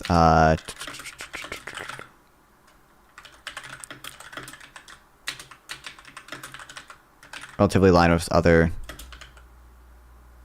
Arab nations. Okay, so is it something bad in your opinion? Well, it's bad, but I think some of the things Israel, I think some of it is justified. But yeah, I mean, it's like some of it is bad, sure. I don't have an issue with saying that. Like obviously the conditions of people in Gaza, especially right now, are not good. But that doesn't change that I do think Israel has the right to defend itself or whatever. Like Palestinian people. Very simple. I will say, like, some of the blockade is definitely overly strict in my opinion. Like I do think a lot of the blockade is bad, but I hope everybody will listen. Who are we occupying Jerusalem? Especially prior to the flotilla incident. Jordanian before 67. I'm not interested. No, you're talking about law. So you agree it's bad. You define it. Yeah, Palestinians lack the basic right to self-determination. they lack people in the West Bank lack the freedom to go to like shit that's their own territory without going through an Israeli checkpoint. That seems pretty fucked up. People in Gaza post 2005 don't really have to go through Israeli checkpoints until after October 7th. But like the unemployment rate was like pretty high because they don't get investment because they're ruled by Hamas. The Hamas does not have elections. Like Yes, wrong in law. But you cannot dispute it on that. Hang on. they lack access to materials based on the fact that Israel restricts what they can import. Like This has never been Palestinian. Do you dispute? Okay, on one point, dispute Fleur, everything. we can argue about hang on. We can argue about the history of the settlements. Okay, what I don't think anyone can argue, Israeli or Palestinian, since the start of this war on October the 7th, 8th. So how bad would you define it to be? Not concentration camp level bad. is that the aggressive expansion of settlements on the West Bank by Israelis since the start of this war, in my estimation, has not just been outrageous. I think it actually constitutes an indisputable war crime. What are they doing? Do you know? Have you ever read Oslo? I'm very aware of it. So let me I've tell actually you. So let me tell you what Oslo. Why are you assuming things? I don't think Oslo addressed settlements really. Like that was a big issue with Oslo, right? Is that it didn't actually say anything super specific on settlements. Okay, like, I'm asking you a question because when you talk about it, you don't understand what was actually. Sorry. I think he understands. is it a crime against humanity? I don't know even that. I don't know if I would go. Some of it, like, I don't think Israeli policy is intentionally designed to be a crime against humanity for the Gaza Strip, for the most part, would be my position. But certain parts of it, sure, I'm sure you could define it that way. Like, this is a new Pierce video. It's 3 days old at this point, but since October the 7th, it is indefensible, it is illegal, and in my estimation, it is a war crime. Now we know that's happening because we can see it. We can see it. What we can't see in Gaza is anything. No, there's no. We're doing the no occupation line. Listen. You could do the occupations can be lawfully created in self-defense. There's actually. Ooh, you know what? Maybe you should read this today too. Dude, this one guy joined my server and then he left. Where is it? I don't know. Oh, fuck. Where did I save it?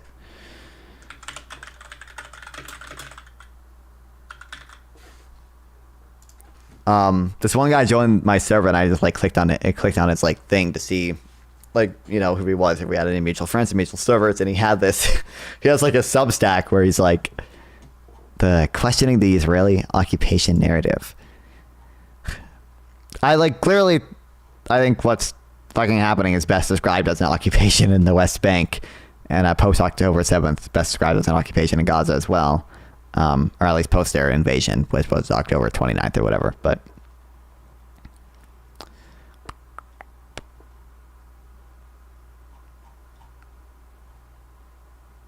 there are legal arguments challenging the characterization of Israel's occupying force. These arguments hinge on several points. One, the absence of a sovereign state before the 1967 Six-Day War. Neither the West Bank nor the Gaza Strip were recognized as sovereign territories. The West Bank has been annexed by Jordan, was annexed by Jordan, a move not widely recognized internationally, and Gaza was administered by Egypt without claim to sovereignty. Thus, the argument goes, since there was no sovereign state from which the territories were occupied, the strict legal definition of occupation might not apply. To the San Remo Resolution, the 1920 San Remo Conference entrusted Britain with the mandate for Palestine, recognizing the historical connection of the Jewish people to the region and supporting the establishment of a Jewish national home. Some legal scholars argue this gives Israel a legal basis for its claims. Yeah, there's a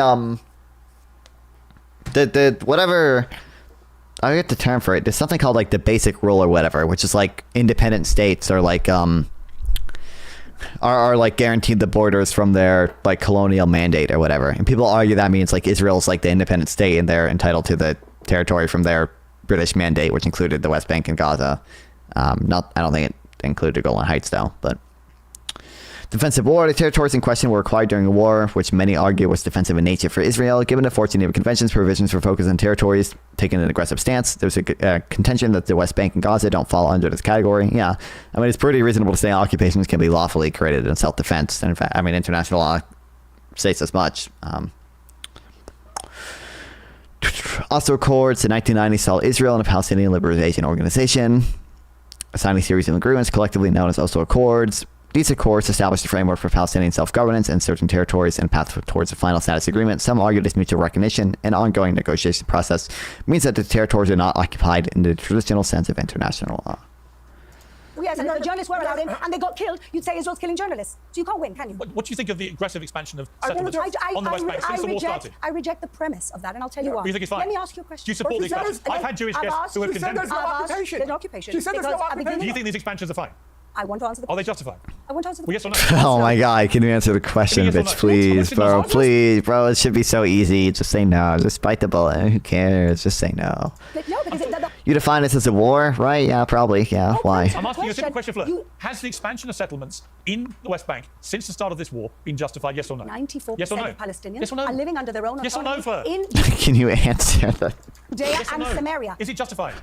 Oh, Judea and Samaria. Let's go. Let's go. Justified. We are building communities. There are communities. Okay, there we go. People out of their homes. Finally. Illegally. Have you ever looked at International law says you're breaking the law. There's no homes. There's desert. There's the Judean desert where there's It's very settlements. interesting because, okay, let me come back to Norman. What are you Let me talking come back about? I mean, I think regardless of whether people are being kicked out of their homes, usually it's still illegal to do so. Do you think people are getting kicked out of You know their what? Important a war, occupation, or genocide. I mean, you can have a war within occupied territories, but there's no right side of this Here's my shit. thing for welcome you, the Sean. onion, You're or gonna welcome like me back. saying this, because I've had guests from the Israeli side. So and when I real. had that very point, that question, they have actually very quickly said, I think it's wrong, right? And I respect that completely. I've got to say, Fleur, your total refusal to accept anything in terms of the settlement since October 7th of the West Bank Let is me wrong. ask you a question. I just find it Why outrageous. was there terrorism before 1967? I'm not going back to If all, 67. no, I am. I'm talking about the last year. Because you're talking about territory that These was settlement expansions in the legitimately. last 15 You're months have talking been about totally wrong. territory that was legitimately conquered after a war we didn't start All right. in '67. All right. So let me ask you a question. Do you think that when somebody aggressively starts a war, they should never pay a price for that? No, but I think Thank we you, should be honest Experimental about what Punk the 21 for the follow. I appreciate it. Welcome to the So, stream. so what's the price they should No, pay? that's the For question having I've been attacked? asking for the last year. Jordan attacked That's the question Israel. I've been... Hunter, I have no issue with saying that like Israel has committed war crimes. It's like literally every country ever when they're at war has committed war crimes. Like the U.S. committed war crimes when it was in Iraq. It did the Abu Ghraib prison or whatever. Like we have the videos of the IDF raping Palestinians. It doesn't make it a genocide. That doesn't make the war unjustified. Like what? Sure, I think Israel's probably restricting aid too much when in October, whatever, before October 15th, they didn't let aid into the northern parts of the Gaza Strip or whatever, and like Anthony Blinken got mad at them, and like they on October 16th had to start letting aid into the north again, The territory was Jordanian, and let me tell you something. All right. After the I'm not claiming Israel is an angel here. That's not a position I am held to. Like keep them. Fine, I'm going to Norman for a response. Here's the thing, Norman. We agree about more than you may realise, and I do with you as well in certain areas, and disagree in others, right? So I don't come at this from an ideological, I'm with one side or the other. But I do find anyone who attempts to defend the expansion of settlements in the way that we've seen, I just think that they're so far... to what level, though? I don't think Israel, as a matter of policy, is intentionally committing war crimes. I think there are probably some commanders that intentionally commit war crimes. I think there are more individuals who also intentionally commit war crimes. I don't think it's a matter of policy. It's Israeli, dictated policy to like commit war crimes against Palestinians or whatever. That's my They position. can't see the wood for the trees out there. My big issue with Gaza is not that your characterization is necessarily wrong. It's that we, as Western media, don't know because we're not allowed in there. And my big problem with the IDF, and I'll get a response from you on this, is the IDF's refusal to let independent Western journalists in to verify what they're doing and to report fairly and freely, I think is very telling and increasingly damning. Okay, I don't fully disagree with that point. When you had Katie Halper on and Alan Dershowitz and John Kornakis and Matt Kennard. Yeah. And that point you made yesterday, which you're reiterating today, I'd like to address it very directly. Yeah. You say the problem is that Israel isn't admitting journalists. Yeah. And you correctly said it's fair for a fair-minded person to infer. So you don't think there were any operations where Daddy was targeted? LOL, come on. I mean, that's not a position I'm held to. That literally there's not a single operation where they targeted civilians. I just don't think it's a matter of policy that's the case. I don't think when you say where Daddy was targeted, I don't know exactly what you mean by that. Like, are you talking about the whatever? Where is Daddy thing? The thing with the AI DSS system that people get mad about? The picture. The other half of the picture, which I hope your listeners will pay attention to, the other half of the picture is this. Since Israel imposed the blockade on Gaza, you know about any operations about Daddy being just because you kill people as collateral damage also doesn't mean you're targeting them. The Where's Daddy thing, right, was like that they're blowing up Hamas people in their private homes, right, and you kill them with their entire family. It's not necessarily illegal. That's not necessarily, unless it's disproportionate. That's not necessarily illegal. Like in the economic basket case. And all these international organizations have had to come in. Save the Children, World Food Program, CARE, UNESCO, UNICEF. They all have field operations there. They all know the lay of the land. They're all still there since October 7th. Now, when South Africa submitted its application to the International Court of Justice alleging that Israel was in breach of the Genocide Convention, who did it cite? It cited all of these organizations. It would be better if we had journalists there, but really at this point, journalistic coverage would be superfluous. We have all the respect. Well, wait, if you intentionally do it when they're home, knowing that there would be collateral damage, no, you have, if you think that, you have no understanding of international law. It is 100% okay to knowingly kill civilians under international law. Superfluous. Okay, I will say superfluous meaning we have all of these international respected organizations, many of them headed by Americans, like Agency for International Development. When they all charge Israel. Bro, why is he still? What the fuck? Using starvation. Oh, is it like? Oh, it's because he's sick. He keeps coughing into it. Is that what it is? As in you favor not doing it in other circumstances. What? Understand. Using starvation as a Norman, weapon. we have about 8 minutes I left. just want to answer No, that. The Fleur. special advisor for prevention Quickly, of genocide please. yesterday for the UN Yep. was sacked. Why? Because she said that what's happening in Gaza did not meet the definition of genocide. Yep. This is the special advisor for prevention of genocide. Yep. What he is talking about is a blood libel that Jews have suffered for thousands of years. That's And a what's little happening today harsh, is but that the okay. new blood libel that used to be, oh, Jews are killing Christian children for making the bread, and all of that today, as the collective country, the Jewish country, now today we face the same blood libels, but in big. Okay. That's exactly what's Listen, we happening. have a few minutes. Genocide Okay, is a Fleur. blood libel. Fleur. Apartheid is a blood libel. Okay. Everything this man talks Okay, you about made is your point. a blood You made your point. I libel. want to And ask- he's okay. having his 5 minutes in this. Listen, Big State might be the person whose criticism is like most okay, but like it's so great. Every criticism of Israel is blood libel. You're now relying on the one point. They had no choice but to do it when they were home. That's not true. You could have a case where they are able to target them when they're not home either, but it doesn't necessarily make it illegal to also target them while they're home. In fact, it could be like it could also be the case where 2 strikes would be legal and Israel chooses one because they think it actually has less collateral damage if they are home. Okay. Because today it's trendy All right. to hate Israel and hate Jews. Okay. But It's not Jews, it's Israel. Jews are a nation. Jews are not a nation or a race. I mean, Jews are ethnicity. They are arguably a nation as Donald well. Trump. He's Like the new what? president of the United States. He's packed his cabinet with very pro-Israeli people. That's no great secret. Makes no UNICEF secret is he's very Hamas, pro-Israeli. real. What does that mean, do you think, for this war? I mean, on one level, it may bring an end to the war faster, which would be a good thing for everybody. But what does it mean going forward? I mean, my big argument with It's Israel... I've religion. seen It's also an ethnicity, right? Like what? Like, do you think Israel's an ethno state? What ethnicity is Israel an ethno state for? Like what? Like coherent plan for life after the war. And I've been very cynical about Netanyahu, that he's facing corruption charges the moment this is over. He's also, there's a big report out today from Israel, holding his government to account for the failures of allowing October the 7th to happen. No, what? Accountability for that. There's no great incentive for him to end this, but Trump may want him to end it quickly, I suspect. But what happens then? I mean, just be really? Does it? I mean, maybe, maybe, but also like, I don't know. All of Trump's rhetoric on it is just seems to be telling Israel to finish the job and to do it, get it done, get it over with. Like, I don't know. I don't know if he's going to be pushing for a ceasefire or anything like the Biden administration was. So, what is going to I happen? don't know. Well, It's no state or race, it's religion, but it's also like an ethnicity, right? Like we have evidence of the Jewish ethnicity, like as a matter of like DNA, and also like you would say that Israel's not an ethno state, then, right?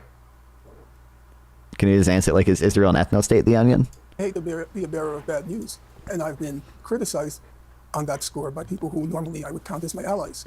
But as I said, I think Gaza is no more. Just gone. What will happen to the people?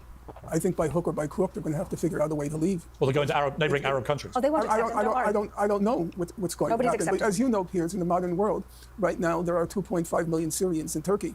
There are about 1.5 million Syrians in Lebanon. There are large population movements. I don't want to go into that area, first of all. What makes you Jewish as a belief? Nope. You can be Jewish and not. You can be a Jewish atheist. You can be a Jewish Christian, because Judaism is also an ethnicity as well as a religion, as well as arguably a nation as well. Jewish identity is a really hard thing to nail down, but it is like clearly an ethnicity as well. It's a distraction from what we should be focusing on. But also, can you answer? Do you think Israel's an ethno state? And what we should be focusing on now is what happened, who is accountable for it, because that's one part of historical justice. Before I go to Fleur for response, just very quickly, because we are literally in the last 5 minutes now. Should Hamas have any form of power in any government after this war? Piers, I've answered that question to you before, but I'll answer it again. I will be succinct. Kill me, If bro. Hamas, by killing 1,200 people on October 7th, disqualified itself from participating in any future in the resolution of the conflict, then Israel, by a factor of It's maybe 20 disqualified times more, 20 has times over. disqualified itself. And we have to add, it's not Kill just me. the state of- Me when intentions matter for the moral standing of the perpetrators. It's the entire when population of Israel, which gets more and more enthusiastic and No, there are many religions. Okay, glad we agree. Israel's not an ethno state. Glad we. more and more each time a massacre unfolds in Gaza. But we also saw hang on that. We also saw scenes of widespread jubilation when the hostages were dragged through the streets in Gaza from a lot of Palestinians. The idea that it's just Hamas members who have a view of an anti-Jewish sentiment. I saw it with my own eyes. He is assigning a cult of death to the wrong side. He is assigning a cult of death to Israel. Israel is a cult of life. Let me ask you a question. Israel is. Let me ask you, Fleur. I have 4 children. No way. Jewish is a right. I mean, it's like. I mean, Israel's a Jewish nation, right? Like the argument is Israel. Argument is Jewish is arguably like a nationality as well. But like if you Jewish identity is probably like the single like hardest identity to like nail down. But like, yeah, Judaism's a religion. It's also an ethnicity. We have evidence of the Jewish ethnicity. You're just wrong at that point. Like you just look up DNA evidence. Although this is controlled by Jews, so you got to be careful. Jewish ethnicity.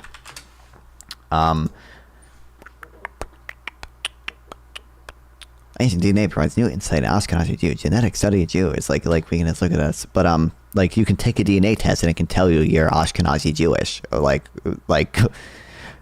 but there's like again, it's like literally like the single hardest identity to nail down, like because it's all of these things like lumped together. American is Christian. Christian is a right, yeah, but when people say Israel's a Jewish nation, they typically don't mean just because the majority of people there are Jewish. I wouldn't call America. When people say America's a Christian nation, usually it's like right wing hacks like doing so because they think it's founded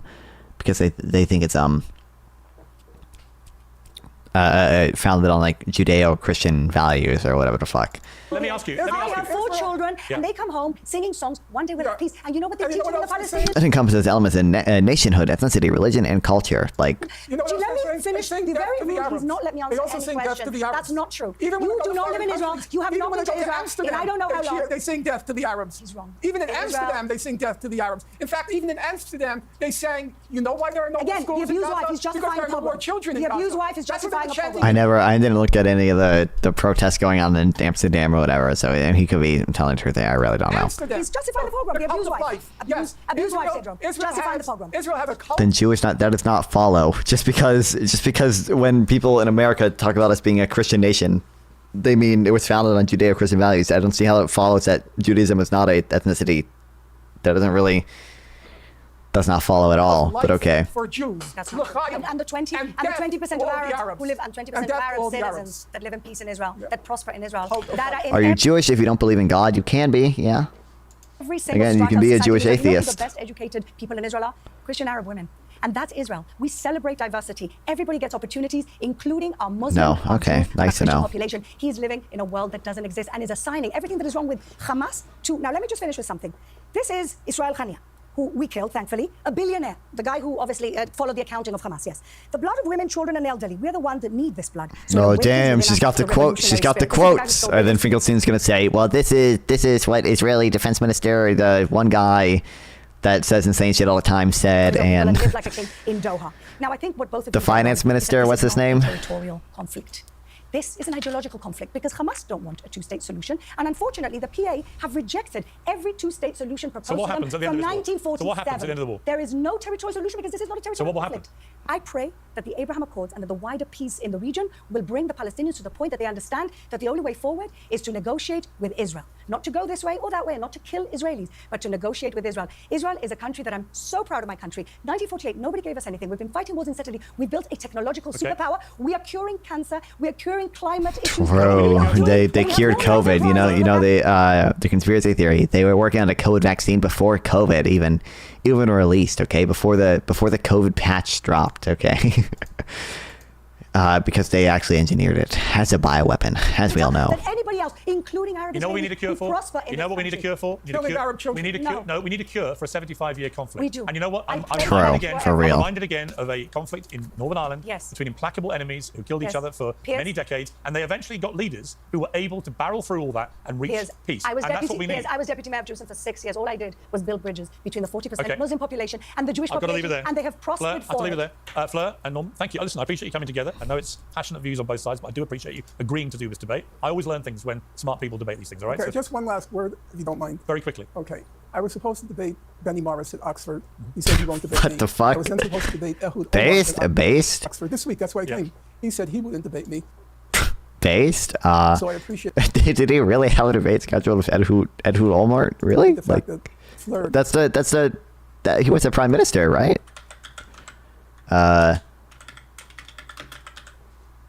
Yeah, former prime minister of Israel. Hey, I don't think that would have been awesome, bro. Why'd he refuse? What the fuck? Awesome, fire, sick, cool. very well. Well, that's All right. but let me You know tell what? No, I'm done. Here's- No. Name the trait that makes you Jewish. I mean, it depends again because Judaism is ethnicity and also arguably a nation and also a religion. So, if you're talking about religiously Jewish, you would have to believe in a certain, a few things like, there's a single God. Jesus was not resurrected. He was just a regular prophet or whatever. A few things like that. If you're talking about Jewish ethnicity, you'd have to have some DNA that makes you the Jewish ethnicity. If you're talking about part of the Jewish nation, that's a lot more complicated. You probably have to have some set of cultural ideals that align closely with the Jewish culture common in Israel. You'd have to have some shared history with all the people either in Israel or in the diaspora. Diaspora is how you pronounce it? Diaspora, whatever the fuck. That make you part of the Jewish nation. Yeah. He refuses to debate Mossab Youssef Hassan. You know what? He refused to debate him tomorrow. There was no Jewish nation. I mean, there was a while ago. there wasn't 3,000 years ago. Why don't you invite? When Gaza flat, how do Palestinians rebuild without Israel allowing it? Well, that's the big issue. Is that?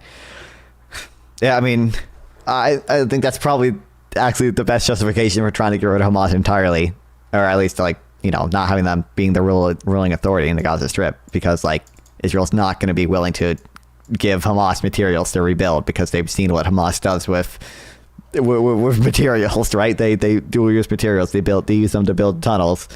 So we get people on and they do debate. You probably need to get rid of Hamas as much as you possibly can to let them rebuild. I've got to leave it there, Fleur. To debate him on your show. He will refuse. We will decide who we get on our show. But I'm leaving it there, Norman. Yeah, there you Norman, go. I'm going to leave it. Norman, if you want another plug for your book, we've got to leave it there. I want to leave with a message. Debate Mossab. Guys, continue it out the back. Mossab. All right. Norman Finkelstein, the author of Gaza's Gravediggers and Inquiry into Corruption in High Places. Thank you. Good to see you. Good to finally meet you. Fleur, Hassan, great to see you in person. I enjoyed the debate very much. Thank you. Brianna, it really matters to trans people. Why the fuck did he upload this as a... Does he not know YouTube Shorts can only be a minute long? He uploaded this as a YouTube short. Nice one, Pierce. Excited today to talk about how everyone here is wrong. David, I love your show. I consider you a friend. So if we go back, then they are... So if we go back, then are they part of Egypt? If who goes back, what? You and the Democrats are completely wrong about what trans people need. We don't need you advocating for, trans vaginoplasties in prison. We need to retreat back to the basics of what we need, which is HRT and healthcare. And the problem is the Democrats have been captured. Well, the argument is the whatever vaginoplasty is healthcare, right? So they've redefined what trans means to all this non-binary nonsense and all this stuff that has nothing to do with how we got our rights in the first place. Ben, you can appreciate this. I was the first trans person to ever transition at Ole Miss, our alma mater. That was very different. It was 20 years ago, toddy. And the thing is, the way I got equality and got people to respect me in Mississippi was not by screaming at them or lecturing them about my pronouns. It was getting them to see my humanity. This is something trans people just completely lost. And the problem is the Democratic Party is unwilling to call out these bad actors. And because of this, we are having a conversation that does not serve trans people. Pierce, I am begging you on this show, stop inviting these stupidest leftists on to make the argument for trans civil rights. Let some people kill me, bro. Brian Tyler Cohen, the stupidest leftist. You actually understand this stuff. And Dave is laughing because you understand integration as a gay man. You know exactly what I'm talking about. You've done the same playbook your whole career. Well, this works. This is first off, I'm only gay starting at 10 p.m. What time is it? We'll have to check on that. Wow. But actually, you're completely right. Brianna, you're completely right. I don't think Dave Rubin likes when people mention he's gay. I think he tries to hide it from there. Don't think he enjoys that one.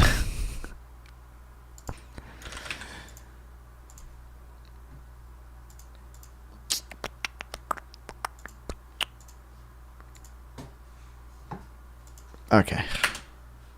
Oh, you know what? This is actually relevant. I already read this already. I don't think we're gonna read all of it on stream, but with this with the Jewish ethnicity and land conversation. United States, like all nations, was created through territorial conquest. Most of its current territory is occupied or frequented by human beings before the U.S. came. Like, this is the literally the best argument for giving land back to Native Americans. Okay, is that they're YIMBY. They're YIMBY. Okay, they are YIMBY. They love building. They don't have the same stupid zoning laws. Okay.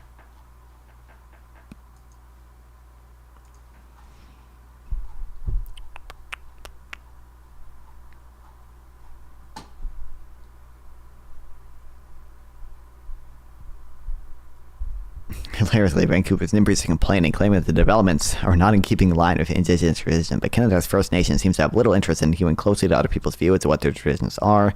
Modern people do not want to live like pre-modern farmers. They are not mystical Tolkien elves. They would like to have shiny new apartment buildings and walkable neighborhoods. Based.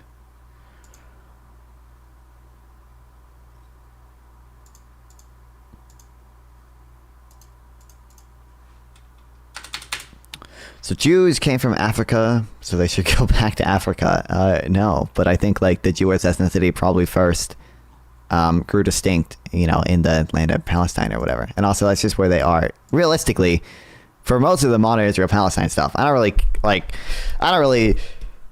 care that much, because like the reality on the ground is like there's clearly like a group of Jewish people who live here who have like a national identity and deserve a right to self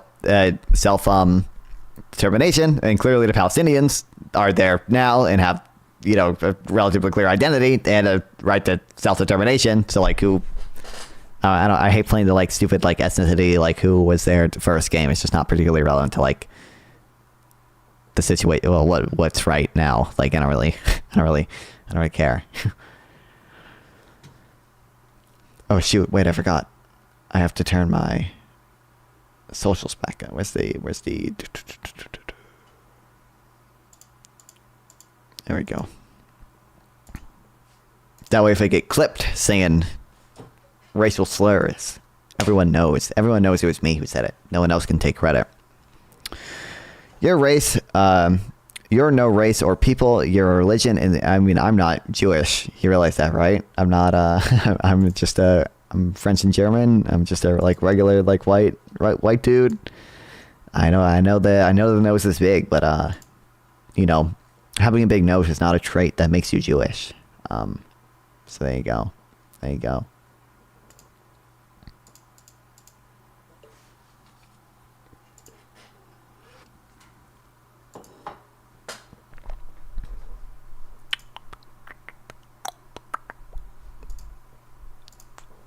Incredible.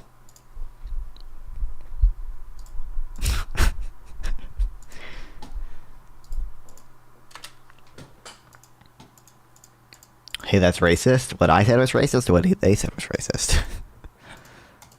I'm not racist.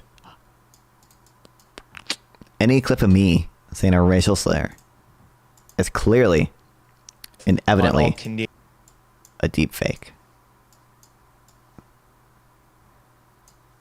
I think you are. Only against who is it? Mostly British people. Only against British people. Only against British people. Don't worry. New Micah video alert. This is like a week old by now. I just didn't get to it. Breaking news, folks. The guy who ran on making America affordable again has come out with his first big economic promise. What is that promise? A 25% tariff on all Canadian and Mexican goods. Here's the Truth Social post where he announced it. He says, as everyone is aware, thousands of people are pouring through Mexico and Canada, bringing crime and drugs at levels never seen before. Right now, a caravan coming from Mexico, composed of thousands of people, seems to be unstoppable in its quest to come through our currently open border on January 20th. Dude, I remember when Vivek on his fucking TikTok, literally, I say unironically, but it's hard to fucking know because it's Vivek. Yeah, I don't even know, dude. So that we should build a wall on the northern border as well, because clearly Canada. Clearly, too many illegal immigrants are coming in from Canada.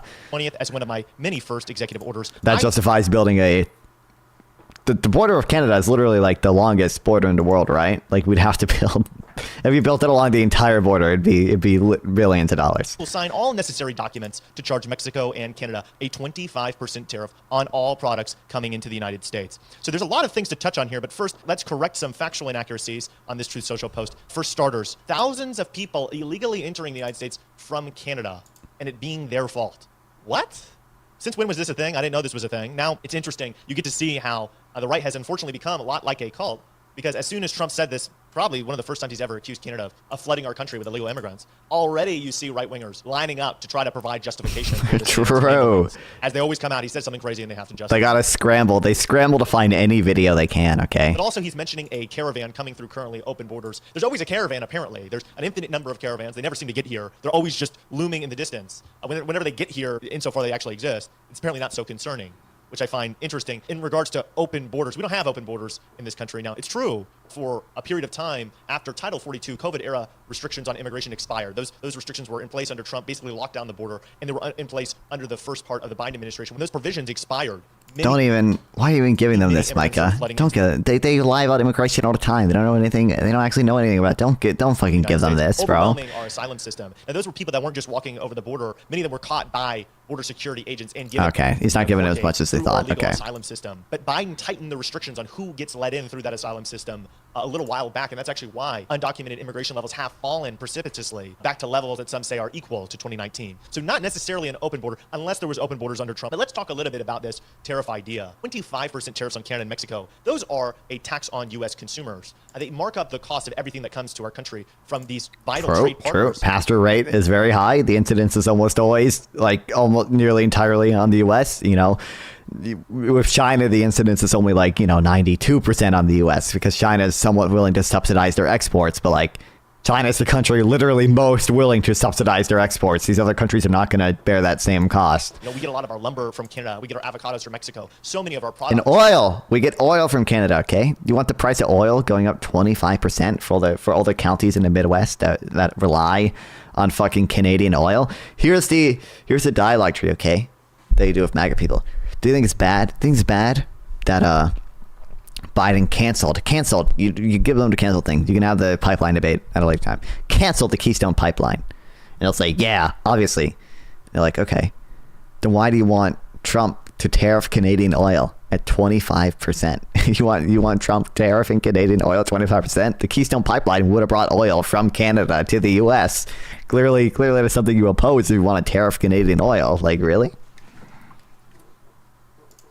Have parts that come from these areas. A 25% tariff basically is the same thing as this product's just increasing their cost by 25%. And that's going to be directly passed on to consumers. Everything that uses those components is going to go up in price. Everything that's directly imported will go up in cost by 25%. Businesses are not going to swallow that cost. That's just not how economics works. And every economist can tell you that. So yeah, this is not going to make America affordable again. But I've seen some people try to justify this rash move on the basis that it's actually 4D chess. It's a greater strategic vision that people like me just can't seem to understand. Trump is trying to force Mexico and Canada to tighten up their immigration policy and to start treating the United States more fairly. I seriously don't know what Canada is supposed to do. In the case of Mexico, sure, they got to build a wall too. Human trafficking problem, and they let a lot of asylum seekers that want to come to the United States into their country. But it's weird to think that it's their job to maintain our border security. I would like to see them be a bit stronger partners, but they're not going to secure our border. Only the United States can do that. And insofar they have a cartel problem and organized crime problem, that's a problem that they want to solve. They just haven't been able to solve. The Mexican war on drugs is one that lasted for a very long time, and the government continued to lose. So recent administrations under the left wing, I believe it's Moreno government, have given up on this policy of trying to fight with the cartels because they keep losing. Now, maybe they should fight with the cartels. Maybe we should help them fight with the cartels. But that's besides the point. Punishing American consumers for supposed ineptitude on behalf of the Mexicans and Canadians is just bad policy. You're holding a gun to America's head and making threats against our allies, and frankly, yeah, it will hurt them. It'll probably hurt us more. I think what's most interesting about this is not only is this not really good deal making, not only would this damage the economy and make things much more expensive, but it's actually in direct contradiction to something that Trump did in his first term. For those of you that don't remember, Trump campaigned in 2016 on ending NAFTA, the North American. Oh, true. He's going to go down that route, but he should also. We've had some level of free trade with Mexico and Canada for so long, for years, for decades, since NAFTA. USMCA changed it a little bit, but because we've had free trade with these countries for so long, supply chains are incredibly integrated between the COM countries, to COM, Canada, US, United States, Mexico. Countries don't specialize in producing products. They specialize in producing parts for products. They specialize in producing parts for products. Tariffing everything from Mexico and Canada means you're tariffing so many intermediate goods. There's so many intermediate goods that you tariff, and that hurts everyone. Usually tariffs at least protect some producers. Tariffing intermediate goods doesn't actually protect producers, because producers are hurt by the tariffs on all the goods that they use to goods that they import to make their own shit. Like, it's so bad. I think there's a I forget what I searched to find it, but it's like 40% of like imports from Mexico or whatever are made partly by American goods as well. So like, you get rid of those imports, those, you know, people aren't buying American goods to make the product that you import now. Like, I think I can. It's like,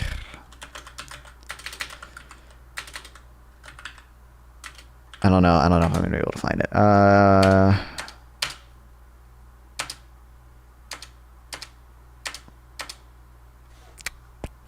One estimate finds that goods imported from Canada contain 25% U.S. inputs, and goods imported from Mexico contain 40% U.S. inputs. Yeah, so like, not a very good thing. Agreement. And that was the agreement that allowed pretty much free trade between Canada, Mexico, and the United States. Free flow of goods, capital, standardization of property rights, allowed us to trade more. Leveraging tariffs are just high-level extortion at this point. Are you asking me that? To be clear, I think Trump's stated goal on his website is to bring American manufacturing back. Trump also has tweeted and talked about how he just hates a trade deficit before. To some extent, I'm sure he is just using tariffs as a threat to get countries to do whatever what he wants. But I also think Trump just doesn't like the trade deficit. I think Trump has promised to bring manufacturing back, and I think he thinks it. I don't think he understands tariffs enough to understand why they probably aren't going to do that. Yeah. With our close partners and have stronger relationships with them. Now, contrary to what Trump said, NAFTA was actually a really good deal for America. It is a deal that was tremendously economically beneficial and brought down costs for us, enhanced economic growth. But some people in some industries which didn't like the new competition from Mexico and Canada, they were losers in that economic shift. And so that created some dissatisfaction that Trump was able to tap into and say that he wanted to scrap the deal and get a better one. And his people negotiated a bipartisanly approved new trade deal called the USMCA, which is very similar actually to NAFTA, but slightly more restrictive. And this was, marketed as one of his examples of strategic genius, the art of the deal, Mr. Dealmaker, coming in and giving us a better, fairer deal for America in the place of NAFTA. But if Trump was to really impose 25% tariffs on Canada and Mexico on his first day in office, that would just completely be violating his own plan, basically catching it on fire, because the whole point of a trade agreement is you are mutually agreeing that you're not going to impose tariffs and trade restrictions on one another. That's the entire point of the deal. So he's destroying his own deal on day one to solve a problem that he didn't seem to think was much of a problem back then. And I think maybe the broader lesson to learn from this most recent... Maybe the people didn't like... That's why they voted for Trump. Didn't like what? Maybe the people didn't like... That's why. I mean, people didn't like a lot of things, and they voted for Trump because of that. Behavior is that he's really not a strategic genius. There are some smart people who support Trump which try to convince themselves that he's actually playing some bigger game that we just don't understand, and that there's a method behind the madness. There is no method. It's just madness. The man is a loose cannon who doesn't think very strategically and doesn't consult with serious economists about his economic decision making, and ultimately we will pay the price. And this won't be the first time we will. Over the next 4 years, he will make repeatedly many decisions like this, many bad tariffs, and I think many Americans will come to understand very well that it is not foreign countries that pay the tariffs. It's us. So make sure to stock up on avocados and any other... Which by the... How old are you? I'm 19. Which, by the way, Trump does not fucking know what a tariff is, or he's lying about them. More likely, he's lying about them. But if I'm assuming good faith, and I'm assuming Trump is not malicious, but just dumb, he does not know what a tariff is. He never describes them accurately. He always describes them as being paid by other companies, other countries, and he always says... He has literally explicitly said these taxes are not paid by U.S. consumers, which is just not true. They are almost always paid by U.S. producers and consumers. Maybe older people have seen more than you. I didn't consider that one. Never heard that one before. It's almost like they want to crash the economy so Trump and his rich billionaire friends can buy up. I don't think they're doing it maliciously or anything. I don't know if how much talk about that. It can buy up all the remaining land and resources, and the American can work for the slave wages we pay the immigrants and kick out, or they just starve like the Gilded Age Trump wants us back to. That's a little listen. That's a little harsh. I think Trump is just a retard and doesn't understand what tariffs are and what they, at least not fully. Yeah. Goods that come from those countries. It's going to be a bumpy ride, but I'll be here to share in your suffering over the next 4 years. Thanks, guys. Hell yeah, brother. Common Micah W. Has America been getting better or worse? Since when? I feel like generally we've been on the right track. Yeah, generally better. But you gotta define since when.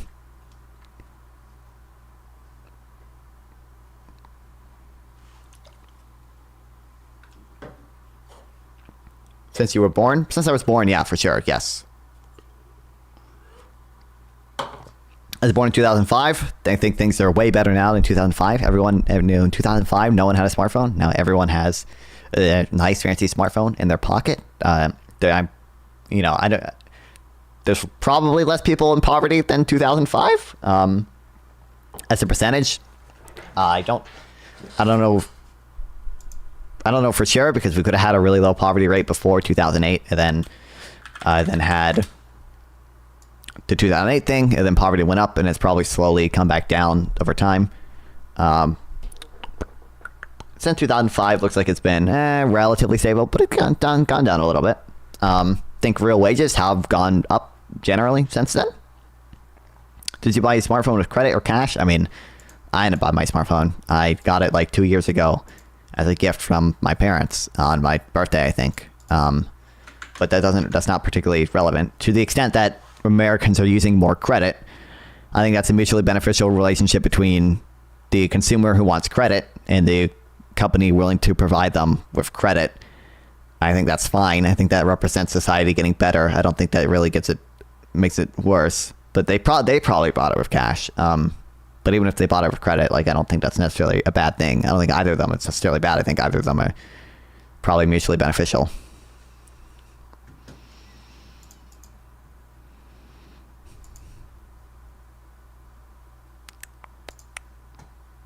Have you bought a house? No, but it's not relevant. That's not whether or not I bought a house is not relevant to, like, it's not relevant to the claim of has America been getting better or worse. That's anecdotal. I'm not talking about anecdotes here. Like, I think by most objective metrics, do you want to buy a house? I mean, like, yeah, it's not. That's gonna, yeah, exactly. As usual, like that, like. I'm not worried about my plans for buying a house right now. Like, one day I'm sure I would love to buy a house, but like that's just not something that like I think about very often. To be clear, I do think homeownership has gotten you should. I do think homeownership has probably been an area where we have gotten worse, but like doesn't mean that overall we're doing worse. And I think the U.S. relatively is actually doing okay at home ownership. My understanding, the last numbers I saw is that like Gen Z and millennials own only slightly less homes than boomers at the same age. So I don't think it's like a huge problem relative to other countries. You seem to be doing pretty well. Thank you, Birdman, for the follow. I appreciate it. Welcome. Ways versus the cost of living over time. That I pulled up this chart for a reason. The real wages now are higher than they ever have been, and have been growing pretty continuously since 2005, ignoring 2008, where they, well, technically, I mean, 2008, you see real wages jump a lot because there's composition effects, but in reality, they didn't really change. They went down. But like generally, I feel like real wages have been going up since 2005, at least. Really, since the 1990s or whatever. But again, relative to other countries,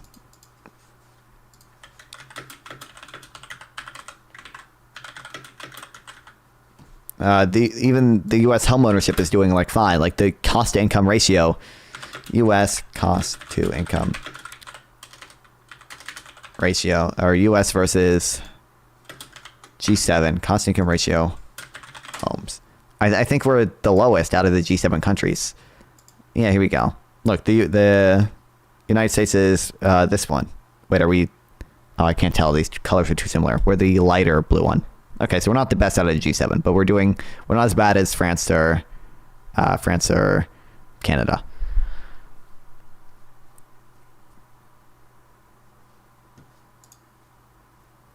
Here we are. We're above Ireland and Germany. This is real house prices, but yeah.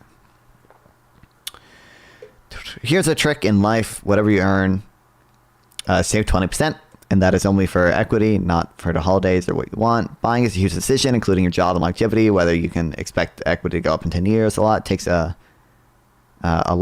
time and money and certain job type. I mean, yeah. I mean, I'm not super concerned about whether or not I'm going to buy a home soon. It's not going to happen in the next 5 years unless stream really takes off. Unless we get some, super chats, some donos, some bits. Maybe get a few more bits, and we'll consider buying a home. How about that one? The mortgage industry is in a huge crisis due to interest rates. Yeah, but I mean, it's not going to affect me unless it stays that way for 5 years. Yeah, but I don't know. Interest rates are coming down, although mortgage rates have not actually been going down with interest rates, right? So that's a bit of an issue. Presumably they will eventually, but right now that is maybe a bit of an issue. Everybody's money for when you want to do something, e.g. start a bit. I'll have you know, I have started my own business right now. I'm doing it right now. Okay, this is my business. Okay, technically, okay. If you make like over $200 a year or whatever, which I do with this, not much more than that, but technically I do make over like $2 million or $200 to $2 million, $200 a year. You can like make an LLC. And you can exempt all your expenses as like a business expense. So this nice fancy $400 microphone exempted, business expense. And I think you can like deduct your losses from your personal income. So like, from this business, I have lost a lot of money. This microphone was like, I bought it used. It was like $200 used. The stand was like $100. So like just like what you see on screen here, and the lights were $100. Just everything you see like on screen here is like probably double the money I've ever made from Twitch and YouTube, especially because all the Twitch advertisers are gone. Okay, thanks, Hassan. Jesus. Eventually they'll come back, right guys? Right guys? We saved $40. Didn't do it very well. What? Oh. House is one of the worst investments you can make. Not for a lot of people. I don't think I would say that. 4 years ago, I bought a 3.2%. I sold my house. They had a 5.9%. Well, yeah. I mean, obviously, if you entered the market when interest rates are high, like that can be, like, that can be bad for you. But like, I think for like 54 or something percent of middle class Americans, like the majority of their wealth is stored in home ownership. So I think clearly it's a benefit for them for the most part.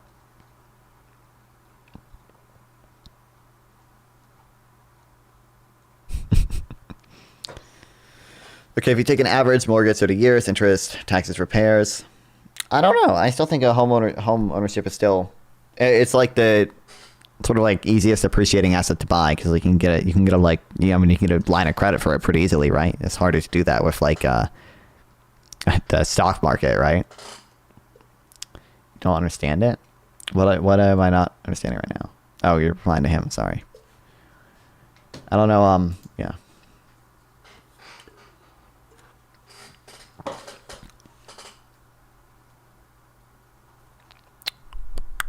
Perhaps no single chart has been as influential in the American discourse over the past decade as productivity versus pay graph. There are many versions of the graph floating around, but I'm going to use version published by the Economic Policy Institute.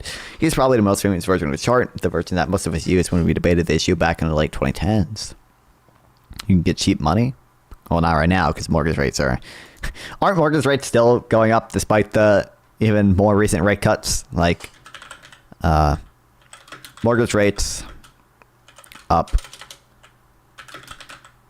Despite mortgage rates increase, I think they're still going upwards because what's the mechanism? It's like they increase confidence or whatever, and people buy more 10-year bonds, which increase the mortgage rates or whatever.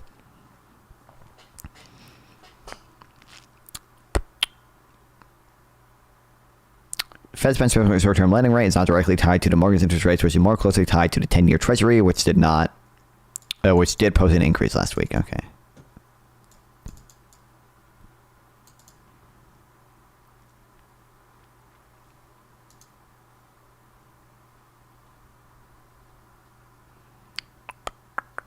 I got lucky in that I bought my house at the start of local population boom of incoming workers. My home value doubled at a time, only because of the local conditions. I'm looking to sell now because I want to take advantage of that profit and invest in a new business based. See, clearly can be a good investment in principle. It would generally get 2x to house value, then a loan. My taxes are $14K a year, 30x home repairs. Looking at paying 3 to 4. I don't know. Why haven't you dyed your hair black? I'll do it eventually, TrippyCast. Welcome back, by the way. What's the mortgage rate compared to personal loan or car loan? I don't know. I would assume mortgage rates are still higher right now. Take the same money, rent half and invest it.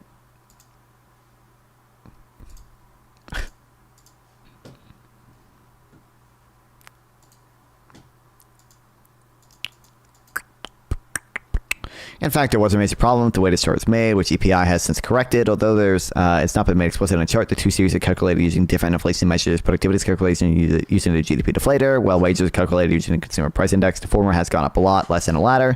If you want to compare apples to oranges, you need to publish the same measure. You need to use the same measure of inflation. So in recent years, EPI started publishing new versions of the chart with both lines use CPI inflation. There's much less dramatic divergence, but it's still significant. Now this data. Again, this data is just from the BLS. This is the best data we've got. No complaints there. And after the EPI put the inflation adjustment, there's nothing to say. Nothing really misleading about the chart. There was some earlier versions of the chart by other think tanks which had other problems, but EPI avoided these. But what about the narrative attached to this chart? Here are things that are dicey. A lot of people look at this chart and think, workers aren't getting paid enough. They deserve to be paid more. And maybe that's true. But why does the comparison with productivity demonstrate that fact?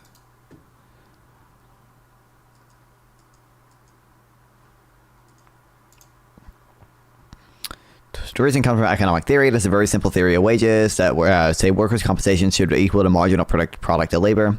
If you apply this simple theory to the chart, then you assume the average productivity is close to marginal productivity. Then this chart seems to suggest that workers aren't getting paid what they're worth, which in turn suggests that corporations are managing to keep a larger and larger share of the economic pie for themselves. Elizabeth Warren, for example, uses the EPI chart to tell exactly the story. Over the past 2 decades, fundamental changes in our economy have left millions of working families hanging by their fingernails. Wages have largely stagnated, even as corporate profits have soared and worker productivity has risen steadily. The share of national income that goes to labor has declined to its near to its lowest point in almost 70 years.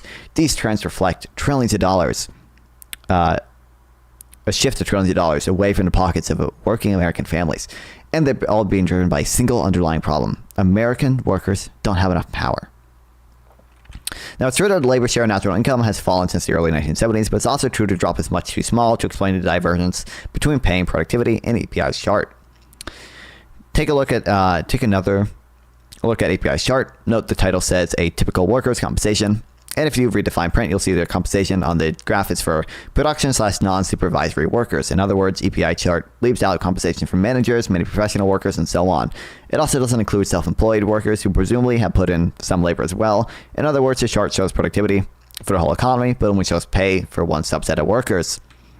The simple Econ 101 theory of wages assumes that there's only one type of worker, but if you modify to include two different types of workers with two different productivity levels, you'll end up with two different wage levels. And if you try to match the wages of one worker with productivity of both types of workers combined, then you see a difference there. And this difference can increase over time if the productivities of the two workers diverge over time. What if you include all workers in a pay share? The line gets a lot closer together. John Van Renan has a good post showing how the graph changes if you look at a median compensation, which is pretty close to production/non-supervisory number on the API chart, versus average compensation, which includes all workers. Inequality, the difference between median and mean compensation, is more than twice as important as the fall in labor share. In fact, EPI also has their own breakdown showing how much of the productivity pay divergence in the chart is simply due to inequality versus the fall in labor share. In this chart, the rise of wage inequality between workers is about 3 times as important as the fall in labor share. In other words, the EPI chart is mostly not a chart about corporations keeping money from workers. It's mostly a chart of some workers getting paid a lot more than others. It's a chart of wage inequality. Why have some workers seen their pay raise a lot, while others have seen their pay raise only a little? We don't actually know. Maybe managers and professional workers have more negotiating power within corporations than lower level workers do. Maybe top level workers have gotten a lot more productive thanks to the rise of information technology and knowledge industries, while the typical worker has gotten less productive due to the decline in manufacturing. But whatever the reason, the story here is not a story about capital versus labor. It's a story about high paid versus low paid labor. Now, it's also true the labor share income has been decreasing, and that is a modest part of the divergence in this graph. But by combining the rise in wage inequality and the labor share declining into one single productivity versus pay divergence, EPIs combine these two narratives into one single number, and it doesn't seem like they ought to be combined. Maybe they're related in some way, but maybe not. Literally have to switch jobs every 2 years or threaten with offer letters. For why? Just deciphering the fall and rise in net capital share.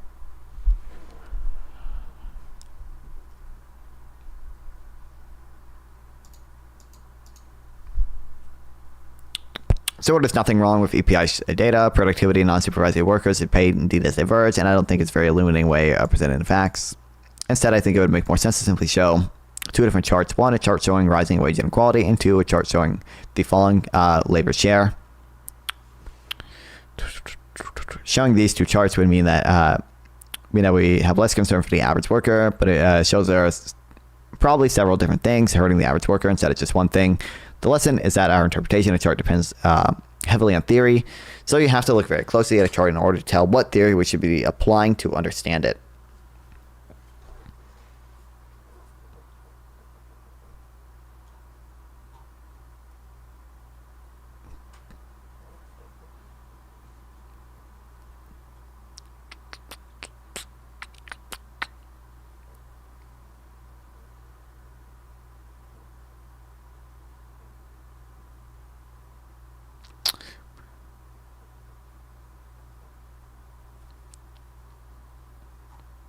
Anyway, best raise you're going to get without promotion is 5%. That's rare. If you switch or get offer letters, you get 20%. Yeah, you're right. Yeah, that's a big issue with because we have like the aggregate statistics that like I cite a lot of times. I'm like, oh, you can see like the average pay of workers has gone up like X% or whatever. And people will be like, who's getting a 4% raise every month? You really think real wages are going to have 4%? Motherfucker, people switch jobs. Motherfucker, you get a way bigger raise if you switch jobs. People who don't switch jobs don't get that high raises. People who switch jobs get high wages, okay? So you average it out. The people who switch jobs and get like 20%, get versus people who don't switch jobs and get like either no raise or very low percentage raise. You average it out, and the average is like 4%. Okay, motherfucker, it's not that hard to understand, man. Oh, I saw this sample, yeah.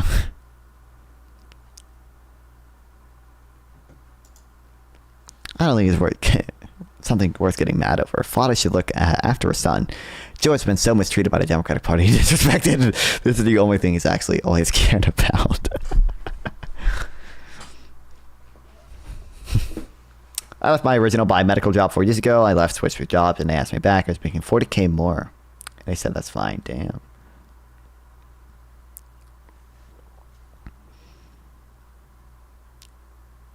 Oh, no.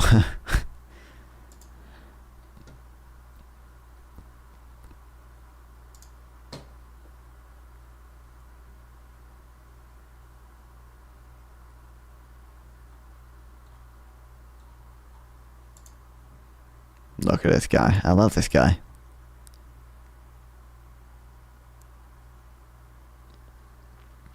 Work-life balance is a thing.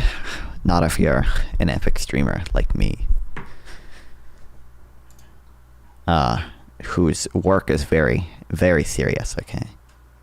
Harder than your 9 to 5. Especially when I don't even stream for 8 hours a day or anything.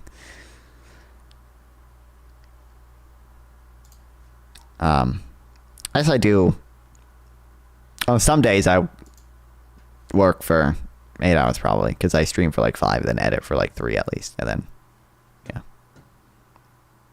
yeah. Kill me. Average worker doesn't have the ability to switch jobs. It depends on how tight the labor market is. During COVID, you fucking could, man. Labor market's still relatively tight, isn't it? Isn't it like whatever Howell says is right. I didn't watch the last press conference. Average worker is scarred. From what? From what? Inflation? I mean, I would agree with that. Like, that's a big reason why Kamala lost, right?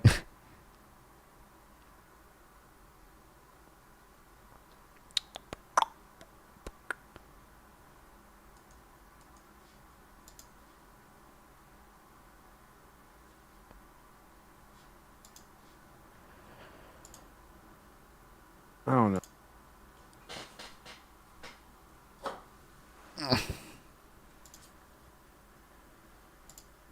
I really. What the fuck is happening, man? Okay.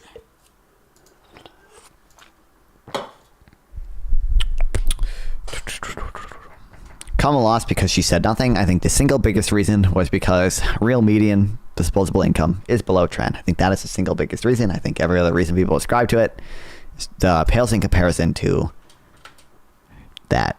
I think that's the I don't think many Americans put more thought into it than that. Trump barely says anything. Trump goes on unhinged rants. He does the weave. Yeah, Kamala doesn't say anything, but Trump has the weave. Isn't true at all. Like Kamala's platform was more comprehensive than Trump's. I don't know what to tell you. Like, go to Trump's website, go to Kamala's website. Like Kamala had a more comprehensive policy than Trump did. Like Trump had his 13 points. They were all just like, make America affordable again, bring manufacturing. They didn't make sense. Point 5 is bring American manufacturing back. Point 13 is make America the world, keep America as the world reserve currency. Like, not understand. Like, those are probably mutually exclusive. Like, that you can't have America be the world reserve currency and also be the manufacturing powers of the world because of how currency appreciation works. But he doesn't elaborate them at all. And Kamala Harris has a full 82-page report on just her economic policies. I don't know what to tell you, man. I think most Americans just saw inflation and they really fucking hated that shit, which is fair for them to hate inflation. I get it, whatever. Telling the people you want to vote for you they're trash doesn't help either.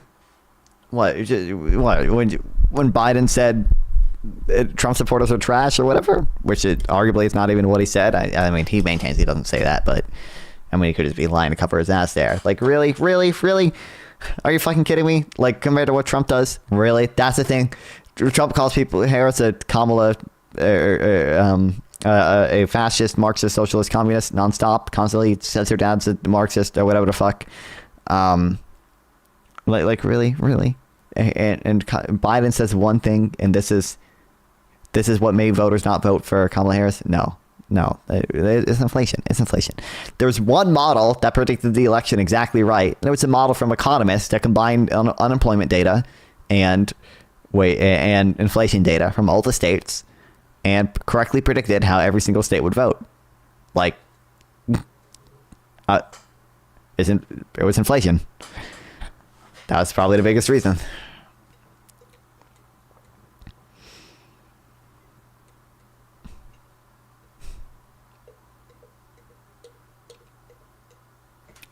People said it was depending on the exit poll, it was either the biggest or the third biggest reason. Dems are still corrupt. Biden pardoned his son. That pales into any of the corruption Trump did.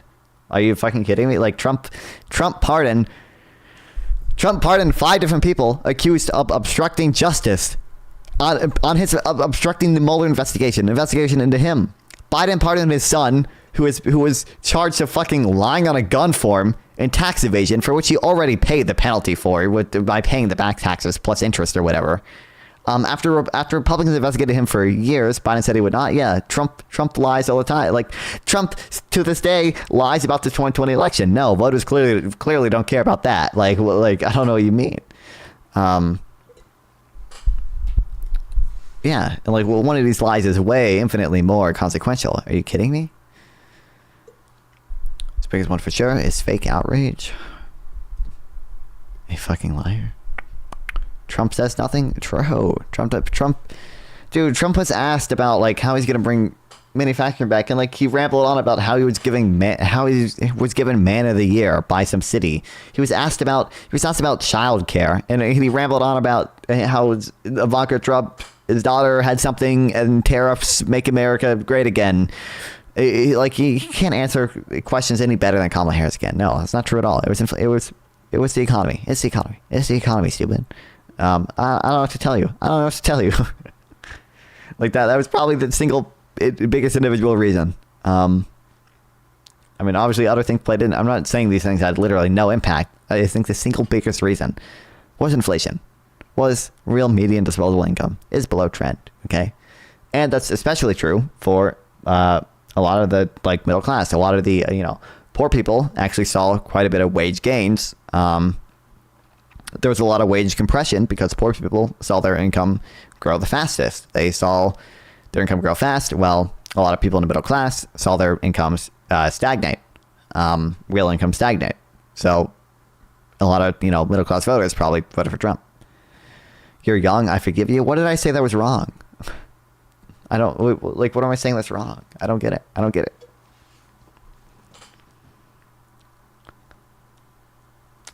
I pardon Hunter's fat wing censorship for keeping the truth for the American people. Based everything. I guess I'm just wrong on everything. What's up, Isaac?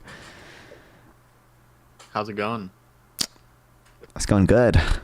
I failed at sleeping, but I made a TikTok. But every time your Menarga conversation, you were like having like the like level 1 questions, and I was like, oh boy, this has gotta suck. When you were like, when Eastman said he's like, I don't, and you're like, do you know who that is? And he's like, no, and you're like, oh. Yeah, I know. It's like insane. Yeah, he has strong opinions on the case, and he doesn't even know who he thinks is all fake and all made up, but he doesn't know who John Eastman is. And it's like these people wrote down that they're gonna break the law, and like Jack Smith can't prosecute them now. So like, do I really give a fuck that Hunter Biden can't be prosecuted? No, like.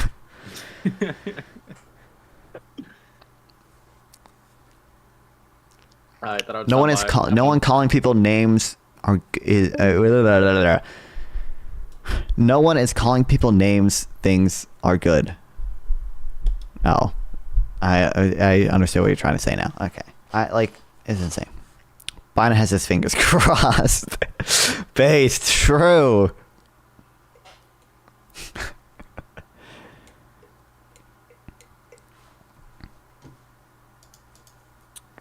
Listen, we don't know. Where's the video? Can we see his fingers in a video? Videos of him saying he's not gonna pardon Hunter Biden?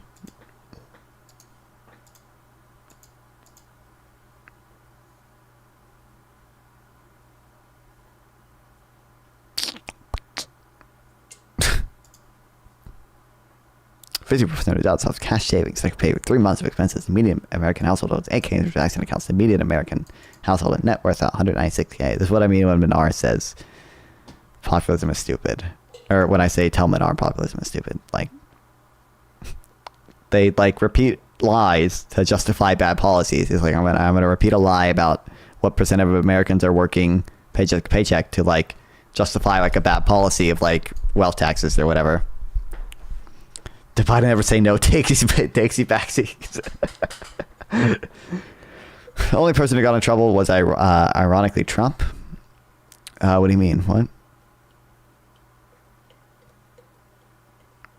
I don't even invite in trouble. Guys, I recognize coming old gentle pay. Heard this shit from both sides forever. Nancy Pelosi needs to be prosecuted for insider trading. Nah, her husband is just a really good stock trader. Actually, has she been investigated before? It wouldn't surprise me if they've investigated it before, but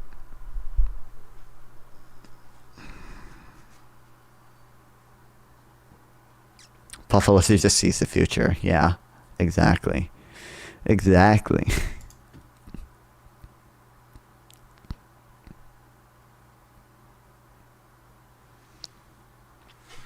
There's no connection to anyone in Congress. They swear they don't talk. Exactly. Can you prove beyond a reasonable doubt that they talk? Okay. I don't think you can. I don't think you can. Okay. That's clearly the standard that we should be held to, you know. Actually, how could January 6th be an insurrection if no one was charged with insurrection? Okay. Therefore, Nancy Pelosi hasn't been charged with insider trading. How can you say she does insider trading if she wasn't even charged with it? How can you say Biden did anything wrong if he wasn't charged with it? Clearly. Deputy to go on anti-corruption because of the YSDB swat. I like. It's insane to me, dude. House Republicans won't even release the report, the Matt Gaetz report. They won't even release that report. As soon as Bob Mendez was found to be fucking stealing gold bars and whatever, accepting gold bars as bribes and hiding them in his hotel rooms, the Democrats fucking expelled him. Are you kidding me? This is insane. Like, as soon as Democrats found a corrupt person, they got rid of him. Like, House Republicans won't even give the Senate Judiciary Committee, although he withdrew his name, Matt Gaetz's report about the like sexual misconduct. Like, are you fucking kidding me? Like, no, stop, no, it's insane. We like to watch all politicians on our externet, but they are working for us. True, real. You gotta get loud about it. It's insane. It's insane. Insane. We live in an insane clown world. Okay. You know what? You can brand being anti-tariff as an anti-corruption thing, because tariffs do actually lead to quite a bit of corruption. Because, like, you know, companies that would find a tariff preferential, you know, lobby to keep that tariff in place. Like this happens with U.S. sugar, because like the benefits are very concentrated. Like a few specific U.S. sugar companies all greatly benefit from the tariff, so it makes sense for them to spend effort lobbying to keep it in place. But the negatives are very diffused. Every individual American is only paying an extra $10 a year for sugar. So like you give one small group of people very large benefits and everyone else very diffuse negative.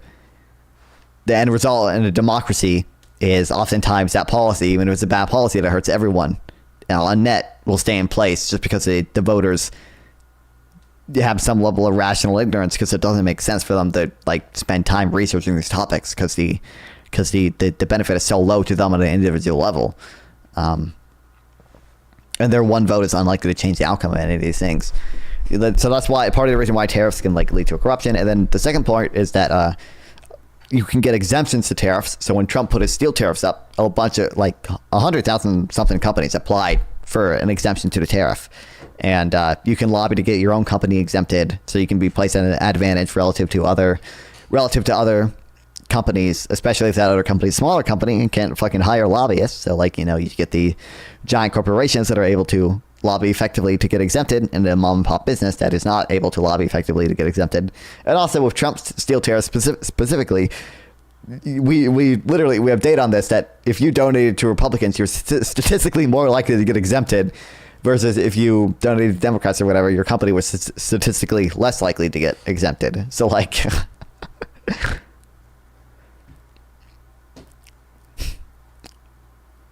clear, like, yeah, I like lobbying. What the fuck? Lobbying. A large part of lobbying originated from tariffs.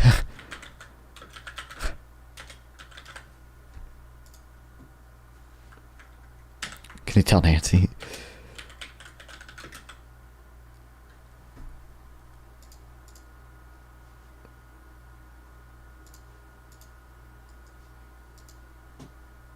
Lobbying into making a U.S. tariff policy.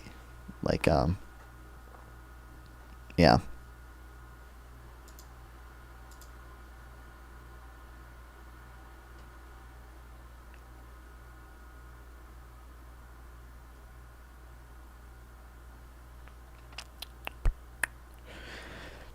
Lobbyist is legal bribery. I think it's a little more complicated than that, but sure. But like, you know, why would you create this opportunity for corruption if what's the benefit even? like you're not helping jobs, like you're helping some jobs over other jobs. You're not really helping jobs on net. You're hurting productivity. You're hurting everyone through higher prices. You're hurting all these things.